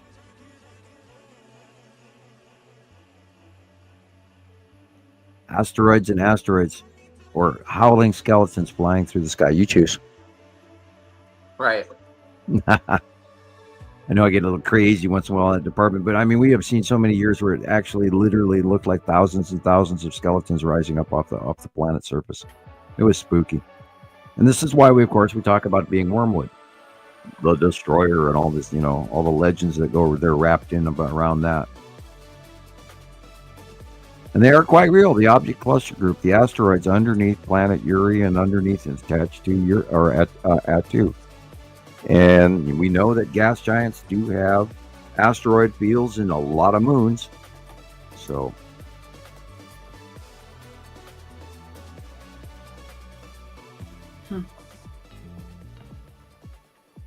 I bet you she had a field day watching this. Yeah. She was saying in the comments how it's hard to leave, Yeah, I have mountains around me, so I have to contend with a lot of mountains cutting off my horizontal out view.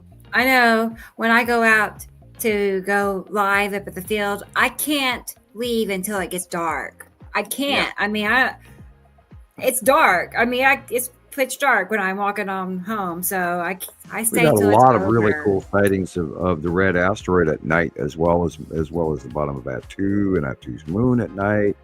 Electrical discharging, of course, going on again. That is interesting. Yeah. That looks like 2 or 3 star destroyers parked next to each other. Wow. In different directions. What did you think, Katie, when you took that picture? Like, what made you decide to take, that picture of that specific thing? You must have noticed something was off.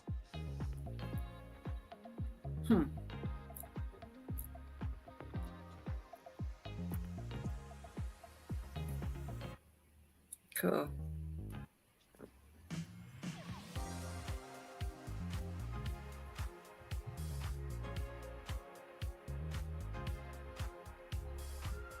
Oh, and Katie took a really good capture of ISATM this week, and it looked exactly like a photo that I took back in March. Yeah. It's like the same exact photo, only you can see ISATM's moved a little more to the southwest in her picture. I believe it. Yeah. Did you share it or no? Yeah, it's on the group.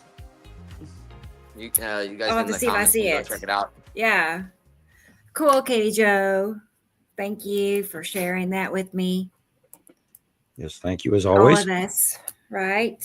She said, I love it. So those flew through the sky, Katie? Wow.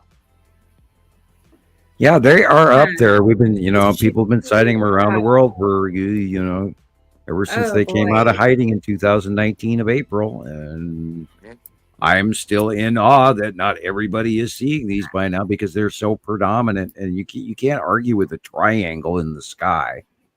And we've had thousands of captures of them. And this is what we talk about. And of course, there won't be any comments on it on the video next week, but I dare you. Weird. Wow. Okay. People don't want to hear it. They don't want to know that the Federation is here. And they've been, soft disclosuring us through Hollywood for many, many years, trying to elevate us to the preparation that, there's going to be a fleet parked over Earth. And, some people will get it and other people won't believe it. Other people don't even look up. I mean, there's that populace that don't even watch the news anymore because they don't know what to believe. And those people have to come out of, pull their head out of the sand, the old ostriches, and start paying attention to what's going on because it's really serious. We're handing our commodities out for free, or what did we trade for them? Right. We citizens, that are being affected by the world economy because of our transition. What did we get? What did we get in return? AI? I don't know. AI or just the fact that we get the to microwave. Stay, the microwave. Oh, that was good. That. Oh, you think back when we got the microwave. Boy. There you go.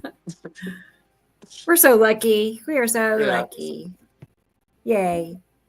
And then all the things that they give us, are harmful, like microwaves and air fryers. They're wax very paper bad. for covering for hamburgers. I don't know. I don't know. I haven't had a microwave in years or an air fryer. I don't have an air fryer, but I use my microwave every day. Yeah. I heat my cold coffee because but like microwaves, and then you eat it. If you're eating meat that goes to the microwave, that's not healthy. Right. I think the worst thing you can do is cook with, in plastic or anything like that. Yep. That too. The microwave. In the microwave, that too. With butter, and I always cook with natural ingredients, and I stay away from all the artificial crap. And I stay away from frozen foods that come in a package that has to sit on a shelf for 3 years in some freezer. So right. If it's made of corn syrup or corn oil that's or too. seed oils, that's not good. I cook with olive oil and butter. Everything. It's like, why? I don't.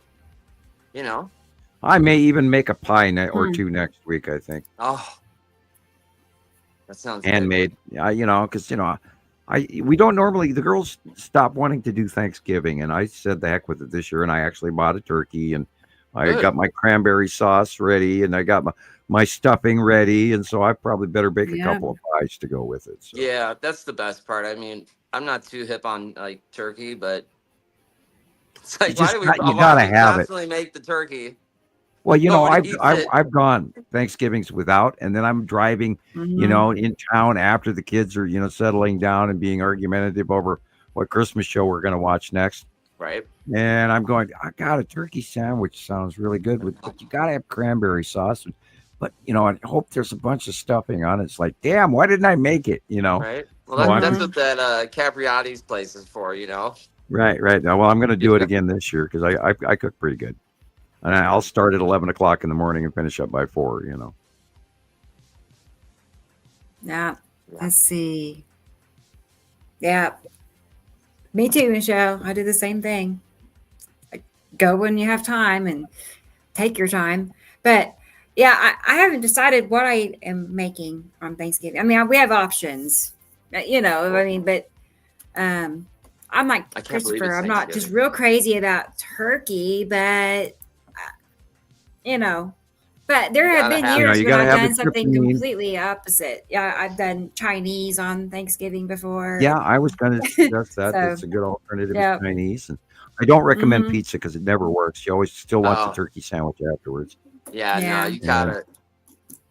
Yeah, and then then you got your choice of the ham. Nah. Nah. I would. Ham is if I'm gonna have either one, I'll have turkey, but I don't know. Ham with hand-placed cloves is for Christmas. A honey baked ham, yeah. Yeah, my grandma used to buy the one in the can, and put the pineapples in it, cherries, and the cloves. She put cloves. Oh yeah. Now we use a lot of cloves here in the Hofman diet. It's oddly healthy for you. I use a lot of garlic too, but anyway, lots of honey. Yeah. Gotta have the clove and honey, carrots to go along with it, Oh, excuse me, I have to go cut pizza. I'll be right back. Okay, Sam. I know. I was looking at the calendar. It's like I'm like you. I cannot believe it's the end of November. I know. Like this whole year, each month just flew by. It's like time for a new drawing, and you know. I don't know. It's been great. It's been a great year, but it has. We've seen a lot. Speaking of, we've seen so much, and that video you showed when I was walking up to where I was at with all the flooding and everything that's happening, it's terrifying. I mean, especially when we just saw a couple weeks ago, New Mexico got flooded. You really have to be ready for this stuff. We can't ignore it anymore at all. You can't just be like, well, it doesn't happen in my area. Well, it could. Yeah. You could be next.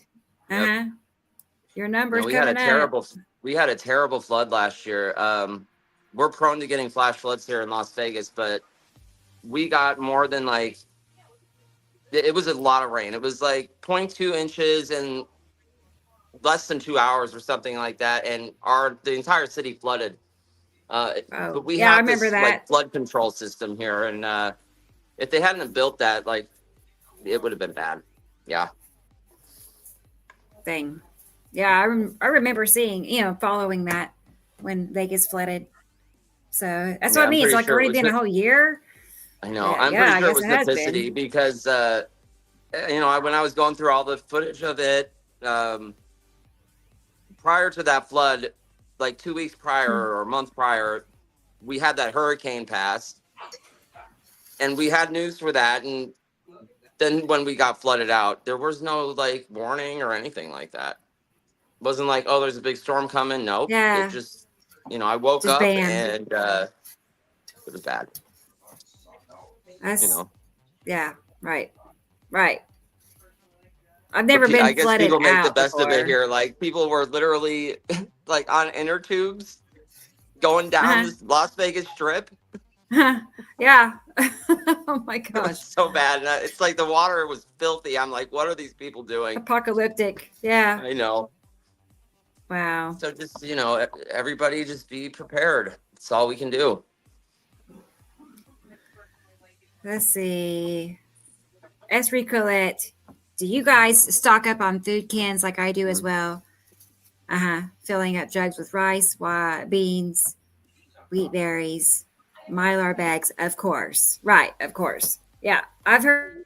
I follow people who, like you said, recommend the mylar bags, and then they store it in these 5-gallon drums, Okay. and whatnot. Yeah, and store like little bags of flour, not little, but can size it down into multiple individual bags, which I have not done that. Hey, Marcus. Right. Oh, yeah. Let me look at your email. Yeah, pre-frozen, pre-filtered before you put them in the jar. Yeah. All of that's crazy. What you got to do to store. There's videos out there like how the Amish store certain kinds of foods that last forever, and you can type that into YouTube. It's great. What do they call that? Well, people have forgotten about beans. The red beans and brown beans and green beans and peas and all of that, and macaroni. If you seal up in a good gallon jar, macaroni lasts mostly pretty well. You can taste the difference a little bit, but depending on your cooking and how much paprika you use, if you're making a goulash, for example, you won't taste that the macaroni is old. But then there's always the flour that you make your own fresh macaroni. Pie crusts last forever in the freezer. Yeah. I don't know. I've got a new test here. I got like a 3-year-old pie crust. I don't know if that's still edible, but I found a box of pie crust in the back of my refrigerator the other day. It's like, God, this is probably about 3 years old. Oh my God. Yeah, I haven't made pies in quite a while, and I found actually, a rolled up box of, the Pillsbury or whatever pre-made pie crust, and I thought, Jesus, how old is this? And it's been, it got slid behind the mustard and, the Dijon that you don't use often, and Yeah, we found a bag of potatoes at my wife's mother's house. Oh my God. Growing? They must have been there for a while because she had a whole tree growing in that pantry. I had to go in with a weed whacker to get it out of the drawer. Yeah, there you go. Yeah. Hey, there's nothing worse than rotten potatoes. Having run restaurants, sometimes they actually deliver you potatoes that are rotten, and it's a horrible, nasty smell. You literally have to bleach everything around it, anything that it touches. It's just anyway. Yeah, that's of course industrial cooking. But anyway, back to where we are at, rather than gossiping about Thanksgiving dinner. Right. Like Rebecca was saying, I can't believe it's been a year. The first time I saw an epicity, really saw the fingers of its base god was like New Year's Eve, I think, and it's been an exciting year. I was going to say, speaking of, I have a short 30-second clip, but it's a TikTok I made this morning. So let's look at it. Okay. Yeah, I know. I thought do this together. I liked your shorts this week, Chris, and I liked the shorts that you made. Yeah, awesome. This one. Yeah, this one's cool.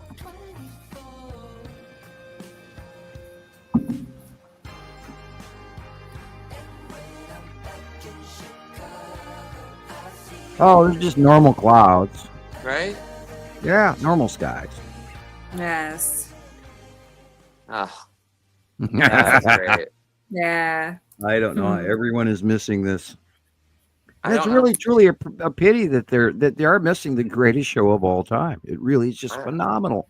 And when your brain wraps around what you're staring at, when you're seeing land masses or clouds or craters or whatever, or the asteroids, I love the asteroids. I think it's because they're so big, and they cover so much of the sky. It's just. I don't think people are having a hard time wrapping their head around it. Sometimes I don't think people have time to actually even look up because they're always busy staring at their phone or rushing to, pick up the kids from soccer or whatever, I have this report to do if you're a college student or whatever. I don't know how people are missing the coolest thing that I've been staring at for 14 years. I just don't, I don't see it. It's like, God, I knew right away that the sky was wrong. Just, my God, look at that. It's wrong. Look at that. What the hell is that? And then off we went. Wait till you see this picture that Marcus sent us. Right. I kept looking. I was like, what is he showing me? I don't see anything. And then I get to the fourth picture and I'm like, my whole head pulled back. I was just like, oh my gosh. It's a good one. Cool. Sam, you're going to like it. Cool. I know. It's out in space. It's thanks to a SpaceX camera. Ooh. Yep. And he said the lady that was speaking on film on the TV or whatever, her voice started to tremble. Wow. Okay. Interesting. Okay. Yes. Wait till you get to the fourth picture. I don't know. What could it be, right? This, Elon Musk and all these people must know what's happening. Well, I swear I think he's doing DoorDash pizzas up there. Uh-huh. Okay. Selling them cars, electric cars.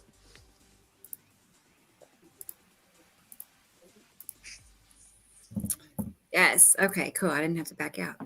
And by the way, we don't have any background music. No, we do not. Let's find something. Let's see. Something that's not too annoying. What was that? No. I don't have a preference, really. Do you have a preference? Well, you know me, I'm always screaming Mozart. Mozart. Space music, space techno, or Mozart, Space techno? Right. Yeah, I love space techno. I sit, I'll play that here and I'll be looking crap up, got it in the background running.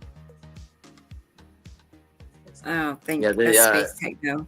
The music I've been using recently on my videos, it's called like atmospheric waves. It's like electronic music, but they call it atmospheric something or another. Neat.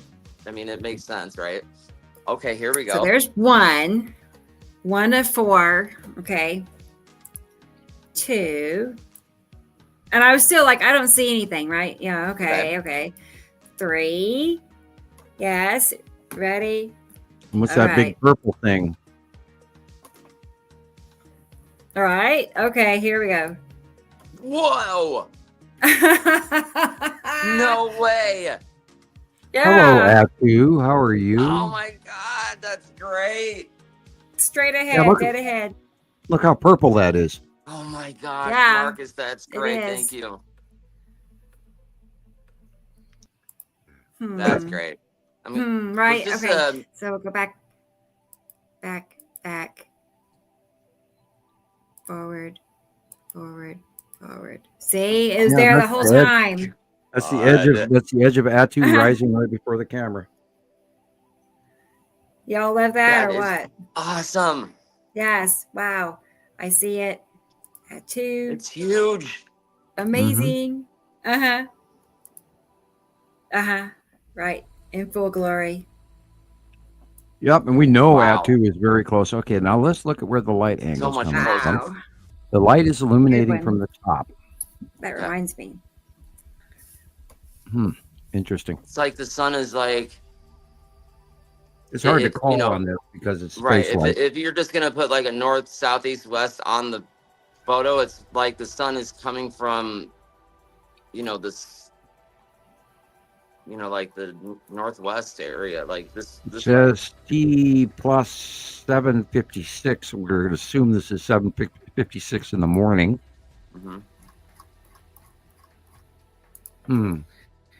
Interesting.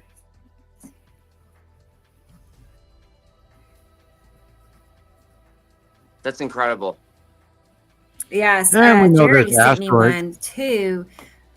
I'm getting that too. We know there's from a asteroids rocket in launch, between I Atu think, and or Atu. something. I'll show you.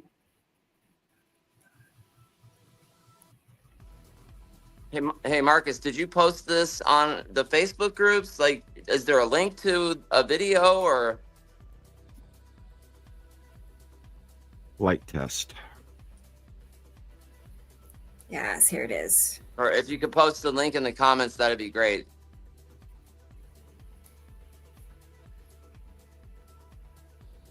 I think it's the tan asteroid. Let me close this out.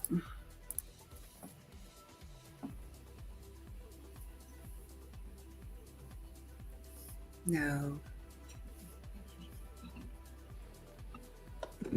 Gotta save it. That was cool.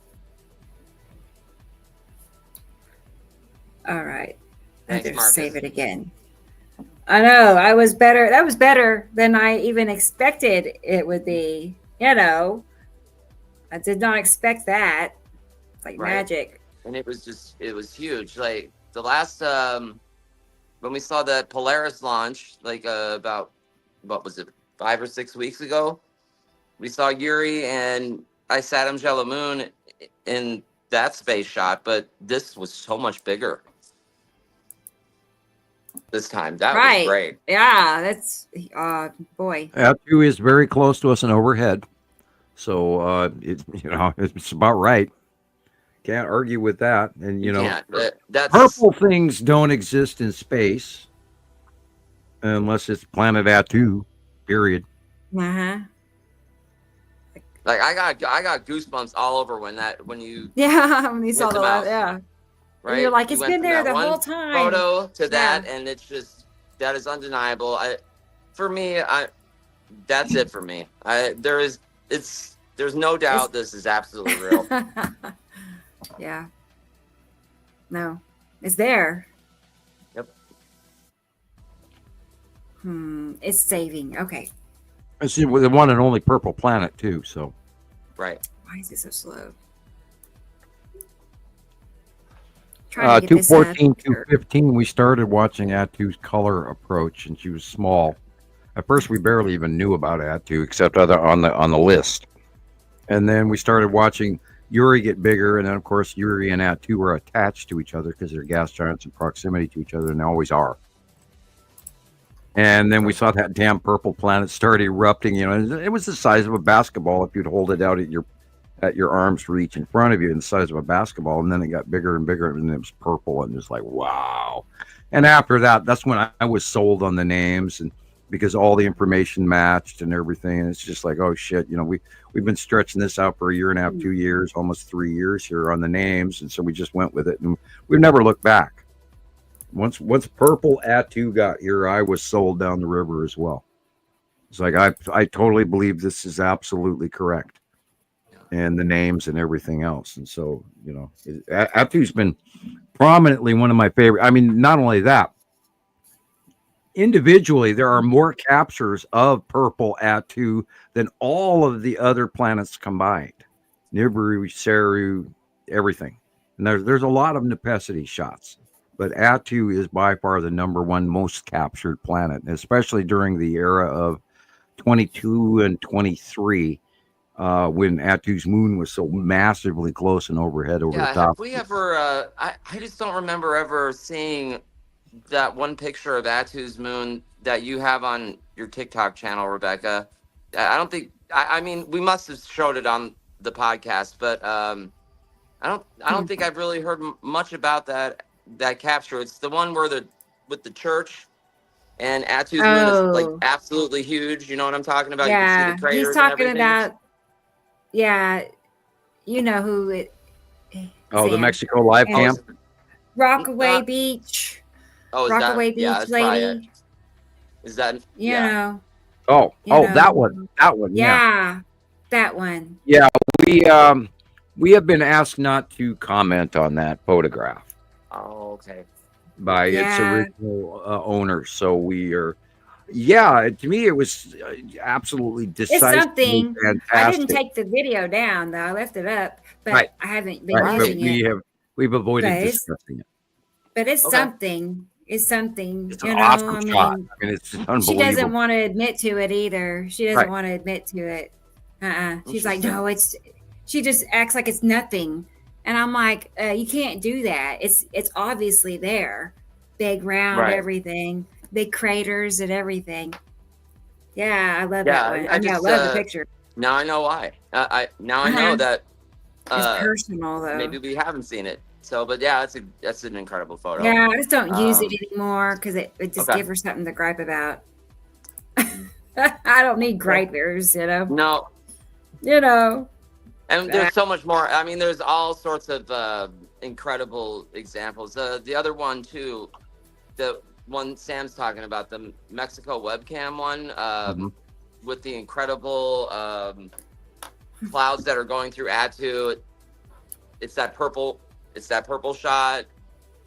One of my favorite early. I have two or three really favorite early Attu shots that I love to this day, and I can grab those real quick for you. Actually, Rebecca, I have a you couple know them. too. I might have it. I have a video or a file for Attu, but Yeah. I'm gonna have to back out and come back in. I can't. Yeah, I'm about to send you three. I'm going to send you 3 pictures of Attu real quick in case you want to play with them. Be right back. Okay. And Sorry, while Sam. we're doing, Sorry, Sam. Wait. go ahead. Oh, can you hear me? Yeah. Oh, okay. I'm just looking for this photo. I'm sure it's probably one that you'll send her, one that she's about to pull up. But I have 3 really old photos of Attu and Attu's moon that I've just come to absolutely treasure over the years. And I use them pretty regularly, and I'm trying to find them now. Dun, dun, dun, dun, dun, dun, dun, dun, dun, dun. There's Yuri in the Salamander asteroid group. Cool. Yeah, and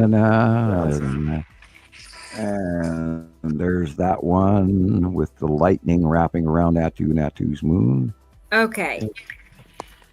Okay, I've sent you 2 so far, and I'll grab a third of Attu, early Attu. I sent you the one I was talking about too. Okay, cool. So you know what I was talking about, because I guess I didn't I'm like blank describe looking. it very well. And then I'll show you what I have of Attu. Yeah, we'll have an Attu party. These are my 3 favorite photos of Attu. And then after 2014 and 2015, when these pictures were captured, I was just, knowing that they're the purple planet, I was just sold down the river, and I've never really seriously had any level of doubt of what we're doing from then on. I knew that our information was accurate. Okay, while I'm getting your pictures, Sam, here is a picture from Jerry that I don't know where he found it, but he sent me this the other day. Okay. From the UK. Jerry in the UK, Jerry.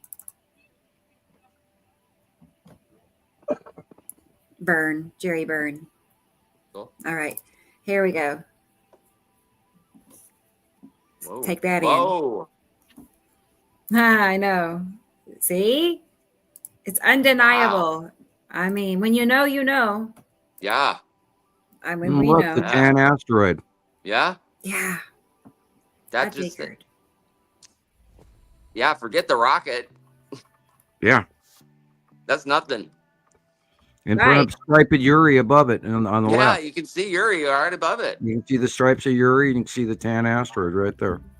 That is a special photo. Y'all, watch this, man. We're going to send a rocket up underneath your Yuri. And, man, what you doing putting a rocket up under my Yuri? Great. Watch where you're putting that thing. Oh, man. Yeah. Yeah, haven't they dubbed this the flying penis or something like this? Oh, no. Yeah, I don't think. Rocket? Yeah, SpaceX, and then there's the other guys that. One of them's been getting a bunch of flack, Elon Musk. Yeah, versus the other guy. The Amazon dude one. What did they name their space program? God, I forgot. What is it? Blue Origin or something like that? Yeah. Yeah, I think that's what it is. Didn't they send William Shatner up there on? Don't say that. Private... Yes. Yeah, they did. I swear to God. Yep. Oh no! Yes, he went up. He got on that thing, and they shot him up there. And stop. I mean, unless they faked it, I don't know. That's so funny.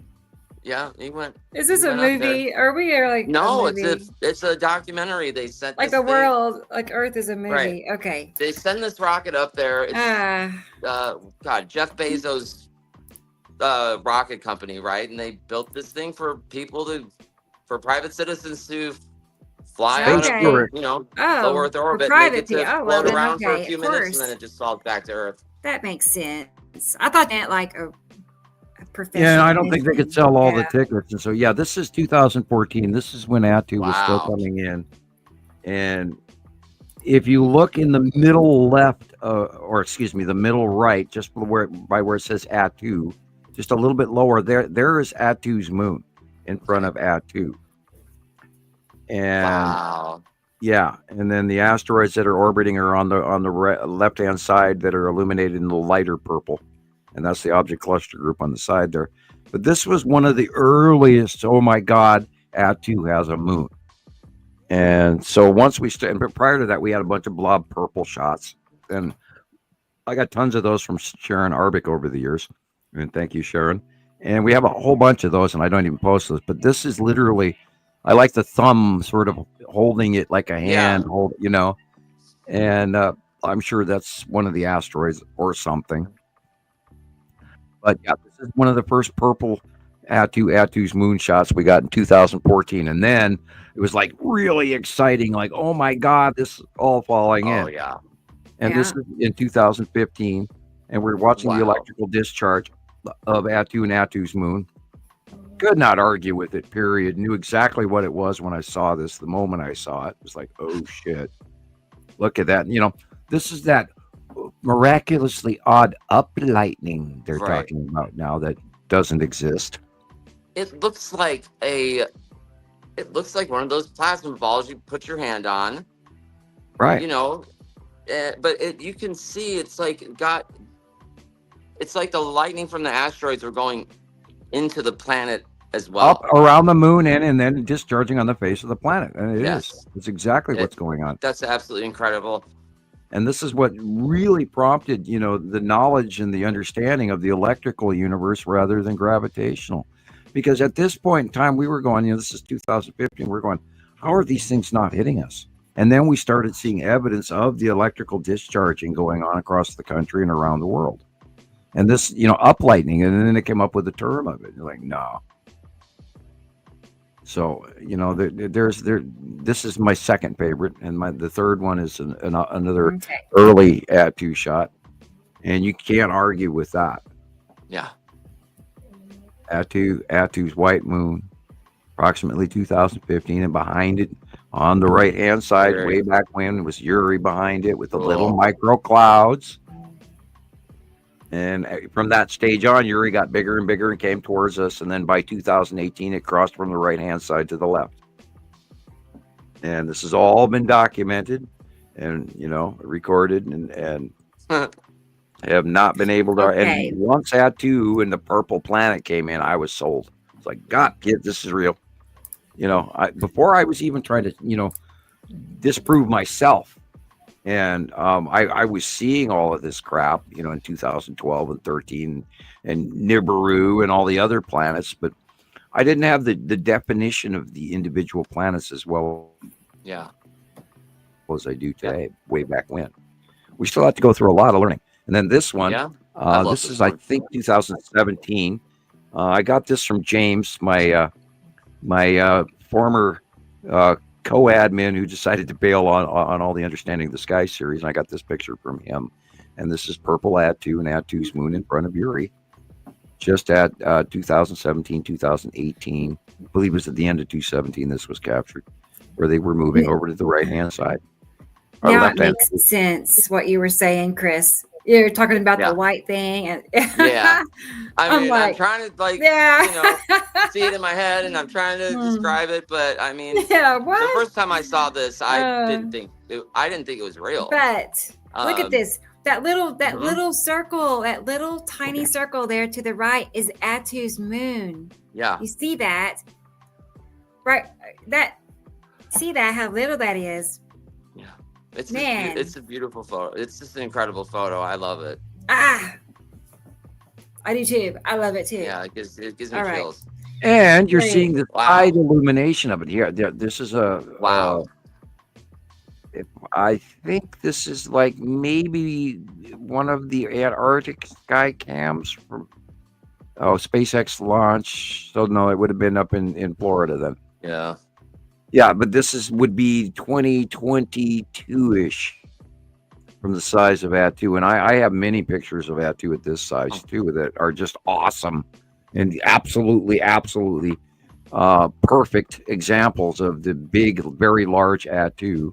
And then right after that was when Attu's moon started coming in front of Attu, and then completely blocking the back view of Attu altogether for, God, like 2.5 years.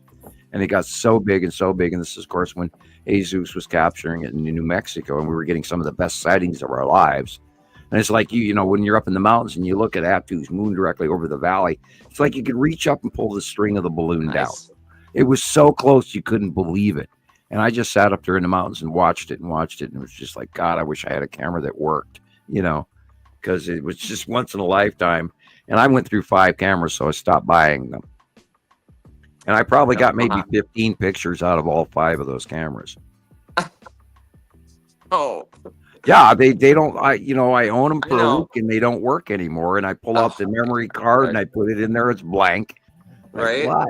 Yeah. The heck? Then the camera doesn't turn on anymore. This is early Attu purple, and Uri is behind it in the light orange. But this is the bubbly bottom of purple Attu. And and once you look at these, once you have looked at so many photos for so long, you can start to see that this is not anything normal. You can see like the structure of the planet, and these clouds are in Totally that not normal to any Earth weather we ever grew up with. It looks like somebody took their thumb and pressed it down. You know what I'm saying? Yeah, and that's why I miss the Attu close past period, and it did do Attu and Uri have been very predominant in our outview for many years now, like 4 years in a row. And the first couple of years, 2011, 2012, we were seeing the very large Nibiru and the very large Saru, and actually Uri was very small in comparison to those two. And it's surprising once to realize that Uri was a gas giant. So, oh my God, how big are the water type planets compared to this gas giant? And that's mind-boggling in itself. But we can only run off of what we've had visual evidence of to come to a level of estimation. This is staggering. It is absolutely staggering. We know how big Jupiter is, right? It's a gas giant, Saturn, and the water type planets are larger than Attu and Uri, which are gas giants. So just think of something being larger than Saturn or Jupiter, well, and that in itself is unbelievable. There are mega gas giants as well. Yeah. And I believe that a gas giant is an unlit star. Right. And a gas giant is an on-deck star for the next continuation of the solar system. Wow. And it is an electron cluster, which is why it draws in all those heavy atomic gases, and then has a gaseous exterior that we don't even see the actual land masses inside of it. And yet we know that the atomic structure inside is so immensely great pressurization that if we flew something in there, it would get crushed. Well, that has to be an electron cluster, which also furthers the subatomic chemistry theory of the electric universe over gravitational. It's just all of these pieces fit. Yes. And fit so none of what Einstein said fits in the reality of what we've been seeing witness to for since 2010-11. And so it just totally blows the gravitational dinner plate thing right out the window. And most of the early internet crap that anyone was ever posting was going, Nibiru, the red planet, it's making its pass by us right now. It's on and they'd show out these orbit models of a singular pass. Meanwhile, it spiraled in, and then it went right, left in front of our faces for the last 11 years. And it was this slow approach that nobody understood. And that's why we had to document all of this. And we're way years beyond what I ever expected to be doing this for. I mean, we're many years beyond the expected rain. But then we don't even really know when they're actually going to leave. I mean, they could be 7 years. It could be 9 years, somewhere in that, or shorter or longer. And we don't know how long we're going to see the star exiting, because it came up from underneath us. So we weren't generally looking, south of Antarctica. the average human brain goes, okay, I live on the side of planet Earth in the northern hemisphere, so I'm going to be looking out across the galaxy, not down under us. And what is it? It's leaving above our right shoulder, so we're going to be seeing it for quite a while. Even when we can't see the planets anymore, we'll see the second star. Wow. And that could be 2030, 2050 for all I don't have any base premise or calculation as to any of that, but it's within reason. And so you think that eventually there will come a time that passes when the two stars will be visible in the sky, like they won't be outshining each other. They'll be. I think that's within the next few years. Wow. And my question is where is it exiting? Where is that second star exiting? What's the exit path? Is it going to come closer than 93 million miles closer? And look what we went through this summer. And we heated way up. We were like broke records all the way across the board. And look at our winter temperatures already. We are just in Montana. Outside today, once the sun came out from behind the clouds, I'm literally getting burnt still. It's the end of November and I'm still, like I got still a little sunburn. So and we are already it's weird. We have oddly shifted already into our winter solar pattern where it's setting in the deep southwest. And that shouldn't happen literally until about after the December solstice in early January. And yet we're there already. And I noticed that even like about a week and a half, 2 weeks ago, that the sunlight was coming in my south window when it used to come in my east window. And wow, the sunlight angle has direly changed. Right. And I think even we're really early. Or sunrise is strange. It's like way like it's off in the southeast. Yeah, it's way off. It's way the south. The sun is way off. I'm like, it's sunrise, and I'm looking for the sun. I'm like, it's getting light out. Where's the sun? And then there it was. I'm like that. And the sun is supposed to always rise due east. Yep. And then go overhead, and then set due west. And it hasn't done that for years now. It don't go nowhere over your head. It's been over a decade since that has been going on. And I'm amazed that people don't notice it. Anybody that even knows, what about all those people at sea that, they plot a course by the stars? They got to know. They got to know that the Milky Way isn't in the right place either. And the Milky Way has been moved because we are moving in through the ecliptic plane, and we've changed also within the last 15 years.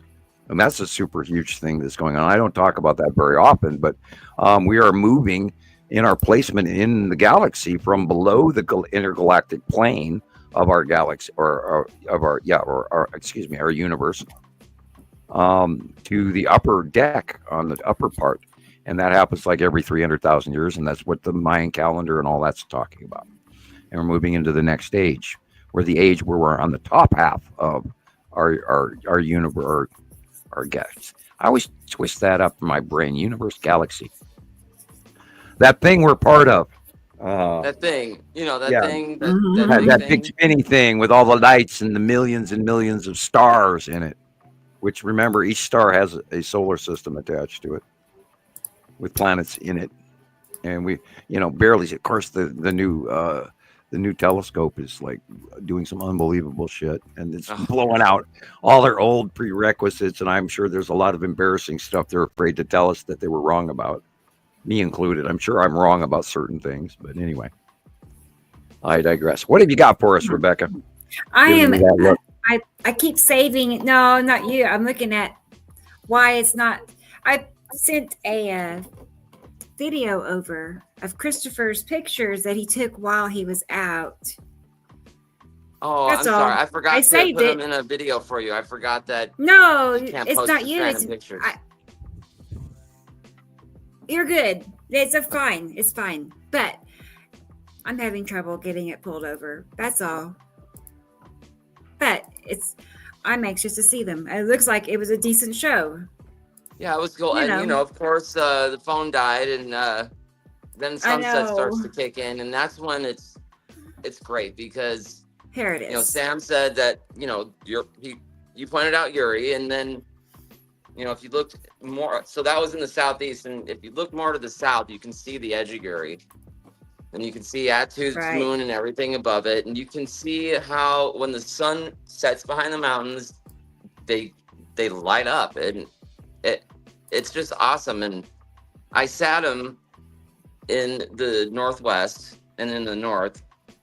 Tonight there was like an orange band at the bottom, and then it went from like this orange band to this kind of light blue, and then it just got dark. Yeah. I do know.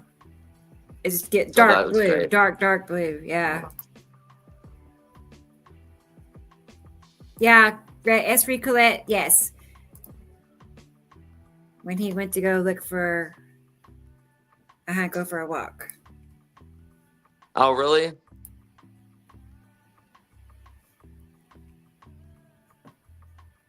Yeah. That's true. It was stalling for me too. Okay. I don't want what? Did we get kicked out? What happened? Oh, we're here. I don't know. You just put yourself on big screen. We're still here. Oh, okay. That was funny. No. Help. No. Just for the record, we are at 5 hours, so we are allowed to be dingy. Are we seriously 5 hours now? Okay. We are just now coming up on 30 seconds away from 5 hours, minute and 30 seconds from 5 hours. So yeah, we're allowed to be dingy. I know I am. I'm already a little bit, puffy in the eyes. Okay. It's like when you walk out of a movie theater and your eyes don't work. It's been a full day already. I know, Tuvalu. I know. I'm embarrassed. Push them buttons. You'll get it right the last eventually. thing I want is my whole face to be the Look at old that screen. dark blue right there in the reaching clouds. That is where Saturn's yellow moon is. That dark blue is the Saturn's yellow moon. And you can just totally see it and feel it. Tara. And the ion trail here is coming down from the middle upper left, and that is the lead asteroid right there, dead center. Very large, very in our faces, and look at all the little shit with it. Yeah. We're in this month's sight drawing. There's a whole bunch of little things in front of it now. Oh. So. Thanks, Carol Ann. Right? Oh. It's like, how did that happen? Yesterday, I was in the middle of a live, and somehow or another, I invited Gillian onto the live. Oh, which is cool. It's fine, but I could not get the box to. Once I invite somebody, I can't get rid of the box. I really don't know, but anyway, I don't know what. Yeah, they don't teach you. They don't teach you how to use none of it. It's like no, trial and error. I forgot. I got sidetracked, but again, thank you, Carol Ann. And that was anyway, something was funny. I guess reminded me.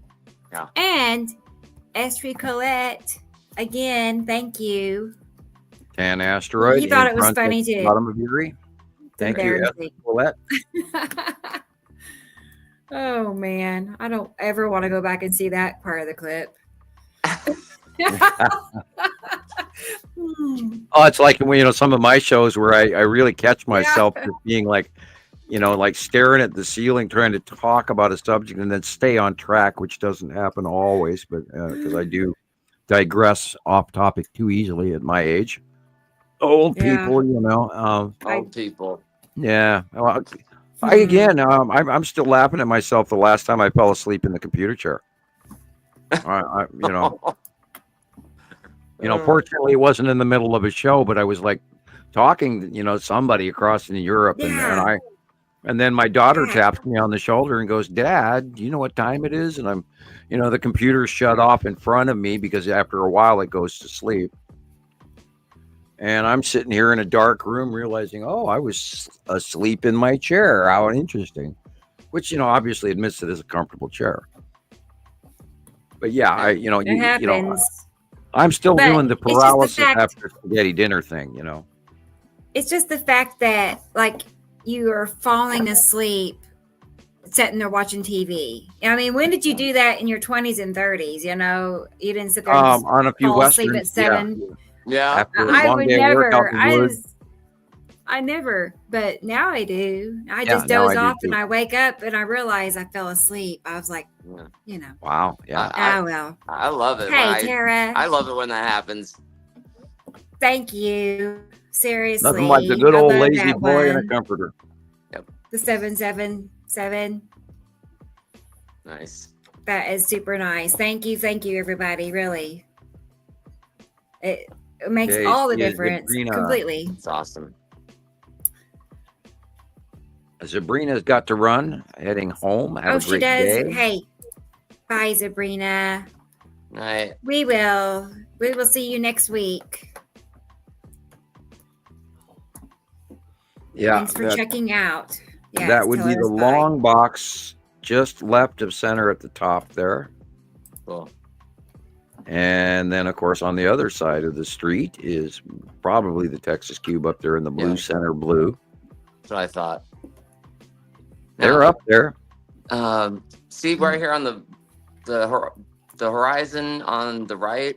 There's something coming in. Like I zoomed into it. We'll see it in a second.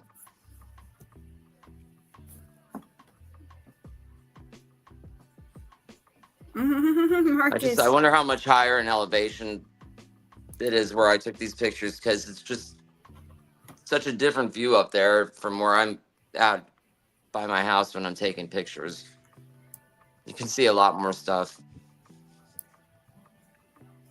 Those seriously small circular clouds are the ones I'm always looking at, is thinking that they're very. This, of course, would be the most likely the Tan asteroid again. And again, the Tan asteroid, because it's got to be in front of an under Uri, which at this hour is beyond the sunlight. And this could be the bottom of Atu's moon, because the sun is behind us. Okay, now the sun is on the far left now. Yeah, this could be red asteroid. It looks kind of red asteroidish. This could be base cloud and normal clouds.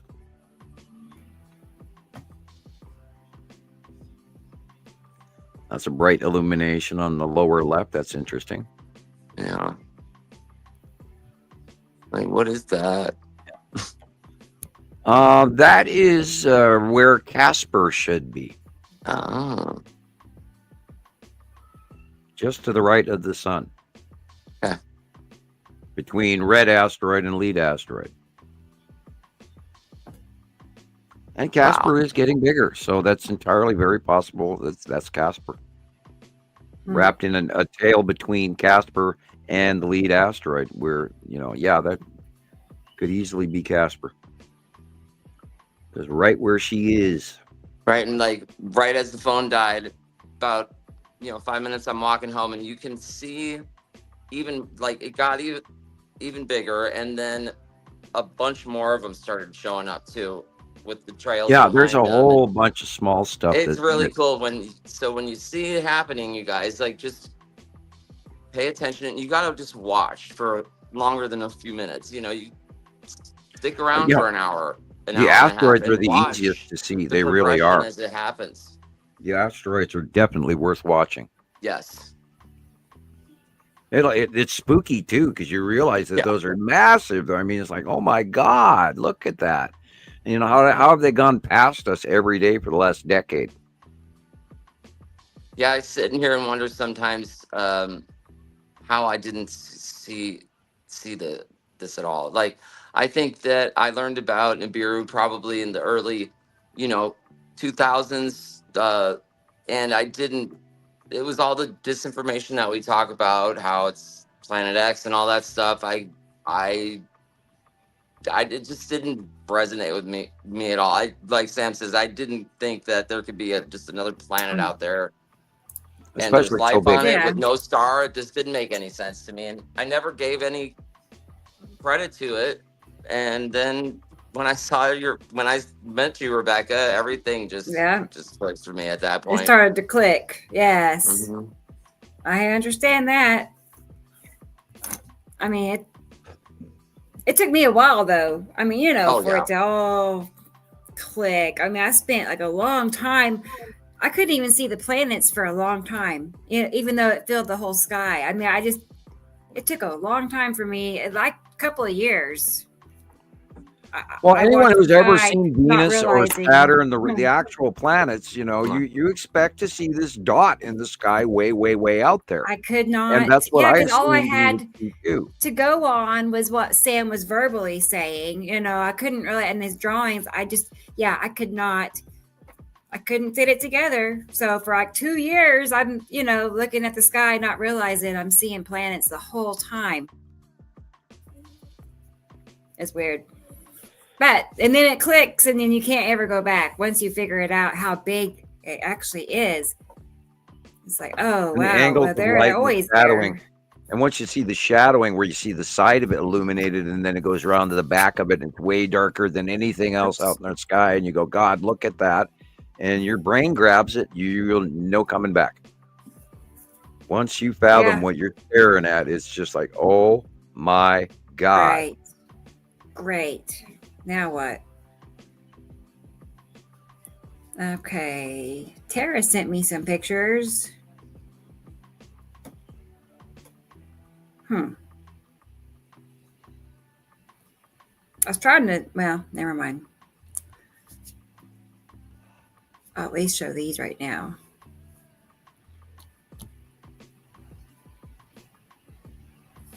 Yes. So this is what Texas looked like this evening. I guess it was this evening. Thanksgiving already. I can't believe it. It was really cloudy here this evening, but earlier this morning, the sky was really awesome. I went live for like an hour on TikTok, and I figured this evening would be great, but no, it got dark and cloudy, and that was it. But Texas got the show, it looks like. Gold prices have gone up another $200 since we talked about it about 2 weeks ago. Oh my gosh. Yeah, I had unbelievable. It's 32 degrees and you're rainy. Yeah. And Christopher's back. Rainy and 32 degrees and rainy. Oh man. Yucky. Yeah, we'll probably have at that point. Probably have some black ice tonight. So anybody in Montana, and you're driving after sunset, be very, very careful, because it is 32 degrees and it is rainy. Everything is very wet. Atmospheric river coming from the bomb cyclone all the way out of California. All that. We're going to get another wave of it here tonight, and then it'll lay off for a day and then restart with the next group that's coming around the corner, because there's two of them rotating each other right now. So we're going to get another feed of it. And then it's basking in from above all the moist water off of the north of Hawaii there, and it's pulling all the moisture out of the Pacific. Hey, look at that. Imagine that red planet right there. Yeah. That we know is red. And this is mostly a Saturn. And then on the other side is Uri, and then Saru. And who took these photos? Tara? Yeah, Tara. Yes. This was like my sunset last night. Definitely. There's a lot of red in this. And of course, the yellow, of course, is part to blame from Saru. There's that big open Saru illumination again, which is the sunlight past sunset, because you notice the street lights are on.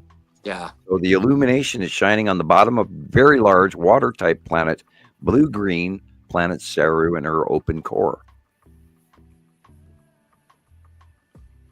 Yeah, and that illumination lasts usually 20, 30 minutes after. Right. And then we're going to see it longer and longer as time goes by. Okay. It's going to get bigger and bigger, and we're going to literally, midwinter, we're going to see way more of Saru, because she's coming fast. And then Uri is moving out of the way now into the north sky. So, and Uri's been blocking the out view of Saru for years now, because she was so in our faces, we couldn't see behind her. And now we can. And that's going to reflect that in next month's drawing as well, which is already going to happen in 20 some days. So it's like, wow, already Every time we turn around, we're having to do new site drawings and another show Saturday after Saturday. And it's like, it only seems like 3 days. Fly by. Yes. It feels like every 3 days we're doing a show. Like, I got to catch up. You said earlier, Rebecca, you missed a day or something? Yes, all day Thursday. I thought it was Wednesday. And so when it hit me that it was really Thursday, and I'm like, oh my God, I have a show in 2 days, and I wasn't prepared. So anyway, I felt like I lost a day is what I felt like. Yeah. You know? Oh, wow. Thanks, Nicole. Thank you. Appreciate that. Let me give you a thank you card now that we can. I got to make more of these. I don't want to do puppy dog repeats. blue t-shirt on. I know. Let's see.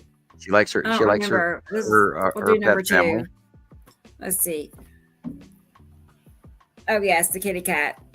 Thanks, Nicole. Who's who, in the comments? Who's ordered their thinking caps and their shirts yet? Yeah, the shirts are not selling. Zero sold.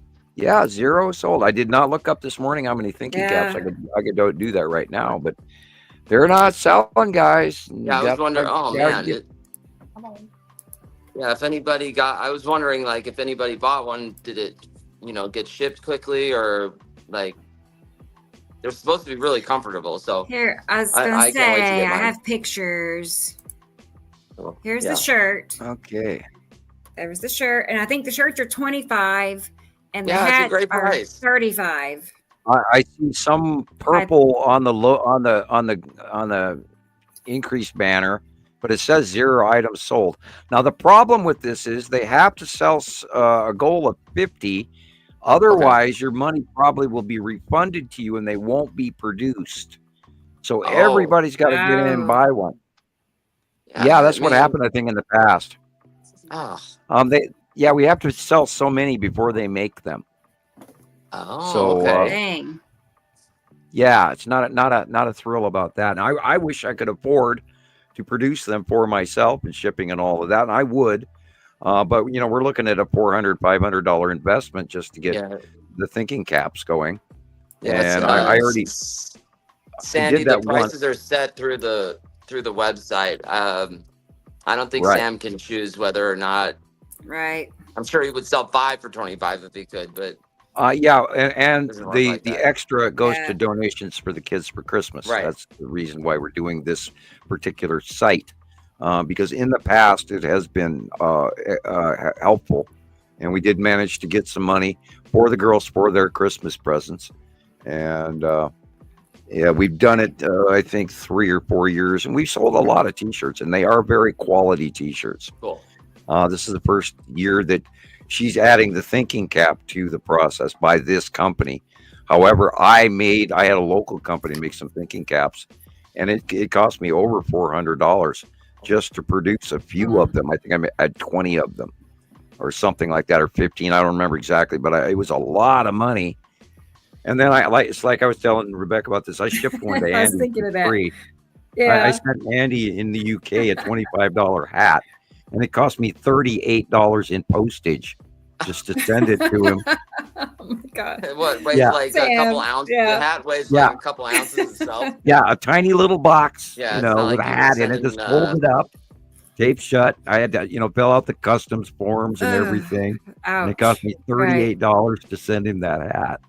So we're looking at, a $60 single hat, And we better see you in a picture with that hat on, Andy. I know. Put it on, Andy. Oh boy. Yeah, and I had one somewhere, nice. And I'm still wearing my old one, and I give it a bath from time to time, but I regularly wear my thinking cap. I even have a Led Zeppelin cap, and I rarely wear that one. Right, that's like one of your prized possessions, probably. Yeah, exactly. It's part of why it's still clean. And I live in Led Zeppelin t-shirts, so nice. Today I'm wearing my Star Wars t-shirt. Nice.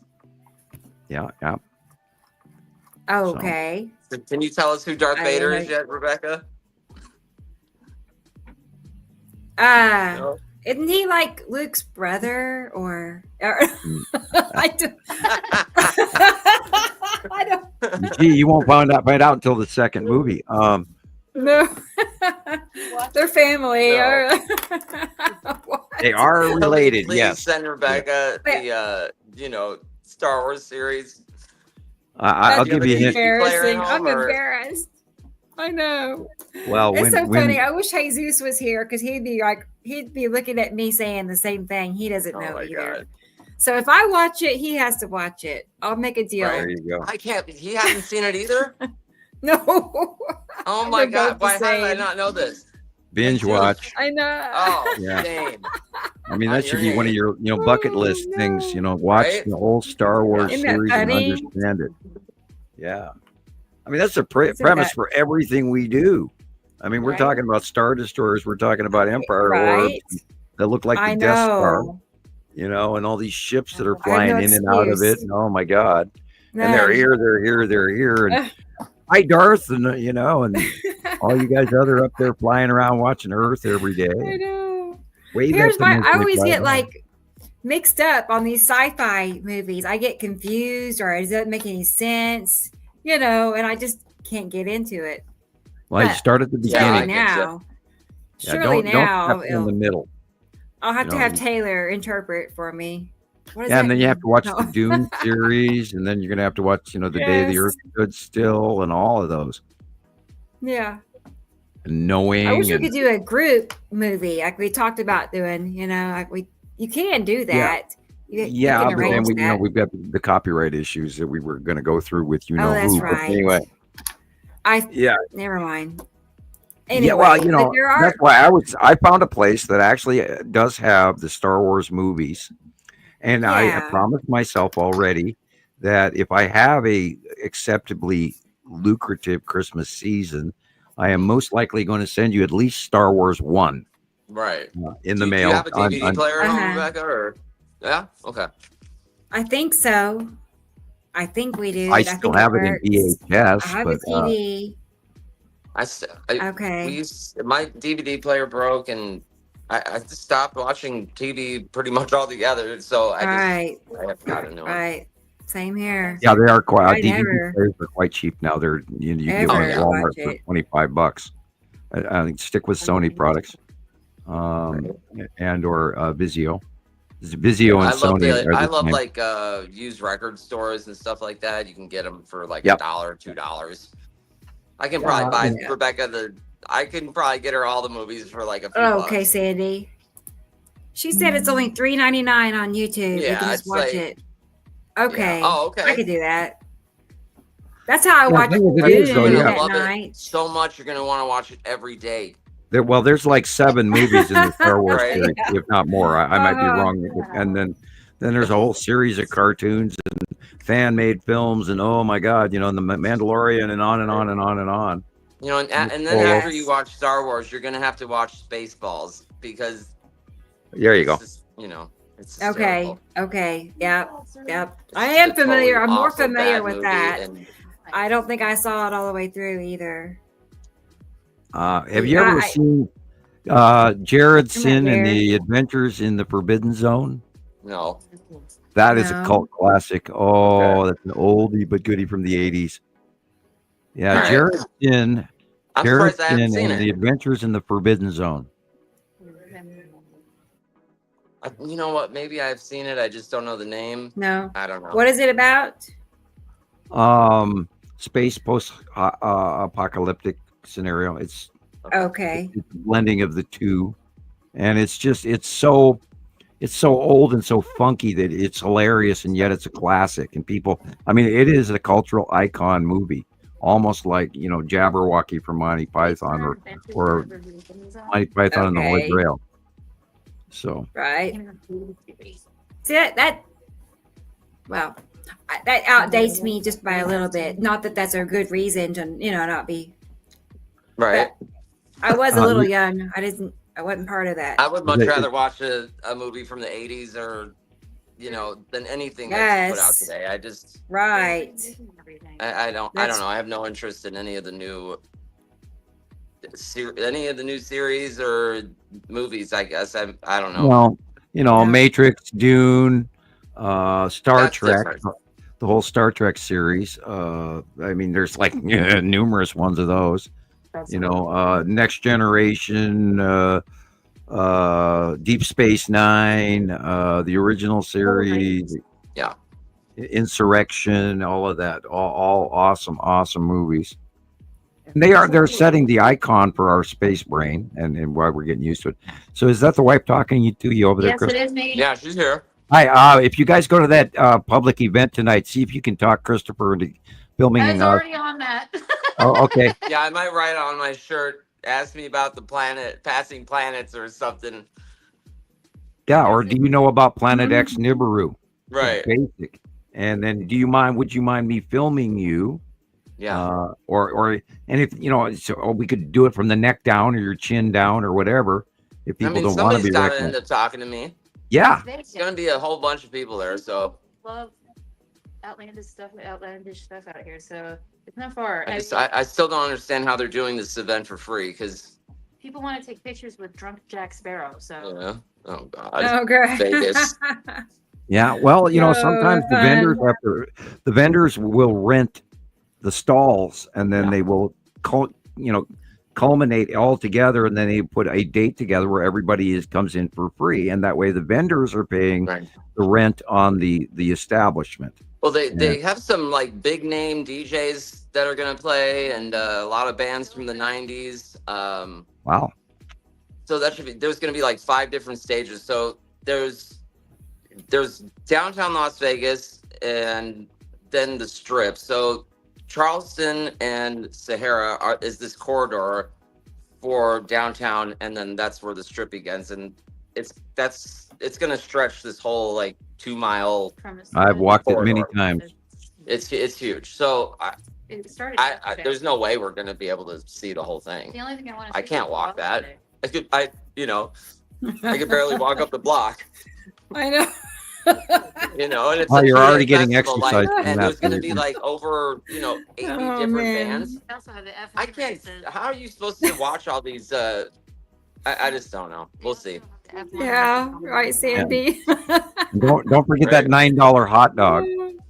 Oh, that's what I'm worried about. I try they have a Brooklyn teacher. You can't bring your own water. You can't bring, Their waters are like $10 for a small. I thought have to, like put a Never sandwich in mind. my pocket or something. Yeah, Never mind. I would. It's like Napoleon Dynamite with some hot Here, tater tots. why don't you say hi? Then get out of here. Shoot. Okay. Anyway, Oh should be boy. fun. You can always do the hand wave in front of the camera for a cameo role. Right? Talk to the hand. Talk to the hand. Yeah. Sorry, I'm just not. Hey, if anything, it'll be like a practice run. Right. That's why I Trying to say. talk to people. Oh, I would hey, just like to see their faces. look at that. I don't think I mean, B Cope has seen it either. He's going to commit to watching Star Oh my Wars God. also. Oh my God. Have you No, ever it's seen bad. it? Entire Yeah, iteration right. of information that you must have. I mean, Okay. the first movie bar scene alone is going to rocket you into a larger point of thinking. Mm-hmm. Right. Yeah, just the realization that there are I mean, so many other races out there. You wouldn't believe. yeah, I'm People familiar can't with that fathom that. part. That's huge. And in 1980, they handed us that. There's many other races right here, right now, every day. Good night, Katie. I think we missed. Good I night. missed your bit. Bye, Katie. We'll talk to you during the week. We'll see you. Yeah, we'll see you during the week, next week, all that. Yeah. Wow. Well, I'm quite interested in the fact that they are having the congressional hearings on UAPs or UFOs, which they've changed it to make people more easily confused, and maybe destigmatize it, because UFOs have this big, you see little green men, and that they did that from the 70s on. So And the fact that, we know that the cubes are here, we know the Empire orb is here, we know that the Star Destroyers and the starfighter docking stations and support craft and the space tube and all of these other ships that we've filmed over the last decade, and repeated sightings. I'm not saying, we saw it twice. No, a couple 1,000 times every day for month after month, year after year, we've seen these. And the fact that we have brought this information to you and culminated it and documented it and drawn pictures of it and gotten captured of it. And now we share that information. So people get on board with this because it's happening and it's now. And what's amazing is that, the Empire orb came through before even the planets got here in 2009. And literally the day that it happened for the Norway spiral, when that orb came through a wormhole above Norway, and out popped this big, huge circular Death Star with a centralized eye, which you could see in the films. And most clips now don't even include that part of it at the end of the Norway spiral. You don't see it coming out. They cut it short, and you don't see the object actually coming out of the wormhole.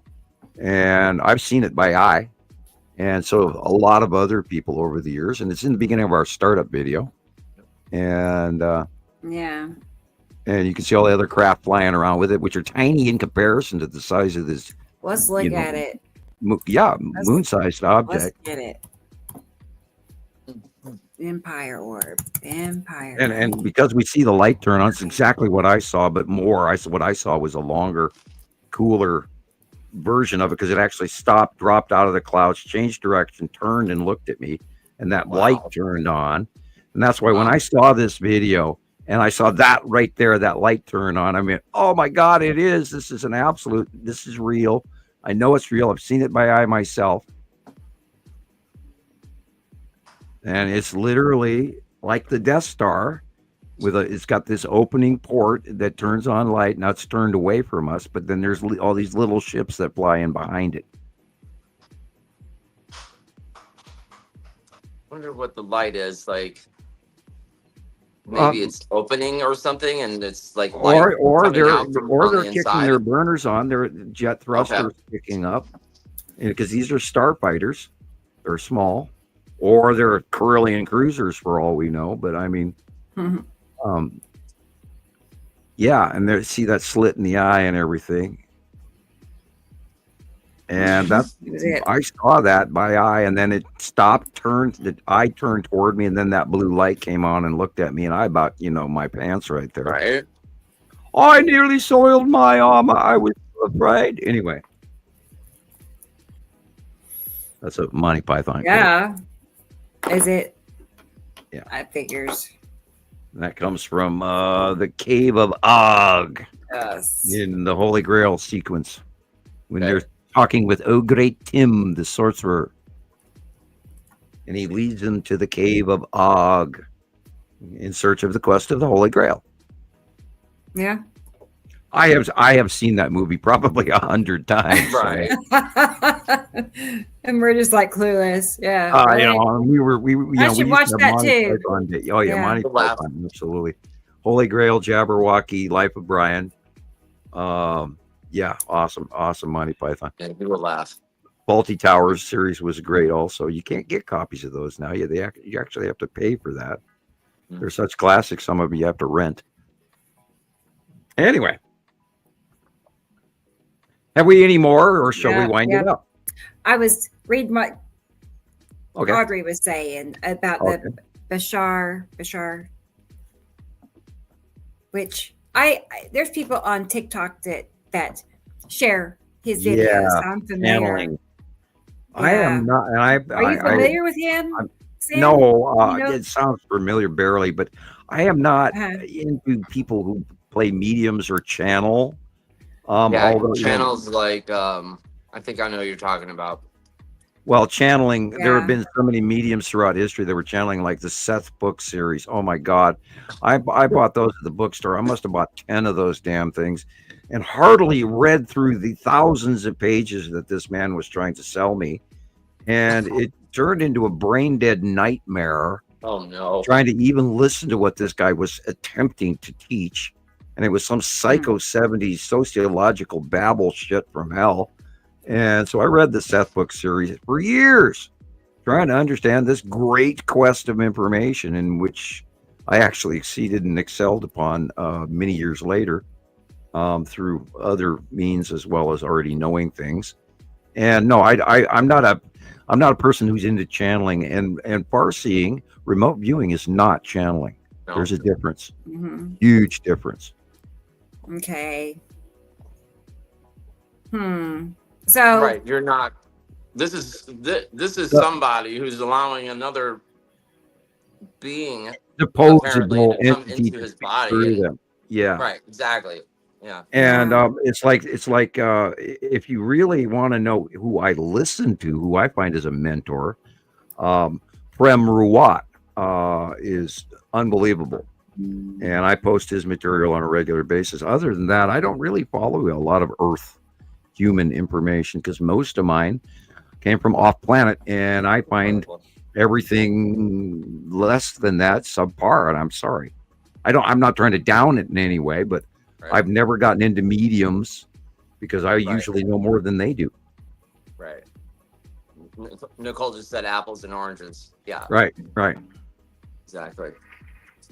You know, you can guess from human information, but if it's coming from a human, and I mean, had I not had the off-world information handed to me, I wouldn't be where I'm at. I wouldn't know what I would know, and had I not spent all these years getting comparatives that I remote view for myself and then talk to people, and then they went, oh my God, you are right. And had I not had all of that feedback over the years on the internet, I wouldn't be where I'm at today either, because I had an opportunity to see that I am accurate. Prior to leaving the remote viewing in the US government, I didn't have any of that information knowing that I was accurate or correct. We had suppositions, we followed directions, we turned in the paper, and then we never got any confirmation or yes or no as to the work that we put in. So back then, I got shown how they do it, which has been automatic to me anyway. It's like auto writing. You sit down with a notebook and a pen in front of you in a dark, calm room with light chamber music, and then they give you a target, and you write down everything that you could see in your head. And it's totally different than channeling. And you guys have seen how well I do that, because I sit at my table in the morning and I put Mozart or whatever, or some background music, and I sit down and I draw these things. I don't copy it off of anything. I never copy any of my drawings from any other picture or anything. It's all straight out of my head and freehand. Plain and simple. Yeah. And you guys know my accuracy over the years. Yes. Every month.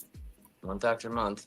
I love the secondary drawings, because every time you make a secondary drawing for the month, within a day, there's 20, at least 10 captures from all over the world showing exactly what you've drawn. It's awesome. Yep. And a lot of that is because I've been doing it for so long, and it's what I expect to see. Right. Now, I had somebody, and this is hilarious, this is merely a sidebar joke. I had somebody on my personal Facebook page say, "Oh, you're making everybody see this because you're telling them with what you're drawing." And I went, "Whoa, that'd be a good trick." I'm a really good con man. Pass over the sun, right? Like, you're telling them what to see. You're telling them what to see in the sky. Right. They were insisting that that's what I was doing. See, I would draw that. Your drawing is now a subconscious thing in my head now. Right. Okay. Yeah, you guys are so gullible. You're going to believe what I tell you to see. Right. Yeah. Huh. And that I'm a con man. And what flavor Kool-Aid am I serving this week? Yeah. Here's one I just made poison during Kool-Aid, the show. Salt leader, all that crap. And I still laugh about the Australian police calling me for a family intervention to try and break their family member out of the Hofman cult. And God. Here we go. Yeah, the Trump. See, the ghosts, man. Ghosts are knocking things over, man. Really? They're warning.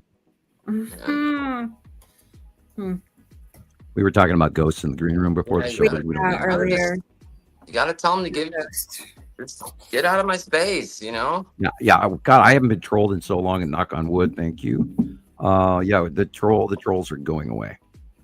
I don't even answer people anymore when they're like that. It's just like, why bother? And unless they have even a sliver of hope that what do you mean by these planets are here? Well, then I've got an avenue to talk to you about it. But if you just call me a cult leader or something like right, we had somebody on TikTok come in and say they tried to debunk the work and they thought this was batshit crazy, and they totally said that they were wrong. And there's basically, we've had a lot of it was people like that. I don't know if it was an apology, but he or she admitted, they cannot debunk this information.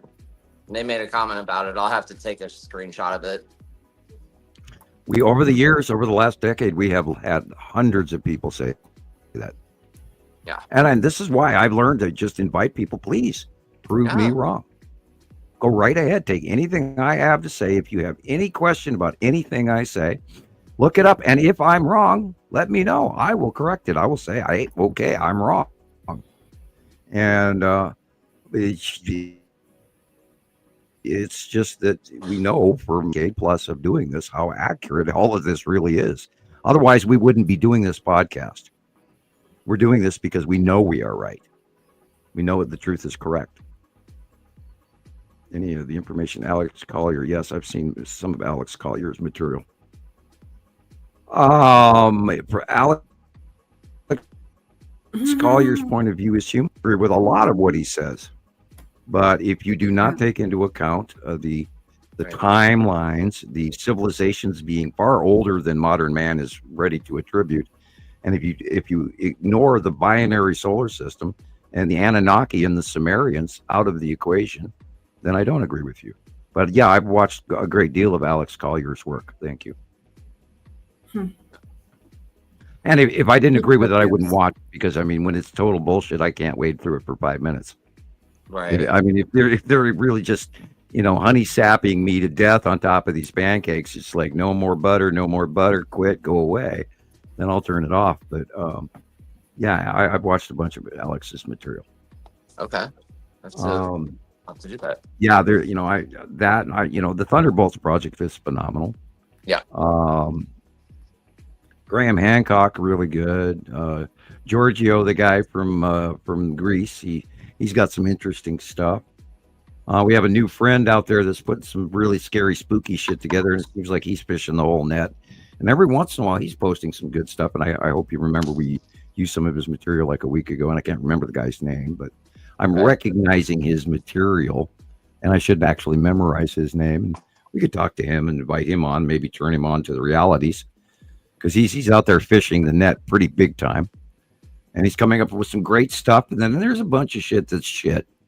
Okay. And I'd love to have the video with the guy with the two sons or whatever. Yeah, right. And everybody was worried that the material wasn't credible. And so, I've watched through other stuff of his, and some of it is, some of it isn't. So. But usually right away, after we've been watching the patterns for so many years, immediately if it's faked, because you have to be an expert in placement and size and color, which side of the sun things are on. Because if it doesn't look right, we'll know right away.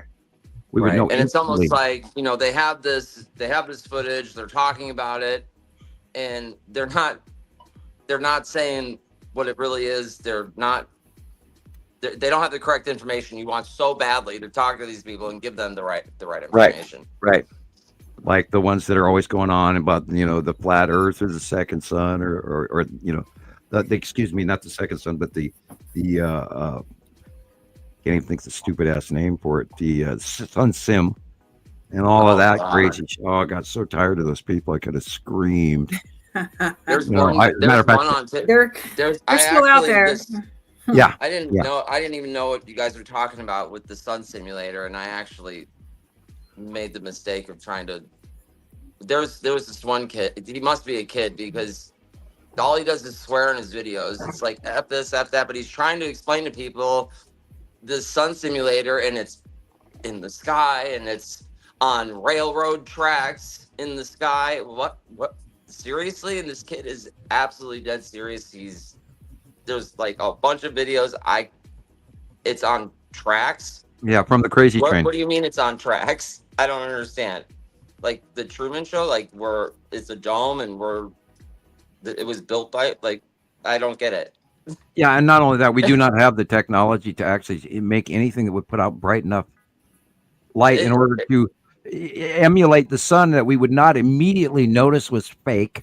And not only that, they're talking, well, the one in China, and okay, yeah, they got the patent, and that damn thing is a tiny, tiny little major big bulb for only shining on a small portion of China to aid in growing crops. It is not a bright enough object to light the entire solar system with.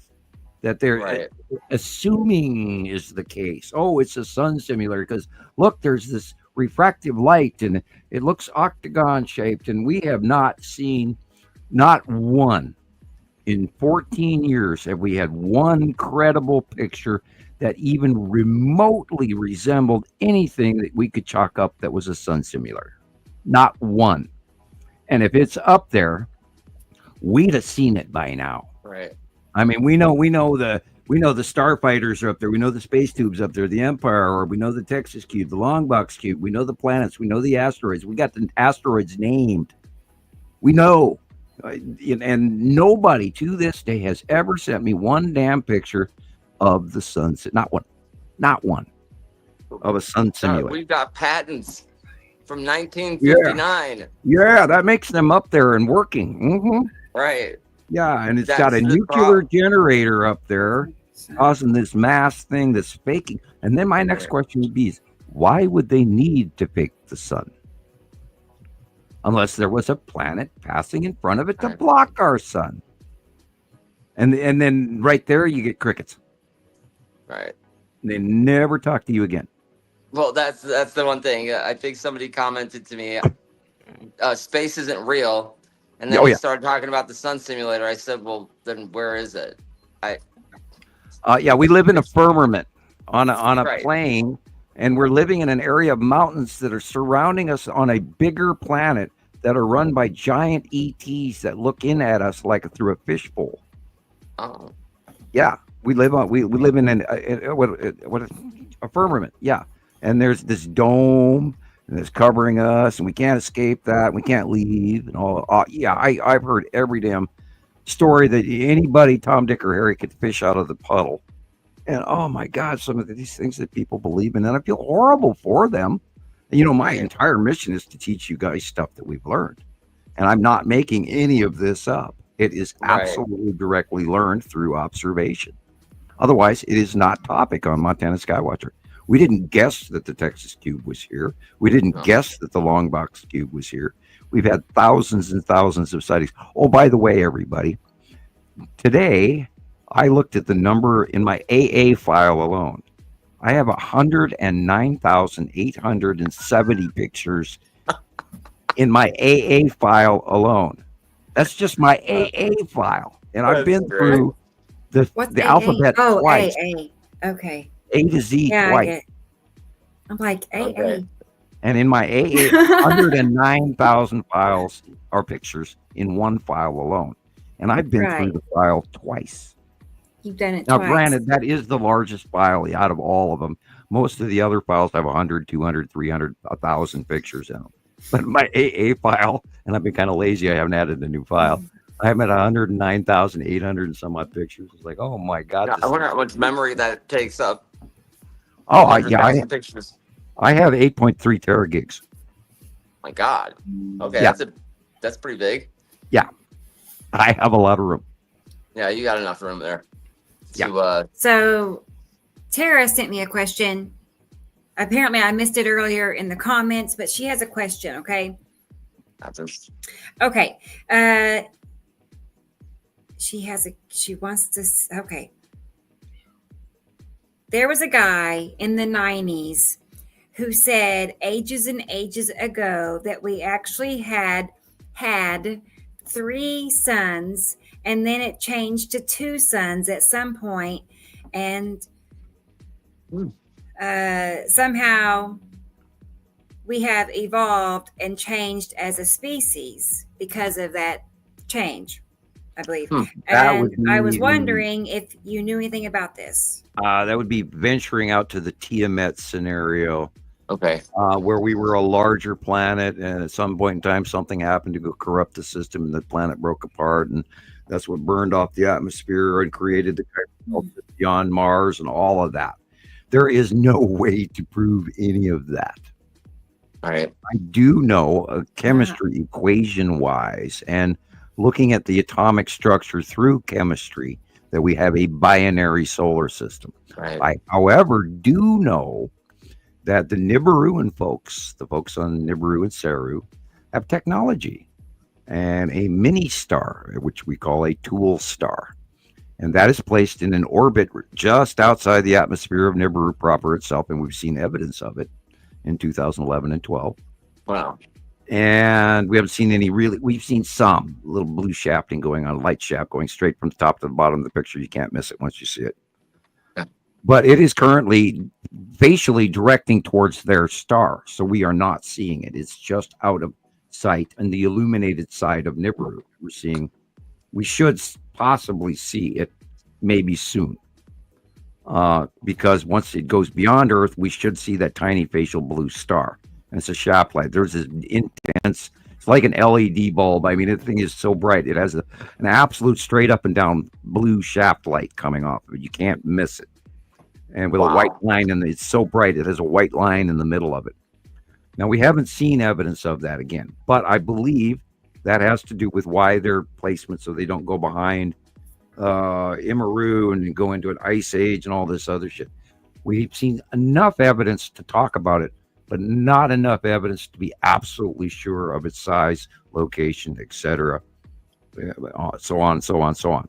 And I have information of that from off-world, but I have no way to factually prove that to you, and that's why I don't generally talk about it. And we don't even generally talk about Immaru. Immaru is a very massive, mega gas giant, an electron cluster that holds the 2 stars and the 2 solar systems. It is so big, it would take 10 photos in space just to get from one side to the other. And it holds the 2 stars. How big? Oh, 10. Yeah, I mean, you'd have to go picture. Oh, it's 10. I think on one of the first shows I went on, you mentioned that it could potentially be like its diameter could be from like where the sun is to all the way like to Jupiter. That's like the radius, or the diameter. Yeah. Oh my God. Yeah, 280 million miles across or something, or 350 million miles across. That thing is so big. And now if you go back into the early Planet X 1980s information, where they're talking about the brown dwarf and all of that. Now that could have been what they were seeing way back then, which could led to that Carlos guy's idea and the basis of his information, because it is semi-accurate, but it is distractingly wrong by his overall description. Now we know that we have a binary system. The reason that we know that is because 83.3% of all solar systems in the universe have 2 or more stars. Earth is not the exception. So that puts us in the normal pattern. To be divergent and have just 1 star is rare. So it's a little bit more like abnormal with that type of percentage. Correct. And Earth is a rock type planet, and the fact that we have people living on it and water is also rare. So these water type planets are more likely to have life and oceans and everything else. And you don't even hear them talk about these mega class Terra type planets, water type. And so you have to learn, you have to look up the stuff that they're not telling you when you get an idea, and which is part of what we talked about, the Immaculate Constellation that this file is talking about, and that is a direct. You can't slap those two words together without having a direct meaning that we have this attached special constellation of planets that we can't describe to you, but we can hand you a little book on it that sort of tells you it's like a greeting card rather than a book, or a bumper sticker says read this, and I ever since I keep hearing about that, it tells me, well, they're having interactions with the Nibiruans. And they're not telling people that. Now I might have just broken classified law, I don't know, but I am supposition, and this is my opinion. This is not a shared fact, so I can't get in trouble for that. Unless they, First Amendment is not still counting. Anyway. Right. Audrey sent me a piece of art that she did. This is from Audrey. This is what she said. Hang on. It was she said, here is my painting. It was during the full moon last weekend, Friday night, Saturday morning. It had 7 fingers, not 8, like my drawing. Okay. So I need more details. I'm not sure what had 7 fingers, Audrey. But I'm curious. I mean, interesting. You should make more. I don't know. There is some wild art out there that I know. Some people just, I don't know how it happens.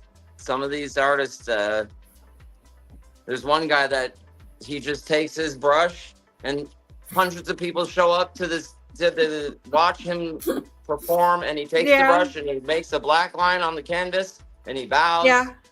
And that's it. And people are clapping and they're what? Yeah, they love it. It's like the most incredible genius thing they've ever seen. And it's just like, I wish I came up with that first. Well, this is original too. This is like very original. She says it was walking into a room and seeing a spider in the corner. Wow. It looked like a starfish, she says. So you saw this, Sid. I don't know. I was walking, Audrey. I was walking at 5 o'clock in the morning, taking pictures, and it was during Halloween. And I don't know if it was one of those rubber spiders that decorations, but it was on the sidewalk where I was walking, and I totally dropped my phone and freaked out. And then I realized it was like a rubber spider. It was huge. It was like this big. Yeah. Oh gosh. Ugh. But we get scorpions and stuff like that here. That's not my favorite. No, I don't like that either. Spiders, no. They're gross. I don't. Anyway. Yeah. That's why I was like, when I walked out to the desert tonight, I need to be able to see where. I don't want to just walk and not see where I'm walking, because there could be rattlesnakes or big ass spiders out there or something. Wow. Yeah. Yeah, I don't have to get bit or. We don't have that here. I don't like spiders or. It's not normal to go out and see spiders or scorpions or snakes or If you have a scorpion in your house, you have hundreds of them. It's bad. It's bad. They're gross. Yikes. Yeah. Terrible. Yeah, we don't have those like that here. Thank goodness. But we just have everything else y'all don't have, like the flies or the fleas or whatever. I think it was Sam. He didn't have flies. Is that what he said? Said he had grizzly bears. Yeah, he has bears, but no flies or something. Right. So. And mountain lions. Did we lose Sam? I don't know. I'm sorry. I accidentally hit mute and didn't know it. Oh, that's all right. I moved the microphone. Yeah, we have rattlesnakes. We have wood ticks. We have. You have lunatics. What? Wood ticks. I'm going deaf, you guys. When I hear something like that, I have to say, "What did you say?" Yeah, we have lunatics hanging from the trees that drop down on you. Yeah, I heard you say rattlesnakes and lunatics. Okay, well, maybe I did. Who knows? No, we have wood ticks, and we have flies the size of raisins here, especially around fair time.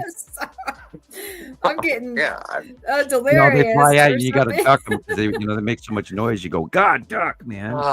And one time at Burger King, we had to fight the flies to stop stealing our hamburgers from our hands. But you were fighting them back. Give me that back! Don't steal my French fries. Oh gosh. No, but we don't have any. We don't have any of the cicadas. We don't have any of the sand fleas. We don't have. Generically, we don't have fleas for pets. If they do get up here, they don't regenerate because of the high altitude. So we have far less bugs up here. Fortunately, we have pine beetles galore. Of course, most of the Northwest does. We have a plague of those going on. There's like 5 different pine beetles out there, from spruce beetles to you name it. Anyway, no, we don't have any of those nasties, and you can walk around pretty much freely. And we have the brown recluse, and I've been bitten by one of those. Oh man, that's not good. And the bite becomes necrotic and gangrenes and all of that. And I have had West Nile virus, thank you, mosquitoes. And there's a big batch of that went on the East Coast this year as well, and I hope everybody didn't get it. There's some new nasties all over the country because of the climate change. The elevation of temperatures is bringing up the Zika virus and everything all the way from the tropics. And leprosy is on the increase in Florida. And so is malaria. Now it is moving into the United States. Yeah, malaria. And we have the Black Plague is in the Northwest. It's called Yosemite disease, Yosemite syndrome. Look that up. Yeah, the Black Plague, which killed millions of people for over a 60-year period. It came back like 4 or 5 times from the Arab countries to Europe, and then from the Europe back to the Arab countries, and then down to Africa, and then back to Europe. And over a 60-year period of time, it killed. Now, don't quote me on this, YouTube. It's a lot. Many millions of people over the Black Plague's history. And here it is in the United States. And do you think they announce about it? No.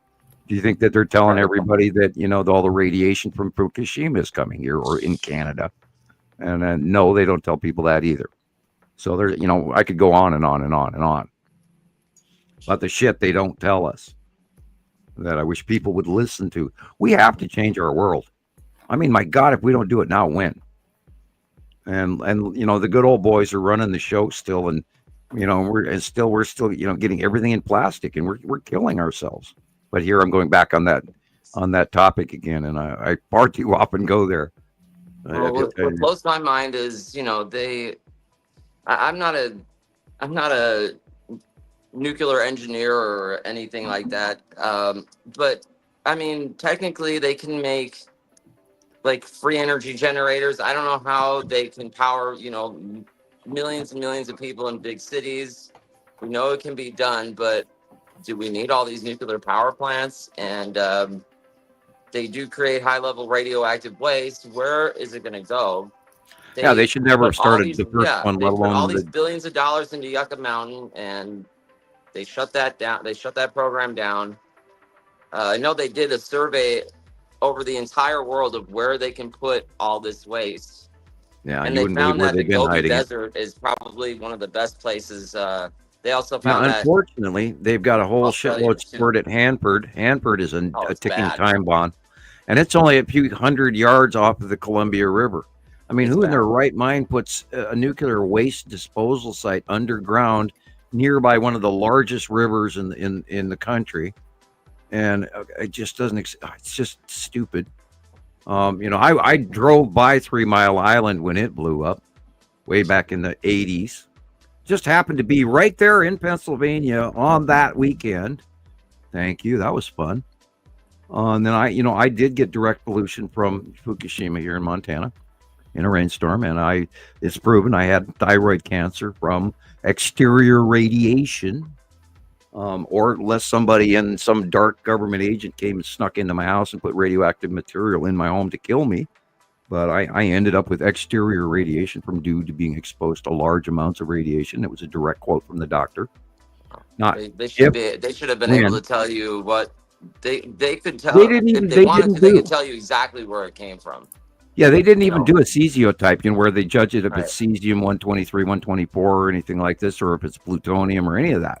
And there is a difference between, there's low level radioactive material in the desert, and you can get a certain amount of poisoning from like that, or the higher up where it's enriched, and then you end up with cesium, or super enriched, which ends up in plutonium, and at different degrees of that. And exposure and the ratio decay over time, it changes into, like cesium 123, 124, 122, whatever. You have to look up that information too as well. That's a learning process as well. And if you're interested in, do Bing or Google it. It's free. Learn, it's free. But yeah, I was told directly that not if, but when were you exposed? And they actually, and then they didn't report it to the CDC, so which blows me away.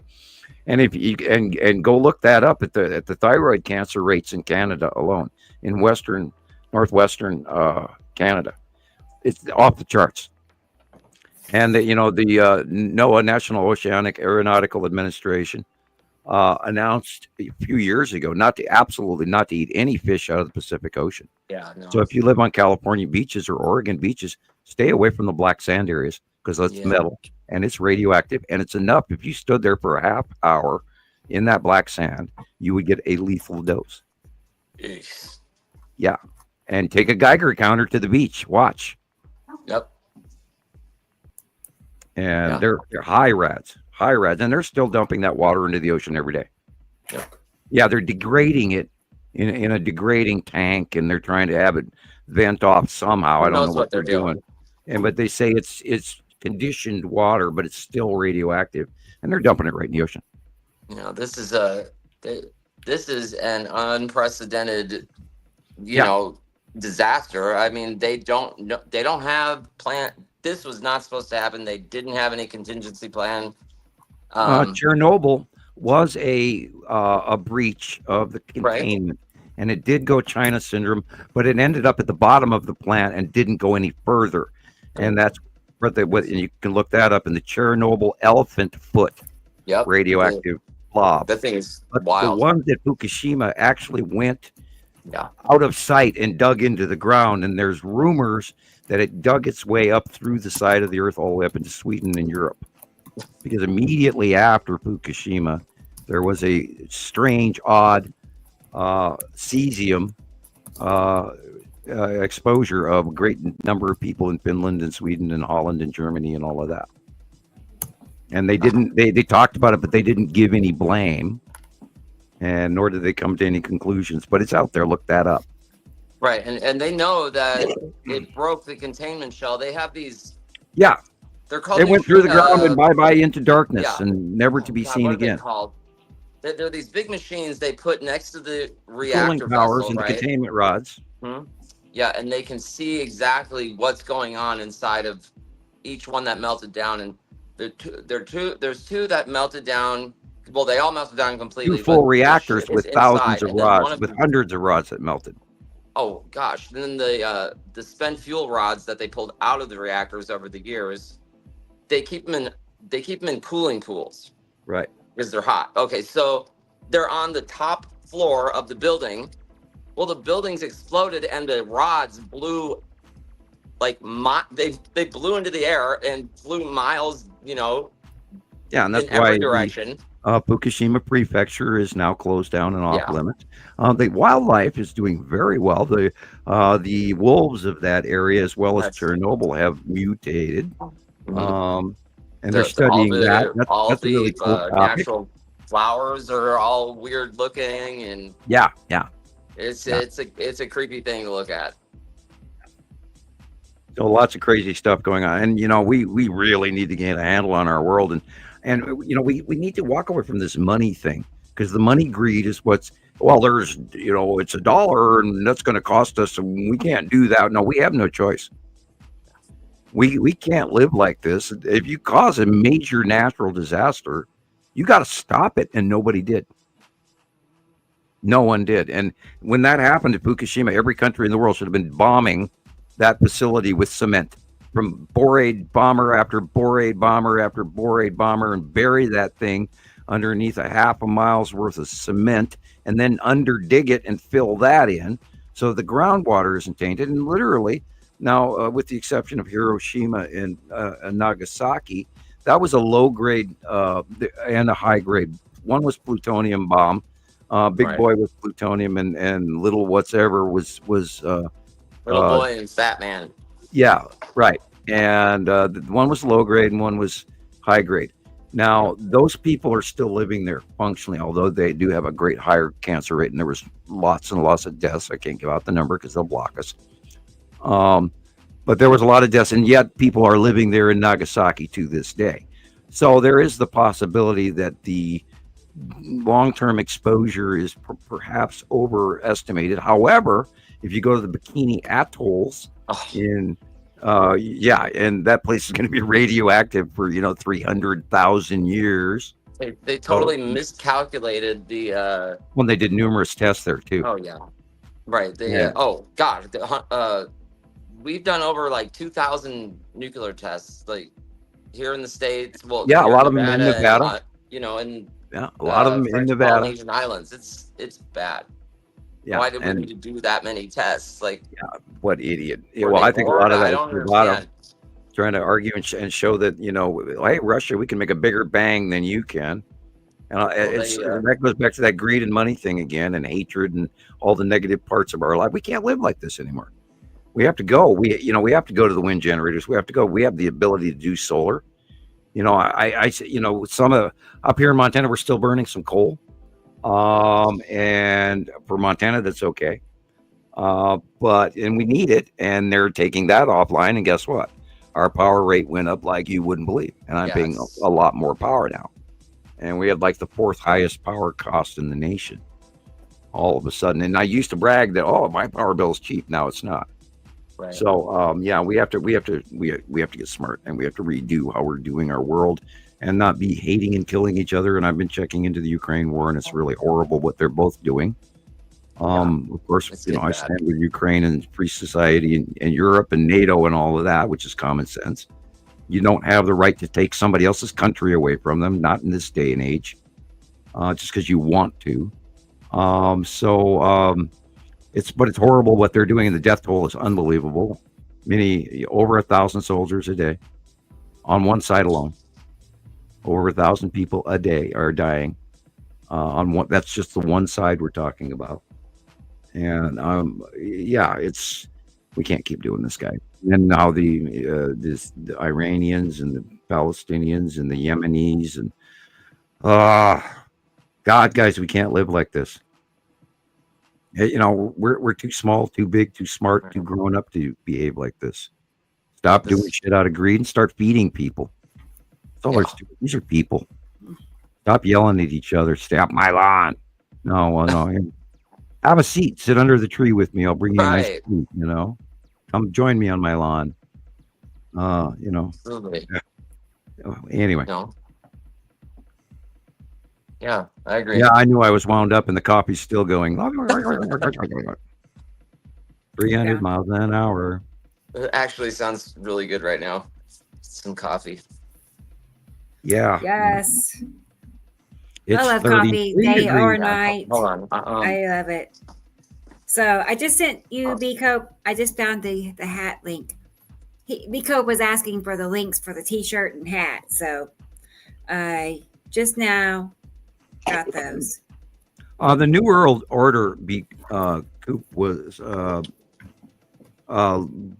given right after it was 1947, 1948 with the United Nations, and that's where the New World Order was already installed, and the League of Nations, which is now morphed into NATO. And as a rule, that's a good thing. I do not believe in the New World Order from the fear department, although that too is gossip.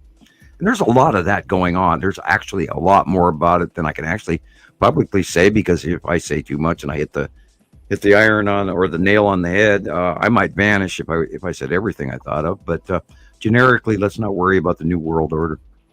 Let's hope that good people actually outwin any negativity that they're about. I hope that they find out just how stupid it is what they would be trying to do, out of greed and power and lust. Let's move on. Let's go forward into intelligence and wisdom and love and all of that. Yep. That's the only way we're going to get through this shit, because we don't have enough food to feed everybody, and everybody needs a place to live. And we got to stop, peeing upriver in the water where the people downstream are going to be drinking, and don't let your cattle walk in the water either, and et cetera, et cetera, et cetera. And stop polluting we got to stop polluting our earth. Yeah, stop flushing your prescriptions down the toilet. Oh God, no, yeah. Yeah. I guess that's a problem here, because they've literally put in our pharmacies, in your drinking water. Yeah, they've got like lockers at the pharmacy. If you have unused medication, you can bring it there, and they literally have to put signs up that it should be incinerated to get rid of the chemical. Yeah. You can't bury it; it'll get in the groundwater, and you can't. There's all sorts of hormones in the water, and basically anything you can think of. It's steroids, antidepressants, you name it, and people are going to be drinking that, and you don't want to be drinking that if you don't need it. And unfortunately, we are in majorly municipalities for drinking recycled drinking water now. Yeah, we had to buy a filter for our shower, because one day, I had the water on really hot, and the steam literally smelled like they just shocked the pool of chlorine. It was like my eyes were red. Oh, it was bad. Yeah, they added too much chlorine to the system. Oh yeah, and it's like, it was to the point where I almost passed out when I breathed it in, because it literally I went to the city, and I'm like, that's an.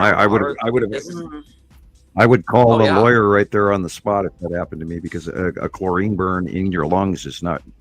I worked for the pool system, and I walked through a room that had a chlorine leak in it before, and that is not good.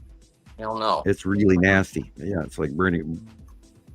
Yeah, if you smell chlorine in your water, Mason's acid, any amount of chlorine, they have filters, for your shower. They're really cool. They're like $10. I buy Culligan water. It does have some amount of chlorine in it. Yeah. Yeah, well, unless you got the guy like I had to be Coop, when they put my new water lines in, the idiot didn't evacuate the new piping before hooking it up to the main, and he pumped us all kinds of rubber sealant and mud and rocks and gravel and my brand new water heater, and he clogged all of my sprinkler lines and all of my faucets and both of my toilets, and I had to go and get all new. And this is not the first time he's done that to me. I've lived in this house for 23 years, and I have bought 4 water heaters. And they're supposed to last 10 years. So that should be 40. That should be 40 years worth of water heaters. But I have bought, in 23 years, I have bought 4 water heaters, because these people are pumping us crap, and they're filling up and ruining my water heaters. And I've got bad electricity, which also browns out the elements in it, which is probably what was wrong with 2 of the water heaters. But yeah, I had just put a brand new water heater, and then they gave us new water lines, and then they filled everything again just like a year ago. We had another maintenance thing, and then all of my sprinklers and all of my faucets and my toilet towers were all filled with purple, blue, rubber goo blobs. And you have to take them out and go buy new ones. And money, right. stupid. And you complain to the guy, and he goes, "Oh, well, I told him not to do that," and that was his excuse. Yeah. And so therefore, I love it when they drop the excuse thing on you. Yeah. I had my oil changed in my car, right? Get on the freeway, and the engine exploded, and I called the oil place that did it, and they told me, "Well, you didn't check the dipstick when you left." I couldn't even argue with them. I just hung up the phone. Well, they obviously didn't give you any oil. They didn't put any oil back in my engine, and I got on the freeway and it blew up. Oh, I would have gone to small claims for right there on the spot. I should have. I just I was. Yeah, you don't even need to hire a lawyer for that. It was a Japanese car, right? It was a Honda, and they don't import vehicles to Japan, so we were able to order a used engine. And it was like I think we paid like $1,200. And back then it was probably still easy to replace a Honda engine, which they used to be easy. Now it's a nightmare. Right. They don't make cars with any common sense anymore at all. Right. That's why I couldn't change the oil myself, because the oil filter is like in a spot where you can't reach it unless you got like this special tool. So. Unless it's up in the air way above you too. You have to have it on a rack. You can't get to it under crawling on in your driveway. So same problem with my car. I cannot get to my oil filter. They have to put it up in the air to get to it. And that takes you have to pay for this, and you have to pay for that, and you have to pay for this, and an Allen wrench that costs you $56. Like, thank you. Yeah, an Allen wrench. Right. Yeah. Okay. Anyway. Yeah, $4,000 for this, and $5,000 for that, and $10,000 for this, and oh shit, how do I pay for all this? Like that movie Money Pit. Yeah. That's my house. Literally, like we bought this place, and within 3 months, it did a money pit. Yeah. Yeah, we have replaced everything in this house. Anything that can be replaced has been replaced. Yeah, I've had to so do at that. least everything's new, but I mean, for a while there, we had no walls, we had no cabinets, no kitchens, no countertop. Oh, you bought a meth house? Okay, I'm kidding. oh no, the pipes had been recalled in the 80s, right? And I woke up one morning to no electricity, and I thought I forgot to pay the power bill or something, and I went downstairs, and the water was, the pipes broke, and they were spraying through the drywall and all over the appliances, and then I go out to the garage, and then another pipe was spraying on the fuse box. Yeah, and then mildew, and then you got to get all of that out of there. Then you got to dry the house out for a month, etc., before you can put in new walls. You got to cut all the crap away, and then new insulation, and new wiring, new outlets. I know. It was bad. Horrible. Home ownership, what a fun thing. Shouldn't we all shoot for the American dream? And if you have enough money to replace it, you're fine. Oh, I'll pay somebody to do that for me. No worries, man. Right, yeah. Unfortunately, my retirement doesn't account for that. Right. Yeah. That's like Carol Ann. She never stops. She's like maintenance and repairs and new building, and I know it's like new electrical fixtures, new lights all the time. I'm putting in always new this and new that, and I'm still patching and gluing my 3 roof damages, and I'd love to resurface the whole roof. I need to coat my whole roof again and reseal it, but I don't have the X $1,000, like $4,000 to do that. I don't know how much it costs. $1,000 each time you have to do I need projects. To do it. I have to do it. But we'll have a fundraiser for next year. Let's fix Sam's roof so I can quit worrying about it. Anyway, and I fortunately have a metal roof. Otherwise, I'd be in far worse shape than because of the major storms we had. Like last year, 96 mile an hour winds through here. Holy God. And it's going to be, everybody's going to see this, pray we don't get 300 mile an hour winds. Hey, let's talk about that Taiwan typhoon that just went through last week. Yeah, they had 230 kilometer per hour winds. And now that's probably about 190 miles an hour. That's incredible. Yeah. And, did it make the news? Barely. Nope. Did anybody remember it 2 weeks later? No. Nope. And more is coming. More is coming. Yeah, that's what me and Rebecca were talking about earlier. Again, it's like we keep seeing all of this stuff happening all over the world. These floods, all of this, property damage. Get rid of the trees that are overgrown in your yard. Get rid of all that stuff. You can't sit around anymore and just keep telling yourself that this can't happen where I live, or, Yeah, you can ask the people that were kitty corner across the street from me 2 years ago. We had that flash fire that went through here, and 2 people literally kitty corner on the corner of the block away from me lost their houses, and the other one was completely burned up, and the other one was melted. They lost all of their vinyl siding on the second one, but the first one was complete loss. Nicole, the air card, is it's signifying air magic, and the trick to air magic is belief and intonation and om chanting, and you just say, this is how it is and this is what I'm going to do, and you believe in your own personal magic. You can even take a little bit of tobacco, bury it on the four corners of your house. There's lots of ways you can do things. I hope that answers your question.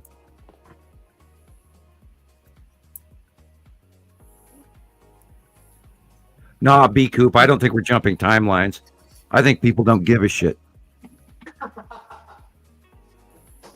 It didn't happen to them, so they're going to forget about it. They didn't remember that, it was flooding all summer long in Europe, or all summer this year and last year in China.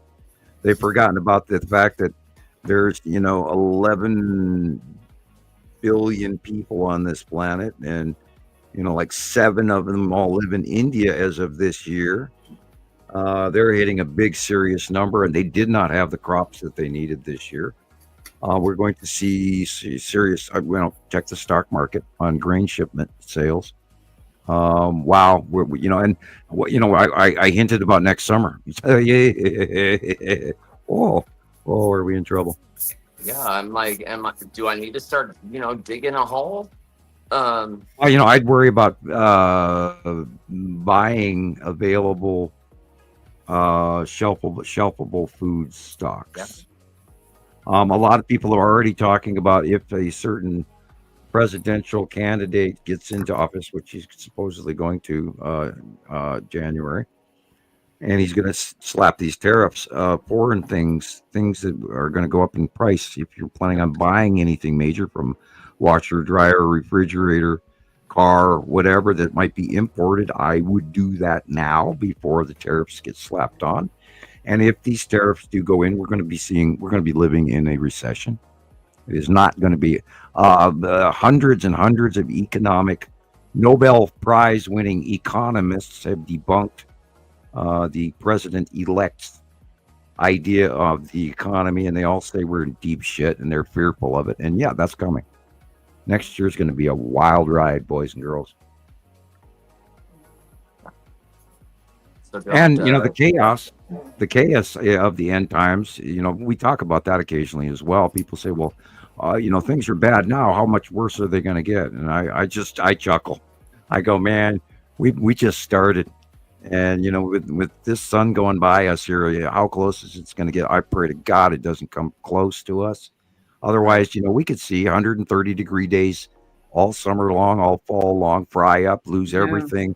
No way to feed our kids, no place, no this, no that, no that thing.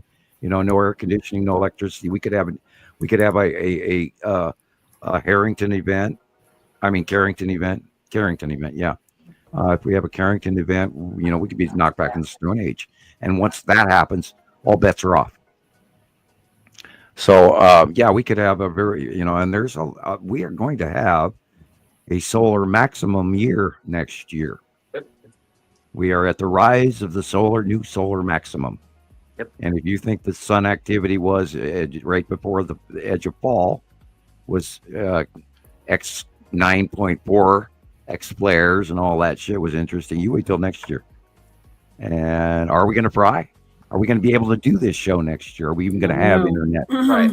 Are we going to have electricity? Are we going to have a civilization next year? We don't know. Stay tuned. Because most people are not listening to me. If there's a Carrington event, fine. We'll get you guys. We'll do a newspaper, and we'll get it to you somehow. But if I have to, get on a bus and bring everybody a hand type on the old hand type newsletter. Yeah. If the post office goes down or UPS goes down or whatever, we'll get you the information. Pony Express. Right. Right from Montana. Get them Wild Riders going. If our food is anywhere near what we lost this year or the year before in comparison, we're in trouble. We are already not producing enough food to feed everyone. And that happened in the last 3 years. We went from surplus laying on the ground that was rotting Right. To China buying every seed off the ground, in even what they call ground stock, where it's, they don't have, they have so much corn they can't put it in all the granaries, so they dump it along the side of it, which is what also what the price drops. But China in the last few years has bought all of that, and they're feeding their pigs with it. They're feeding their people with it, and unfortunately, there's a lot of really sadly devastated people from all the flooding. China's been flooded for 2 years, really bad, north to south, east to west. Not to mention the freezing events that have happened there. Right. Temperature change, climate change, hot, cold. Elderly, they don't have air conditioning like we do. They don't have bathrooms like we do. Nope. They don't have government retirement like we do. The Chinese, their economy is really bad. They have been falsely propping it up by printing more money, and that may come to, that chicken may come to roost real soon too. So there's a lot of really scary shit that's going to happen next year, and let's hope a lot of really cool things happen also. Right. But I am concerned about next year. I really am. Mainly, where's that sun going? Where's it going to go? And on a solar maximum, wow. If that thing's only 90 million miles away or 89 million miles away, and we got, this larger second sun going to burp on us, well, we're not prepared for that. Yeah, so it's important, everybody in the comments, it's important to, take your daily sun picture and post it in Rebecca's daily sun posts so we can see, start more looking evidence. We still need more evidence of the second star, right? Yeah, we're like 8, 9, 10 sightings. They were pretty credible. We believe we know what's going to, it's been expected. So we've been seeing evidence. Do you ever get to a point where you're like 10, 10 things in, and then? Well, when we're at 20 and like 30 and we can't deny it anymore, then it's really Mm-hmm. happening, and we see examples of it. So we'll see what happens. And I partially have the hiccups from my last sip of Coca-Cola. Woo. All right. Okay, we got anything else, Rebecca, or shall we just ask some folks to send us some Christmas donations for my kids? Right. You could put that up again. I would appreciate it. Mm-hmm. Let's see here. We're Yes. coming up on 6.5 hours. I know, y'all. That flew by. It always does, though. Did anybody watching get a shirt or a hat? Yeah. Let us know in the comments. I reposted those today on Montana Skywatcher 1, Montana Skywatcher 2, Montana Skywatcher Anonymous, Nibiru Followers Anonymous, etc. And I think I sent a few to other people, but I don't want to send advertisements for asking for money. So I just did the local ones that everybody knows me. But the hats are out there. The shirts are out there. They're high quality shirts. I wear mine all the time. I've got like 4 or 5 of them. Some nice people bought them for me and sent them to me. And I still appreciate that. Thank you. And, give them as Christmas gifts to your family, and then you'll be sending a donation our way. You'll get a valuable, great, cool T-shirt, and you'll be able to help my daughters out so that we can have little presents under the tree this year. Because money is so tight. I'm sitting on every $100 bill I could possibly scrounge, and so far that's not many. And so, we are broke. Flat broke, and Rebecca knows exactly what I mean by that, with one income and children. When you got kids and you got a retirement income, you don't go very far. Really. Had I not owned my own house and owned it for many years, we would be talking to you from some low income housing where the doors and we're slamming next door to me, and 87 children would be screaming under my next door neighbor window. Anyway. Mm-hmm. Thank God I don't live in public housing, and thank God I live in a truck stop town, but we don't have buses or taxis or anything like that out here, and it's hell. And we have to have certain ways to get by. And right now I'm at the bare minimum. Yeah. And everybody knows this economy is horrible. So buy a T-shirt, buy a hat, buy some for your family as stocking stuffers, and you'll be helping out. And or just send me a $5 donation to Samuel Hofman, P.O. Box 625, Lolo, Montana, 59847. Write me a letter. I'll write you one back. Yeah. Yeah, right, Sam. I love mail. Gives me a reason to go into the truck stop it's fun. area. I live just south of Lolo, and I'll go into central Lolo and go, oh, I get to go to the mailbox. That's my big to do. Yeah. Wow. What a big we got a was. hardware store out here. Hours. They opened a new hardware store out here finally after many years of not even having a hardware store out here. We have a McDonald's, we have a Pizza Hut, we have some sort of a teriyaki place that burns the teriyaki all the time. You can smell it. We have a Dairy Queen. We have one grocery store that overcharges for everything. We have two major truck stop gas stations, Town Pump, east or north and south, and then we have Highway 12 going to the middle of that. We used to have 2 bars. Now we have 1. Let's see. There's a one bar. That's it. Yeah, only 1 bar. Oh, that's not good. You gotta be. Then you'll be seen there every night. You've got to have at least 2 bars. So switch it up. I don't go to that bar. I haven't been to a bar in I know. I'm just so many years. I go there and buy my to-go order hamburgers, and we did that a week ago, and they were horrible. It's oh my gosh. Well, you walk in there, and it smells like raw sewage. Oh. Yeah, it's like they don't clean their bathrooms, and it's not a bar. It's not a bar I would want to go to visit. Thank you. And I hope they hear that. And it's called what was it? The Hayloft. And I'm a customer. I'm complaining. It smells. You walk in there, it smells like sewage. Well, you don't even smell the stale beer. You smell the sewage. Yeah. Yeah. It's so appetizing when I'm coming in to order my hamburgers and French fries. Thank you. Huh. And I actually physically, publicly, I went to the waitress there, and I said, "My God, don't you smell that?" It was like walking into when somebody's working on your septic pipe.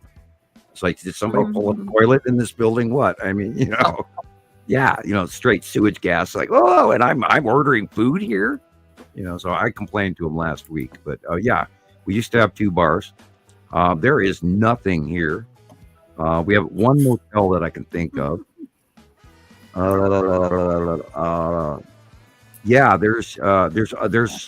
a liquor store that's completely just a liquor store, but the bar also sells off-sale liquor and as a restaurant. There's a 3rd convenience store I did not mention. That's it. That's it. No town hall or anything like that. No, we don't have a police force. We don't have any. We do have a septic treatment facility, but only half the town is hooked up to it. I am not. I am on a septic tank, which was part of why I was being evicted last year or the year before. I can't even remember how long ago it was, but they were trying to boot me out because of their issues, not mine. Right. You can't do that to a existing property owner. You can't and they tried to buffalo me out and I didn't know my rights, and I had to pay a lawyer oodles of money, and then right when it came to going to court, they backed out because they knew they were wrong in the first place, and they were just trying to get me out. And they made an illegal offer for my house for 1/3 of its original value. Yeah, and this was the eviction lawyer, which, believe me, is a conflict of interest, and they could actually go to an ethics committee over it. And I didn't want to make too much waves. You don't piss off your landlord. Right. Oh, I was polite through the old ordeal, and I said, "Okay, see you in court," and that's when they bailed. Good. And that's when I cut my hair. Remember going, "Okay, I'm going to court," and I cut my hair all off, and there I never even ended up in court. Oh no. That's okay. It was only 20 years of hair growth. That's all. Look, I'm not sporting long hair, but if I was growing my hair out for 20 years, I don't care where I'm going. I'm not cutting it for nobody. Yeah, I'm still a hippie from the 70s, and I was born in the 60s. And, I don't know. I don't know how to comb long hair, but maybe you could have put you start at the bottom or something instead of cutting it. You start at the bottom and you work your way up. Oh, you should see me in the mornings with deadhead nowadays. It's just scary. It's scary. Oh. That's great. You know, that big old monkey butt balls fly out in the back, and thinning on top. I'm just picturing you like with the music that's playing in the background right now, and with your hair. Yeah, just think of Herman Munster with blonde hair. I'm joking, but All right, guys. Yeah, we're babbling. We're babbling. Oh idiots boy, 6 hours I and know. This is 36 getting minutes. funny. Yeah. What's that got to do Audrey, with good taste, morning. She says it's 5:36 in the morning for her. God. She's been Yeah. off here all night. man? Thank you, Boy, Audrey. she's a trooper. We are going to She's a wrap it up. trooper. We promise. I mean it. Go to bed. Right. Yeah. Post some more of your art. We'd like to see it. I know. That was very interesting. Yeah, we Artistic. we got to get one of our guest experts to have the joke of the day. I was hoping that Jesus would teach us a Spanish word once a week, yes. a new Spanish word. Hey, Maria. I have somebody that comes up with the joke of the day, and that way I don't have to talk about silly fart videos or anything like that. I actually got yelled at by a number of people in PM after I talked about, the ratings of what fart sites, Fun with Farts would get more ratings than we do. And I had people actually get mad at me over that. And I'm still going, well, it was funny at the time, Right. And whether they chide me or not is okay. But, yeah, you don't. I think, but yeah. They're funny. Yeah. Yeah. They were yeah. funny when we were kids, and they're funny, They still are. Yeah. And always. so, for those of you guys who have not looked up, what's the name of that space video? God, it's on the tip of my brain. Anyway, I'm sure it'll come to me 10 minutes after I mention. Space video. Yeah, trying to think of it's right there on the tip of my brain. It's this guy and two guys go to Mars, and then one of the guys' spacesuit starts to fail.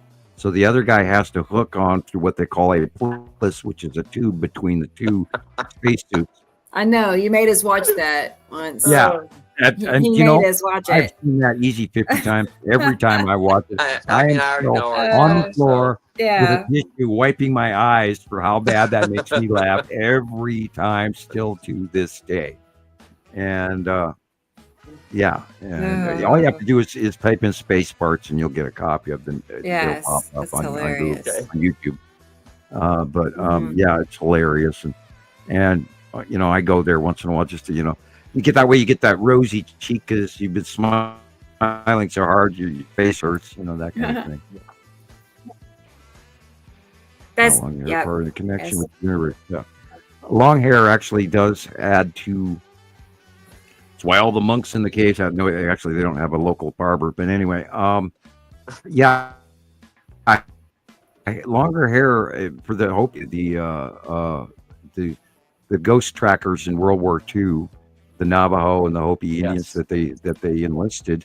Once they cut their hair, they lost their skills. So there's a lot to that, and all you have to do is check into Hindu or Taoist or Buddhist teaching, and there's a lot to that. And I study all the time into that, and I've had long hair since I was 9 years old. So and that was in the early 70s. And that was pretty much I have since I was 9 years old. I would have to say I've cut my hair overall probably 3 times in my lifetime. And me and haircuts, and because I always cut my own hair. And I used to have a Robert Plant hair poof curl. I have curly hair. Not really. I have Dutch curly hair. There's a difference. And my daughter, Shiloh, has naturally curly reddish brown hair. She's more brunette than a redhead, but she has naturally curly hair as well. But Nova has unbelievably long, very unbelievably thick horse. She has horse feet or a horse tail for hair, and it's everywhere, man. I do laundry and I'm pulling Nova hair out of everything. Yeah. I digress completely off topic, and I'm being silly talking about hair. And hair, right? Well, still, I haven't had a haircut in like 5 years, so really, maybe longer. So, yeah, I used to be like pretty short. used to be pretty short, and then I decided I didn't want to, and I let it grow, and now I don't want to ever cut it. So yeah. It's you get used to it being there, and right. Oh, by the way, after I shaved the beard off this week, at the first thing I went to the truck stop, and it's like 27 degrees outside, and it was like going outside in my underwear. It was so weird. My face was, because I'd had a beard on my face all summer long. Right. And I went out into 27-degree weather, and it was like going outside in your underwear. It was like, oh my God, my face is cold. It was hilarious. You got to get one of those. I don't know what they're called. It's something that wraps over your whole face and. A face mask. Right. Everybody's. Well, I don't know. They have a special name for it. Because I couldn't find. Like, I tried going to like the cheaper department stores to find something like that, and I figured, well, I'm gonna have to go to a sporting goods store because they're for skiing, right? So I go to this place and $48. Oh yeah. I'm gonna just be cold. Yeah, they put that little plastic white logo on there that ups right, the price about $30. I'll just cut a T-shirt in half and wrap it around my face and tie it in a knot or something. I'm not paying. Good old-fashioned handkerchiefs are $1. The handkerchiefs are $1 at Walmart each. Right. It's one of the few things you can get for $1. Like $60 just to have a name brand of a. Well, I don't even know what name brand it was, but I'm not. No. Yeah. Sun Mountain Sports or any of that. Yeah. Right. Yeah. I like the ones that they sell at the shooting stores where you're actually wearing tactical gear with a bulletproof face mask. But they want a few $100s for that one. But anyway, quick question: we hear often about aliens, but what about angels? What can you say of them? Well, let's start right to where they were getting that declaration in our literature. Where does it come from? It comes from the Bible and the Old Text. And the Old Text, we know it was from the Abrahamian Bible series, which is still based in Muslim tradition as well as Christian. That is part of the 3 segments of the Abrahamian system in religion on earth. And angels were ways to describe higher raised beings that came down and had interactions with previous heroes throughout our history for metaphoric reasons, for good and for bad. Angels is the way that the Roman Catholic Church has chosen to describe aliens. Wow. And the moment you start going into Revelations and the fallen ones and all of that, or the Watchers, those two fall under that. And then segment into the lore, ghosts and other species of, shall we say, non-normally corporal other entities which are around, and there are many of them, and be fortunate you never one, including in Egyptian magic, and there's a whole bunch of crazy shit going on with that. Angels are generically the Roman Catholic Church's view to describe aliens. We were talking about that before the show, how they're talking about these anthropomorphic misshapen skulls that they're finding on these skeletons all throughout the planet. And they're going, well, they have these skulls that were manipulated by their culture. No, if you see an elongated skull, you're looking at the skull of an alien. There were a few tribes in a few cultures in North America and South America, and maybe even in Asia, I don't know for sure, that did, like the Flathead Indians, they would actually tie a rock to the front of their forehead.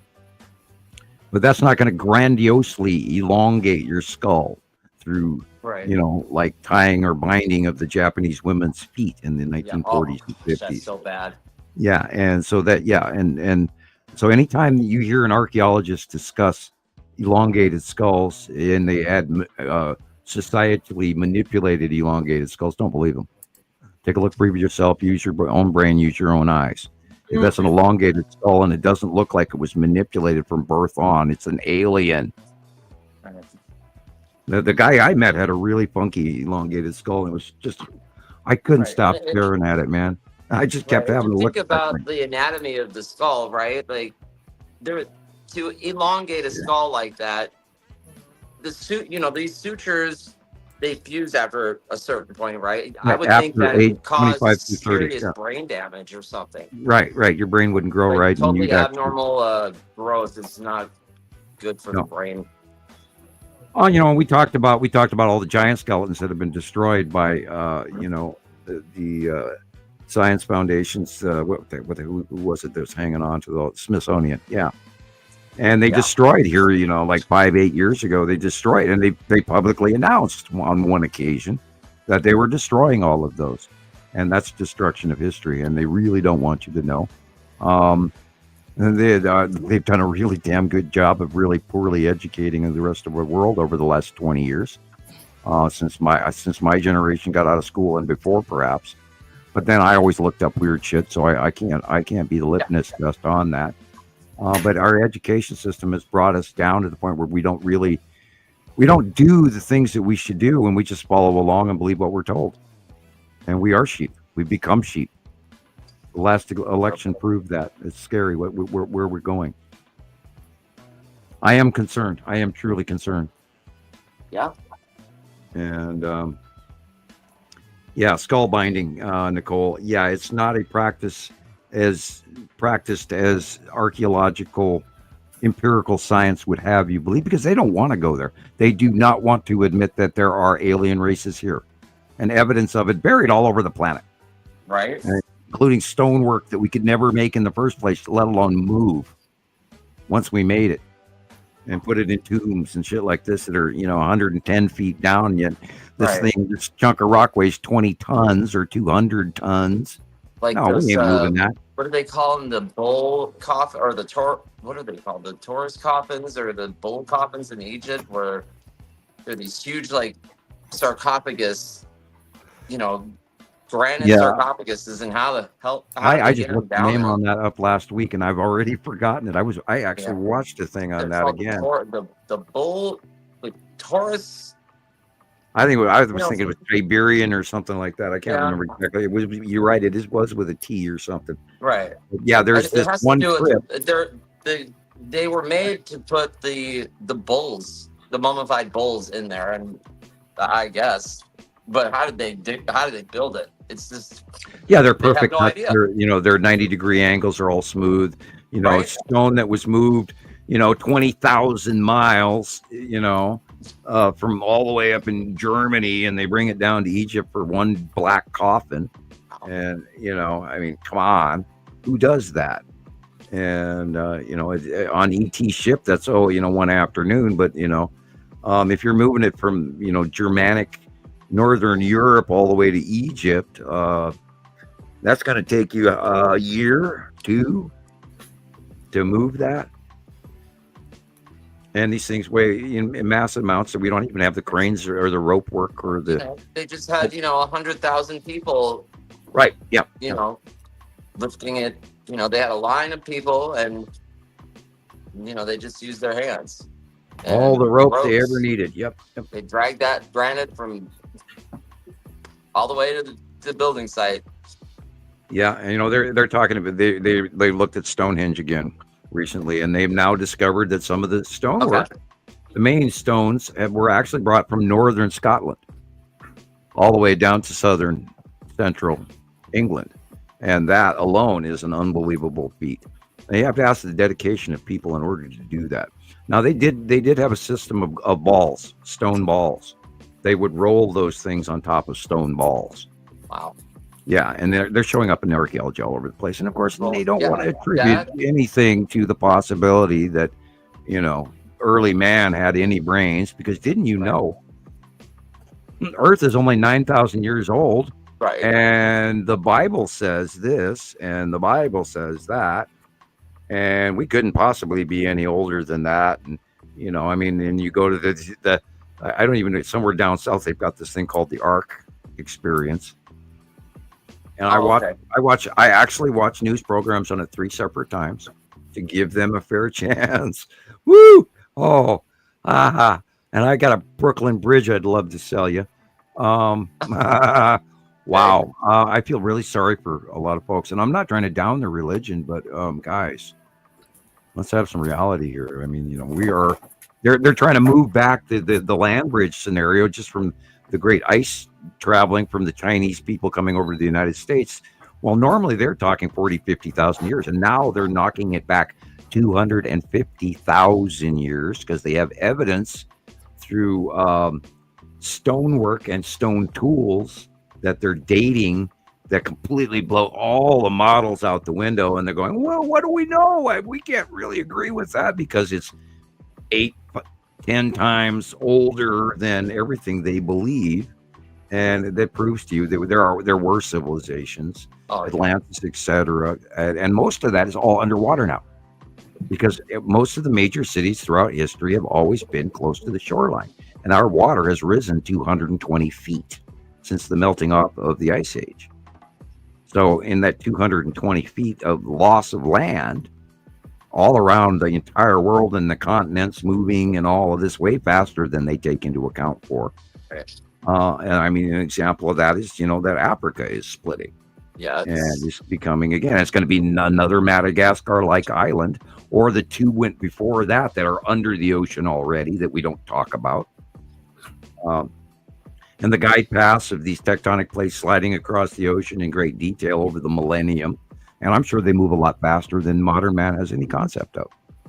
And that could be from planetary drag alone. And we could see that happen next year again as well. We don't know what kind of passing planet events we'll have on our tectonic plates. We know they're burping like crazy right now. There's more lava coming out of the ground right now than there has been in 10 years. It's insane what happened in the last week alone.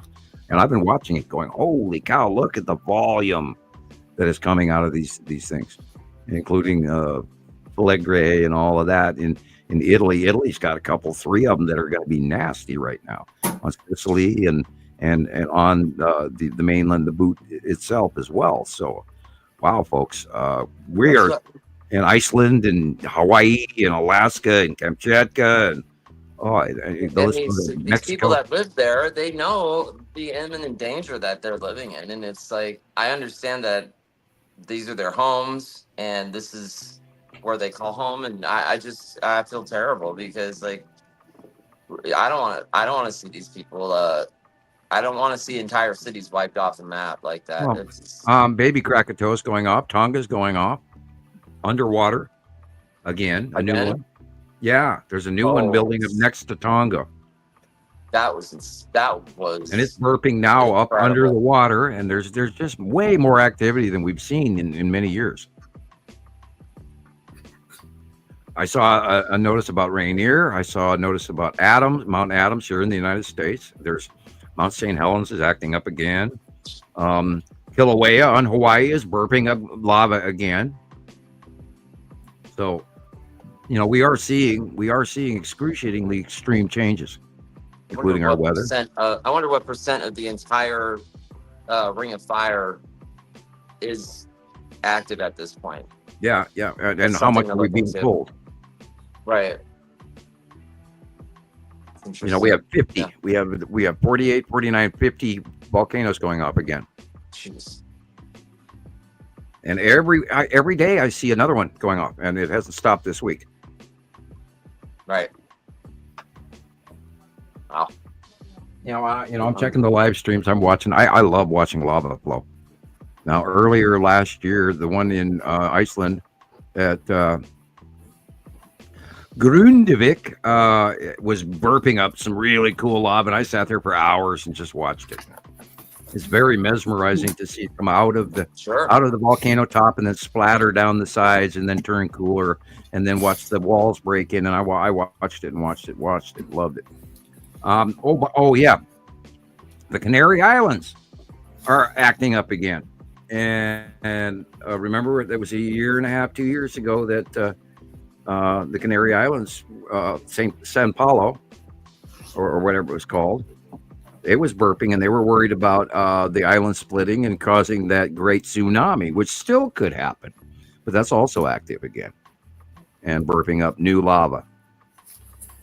So it's slow. It's not as heavy as it used to be last year and a half ago, 2 years ago. But it's also active again as well. So we, pay attention to the volcanoes, pay attention to the weather. Next week, everybody from Colorado east is going to freeze their butts off for Thanksgiving. And there's going to be snow and all the probably down to Tennessee and Arkansas and not Arkansas. Snow in Tennessee, North Carolina area. There's going to be an odd cold dip dead center in that area, and it will be heavy snow on the northeast coast, New York, Pennsylvania. They got 16 inches of snow this weekend in Pennsylvania, and so they have a nice white early white pre-Thanksgiving. So everybody there is probably having wonderful little, chestnuts roasting on the open fire and all of that. Oh, is it ice cold? Yes. Sleigh ride, everybody. Little Bud Light it's like and in the candle 40s here. 50s for the high. It's not too bad. Yeah, you're gonna next weekend or it could be about this week. Come Wednesday, Thursday, your temperatures are gonna drop in Oklahoma. Yeah. Yeah, and it's gonna be a surprising drop because this is coming straight out of Canada. It's a serious cold snap coming. Yeah, Carol Ann, I was cold all last night. Even with blankets on, it's when you get old, I know why they wear sweaters, man. I know why you wear a sweater. Yep. I'm wearing one now. Well, Carol Ann says 4 inches in central PA. Yeah, it was northeast PA that got like 2 inches. Oh, or that was Lake. I was gonna say I'm getting cold right now. Yeah, turn my heat up. Carol Ann on was my saying way that out, she had- guys. Carol Ann was saying 4 inches. Okay, yeah. Well, let's wind it up here, and that way we can all go at the same time. That okay. sounds fine. Yeah, hopefully I'll get some correspondence footage. Yeah, do that. Yeah, cool. I can't wait. Yeah, we managed to yak for another hour on top of what we were doing the last trying to wind it up. Weather. That's all right. We will promise next week to stick on target. Oh, yeah, right. And I'm going to go play Star Wars. Our Thanksgiving special. Is next weekend Thanksgiving? Yeah, next week. Thursday. Next Thursday. The 28th is Thanksgiving. Yeah. So we will have Thanksgiving before our next show. Cool. All right. Right. So we will see you all after Thanksgiving. Yeah. Happy Thanksgiving, everybody. And, thank you for showing up. I'm out of here. Thanks for tolerating it for another 7 hours. Show number 90. 7 hours. Saturday. Yeah, we're 1 minute, 2 minutes 50 or so from. I can't do math. I'm brain dead. I can't do math. Okay, 58, 59. Okay, so we're 1 minute from 7 hours. Okay, well. So you go ahead, Christopher, and then I'll manage to talk for another minute, saying my goodbyes. You just go ahead. Okay. Be safe out Good there. night, guys. Bye, Christopher. Be safe in your travels. Oh, it's funny. And happy Thanksgiving. I mean, we have to meet the 7 hour mark. We have to. Yeah. Well, yeah, I can talk for another 50 seconds, no problem. I know. 50 secular time, all right, no problem. Yeah. Anyway, so I'm going to go play Star Wars, and I'm going to boil some water in the house to get some more moisture up in here. It's 10 o'clock. Yep. It's 10 o'clock. I mean, it's like we started this at 2 something or whatever. You mean, 3 your time, 2 my time. And it's now 9:01 here, and for some reason the hour count doesn't match the clock. I think they've robbed us at 56 seconds. What's going on here? I'm joking. Something like that. Yes, Carol Ann, happy Thanksgiving to you and yours, and everybody stay warm and have a festive holiday season, and be thankful for what we have before us, because maybe next year we won't have this. Let's hope actually we have abundance and happiness, but I'm a little doubtful. Ta-da, 7 hours. We did it. Well, it's been a good show. I've had a good time. All right. Happy Thanksgiving, Rebecca. We already know what's going to happen. We'll be back here in just a few days. It'll be Saturday again, and we'll do it all over. Say hi to Taylor for me. And say hi to Mitten and all the other kitties. Yeah, I'll get some current pictures for next week. Thank you, S3 Colette. He remembered. No, he's been rooting for us to do a 7-hour show, so he's happy. I know. Always a great guy. Thank you, sir. Yeah, he is. All right, I'm going to take off. We'll go ahead and hit the button. Okay, bye, Sam. We'll see you all next week. Bye, everybody.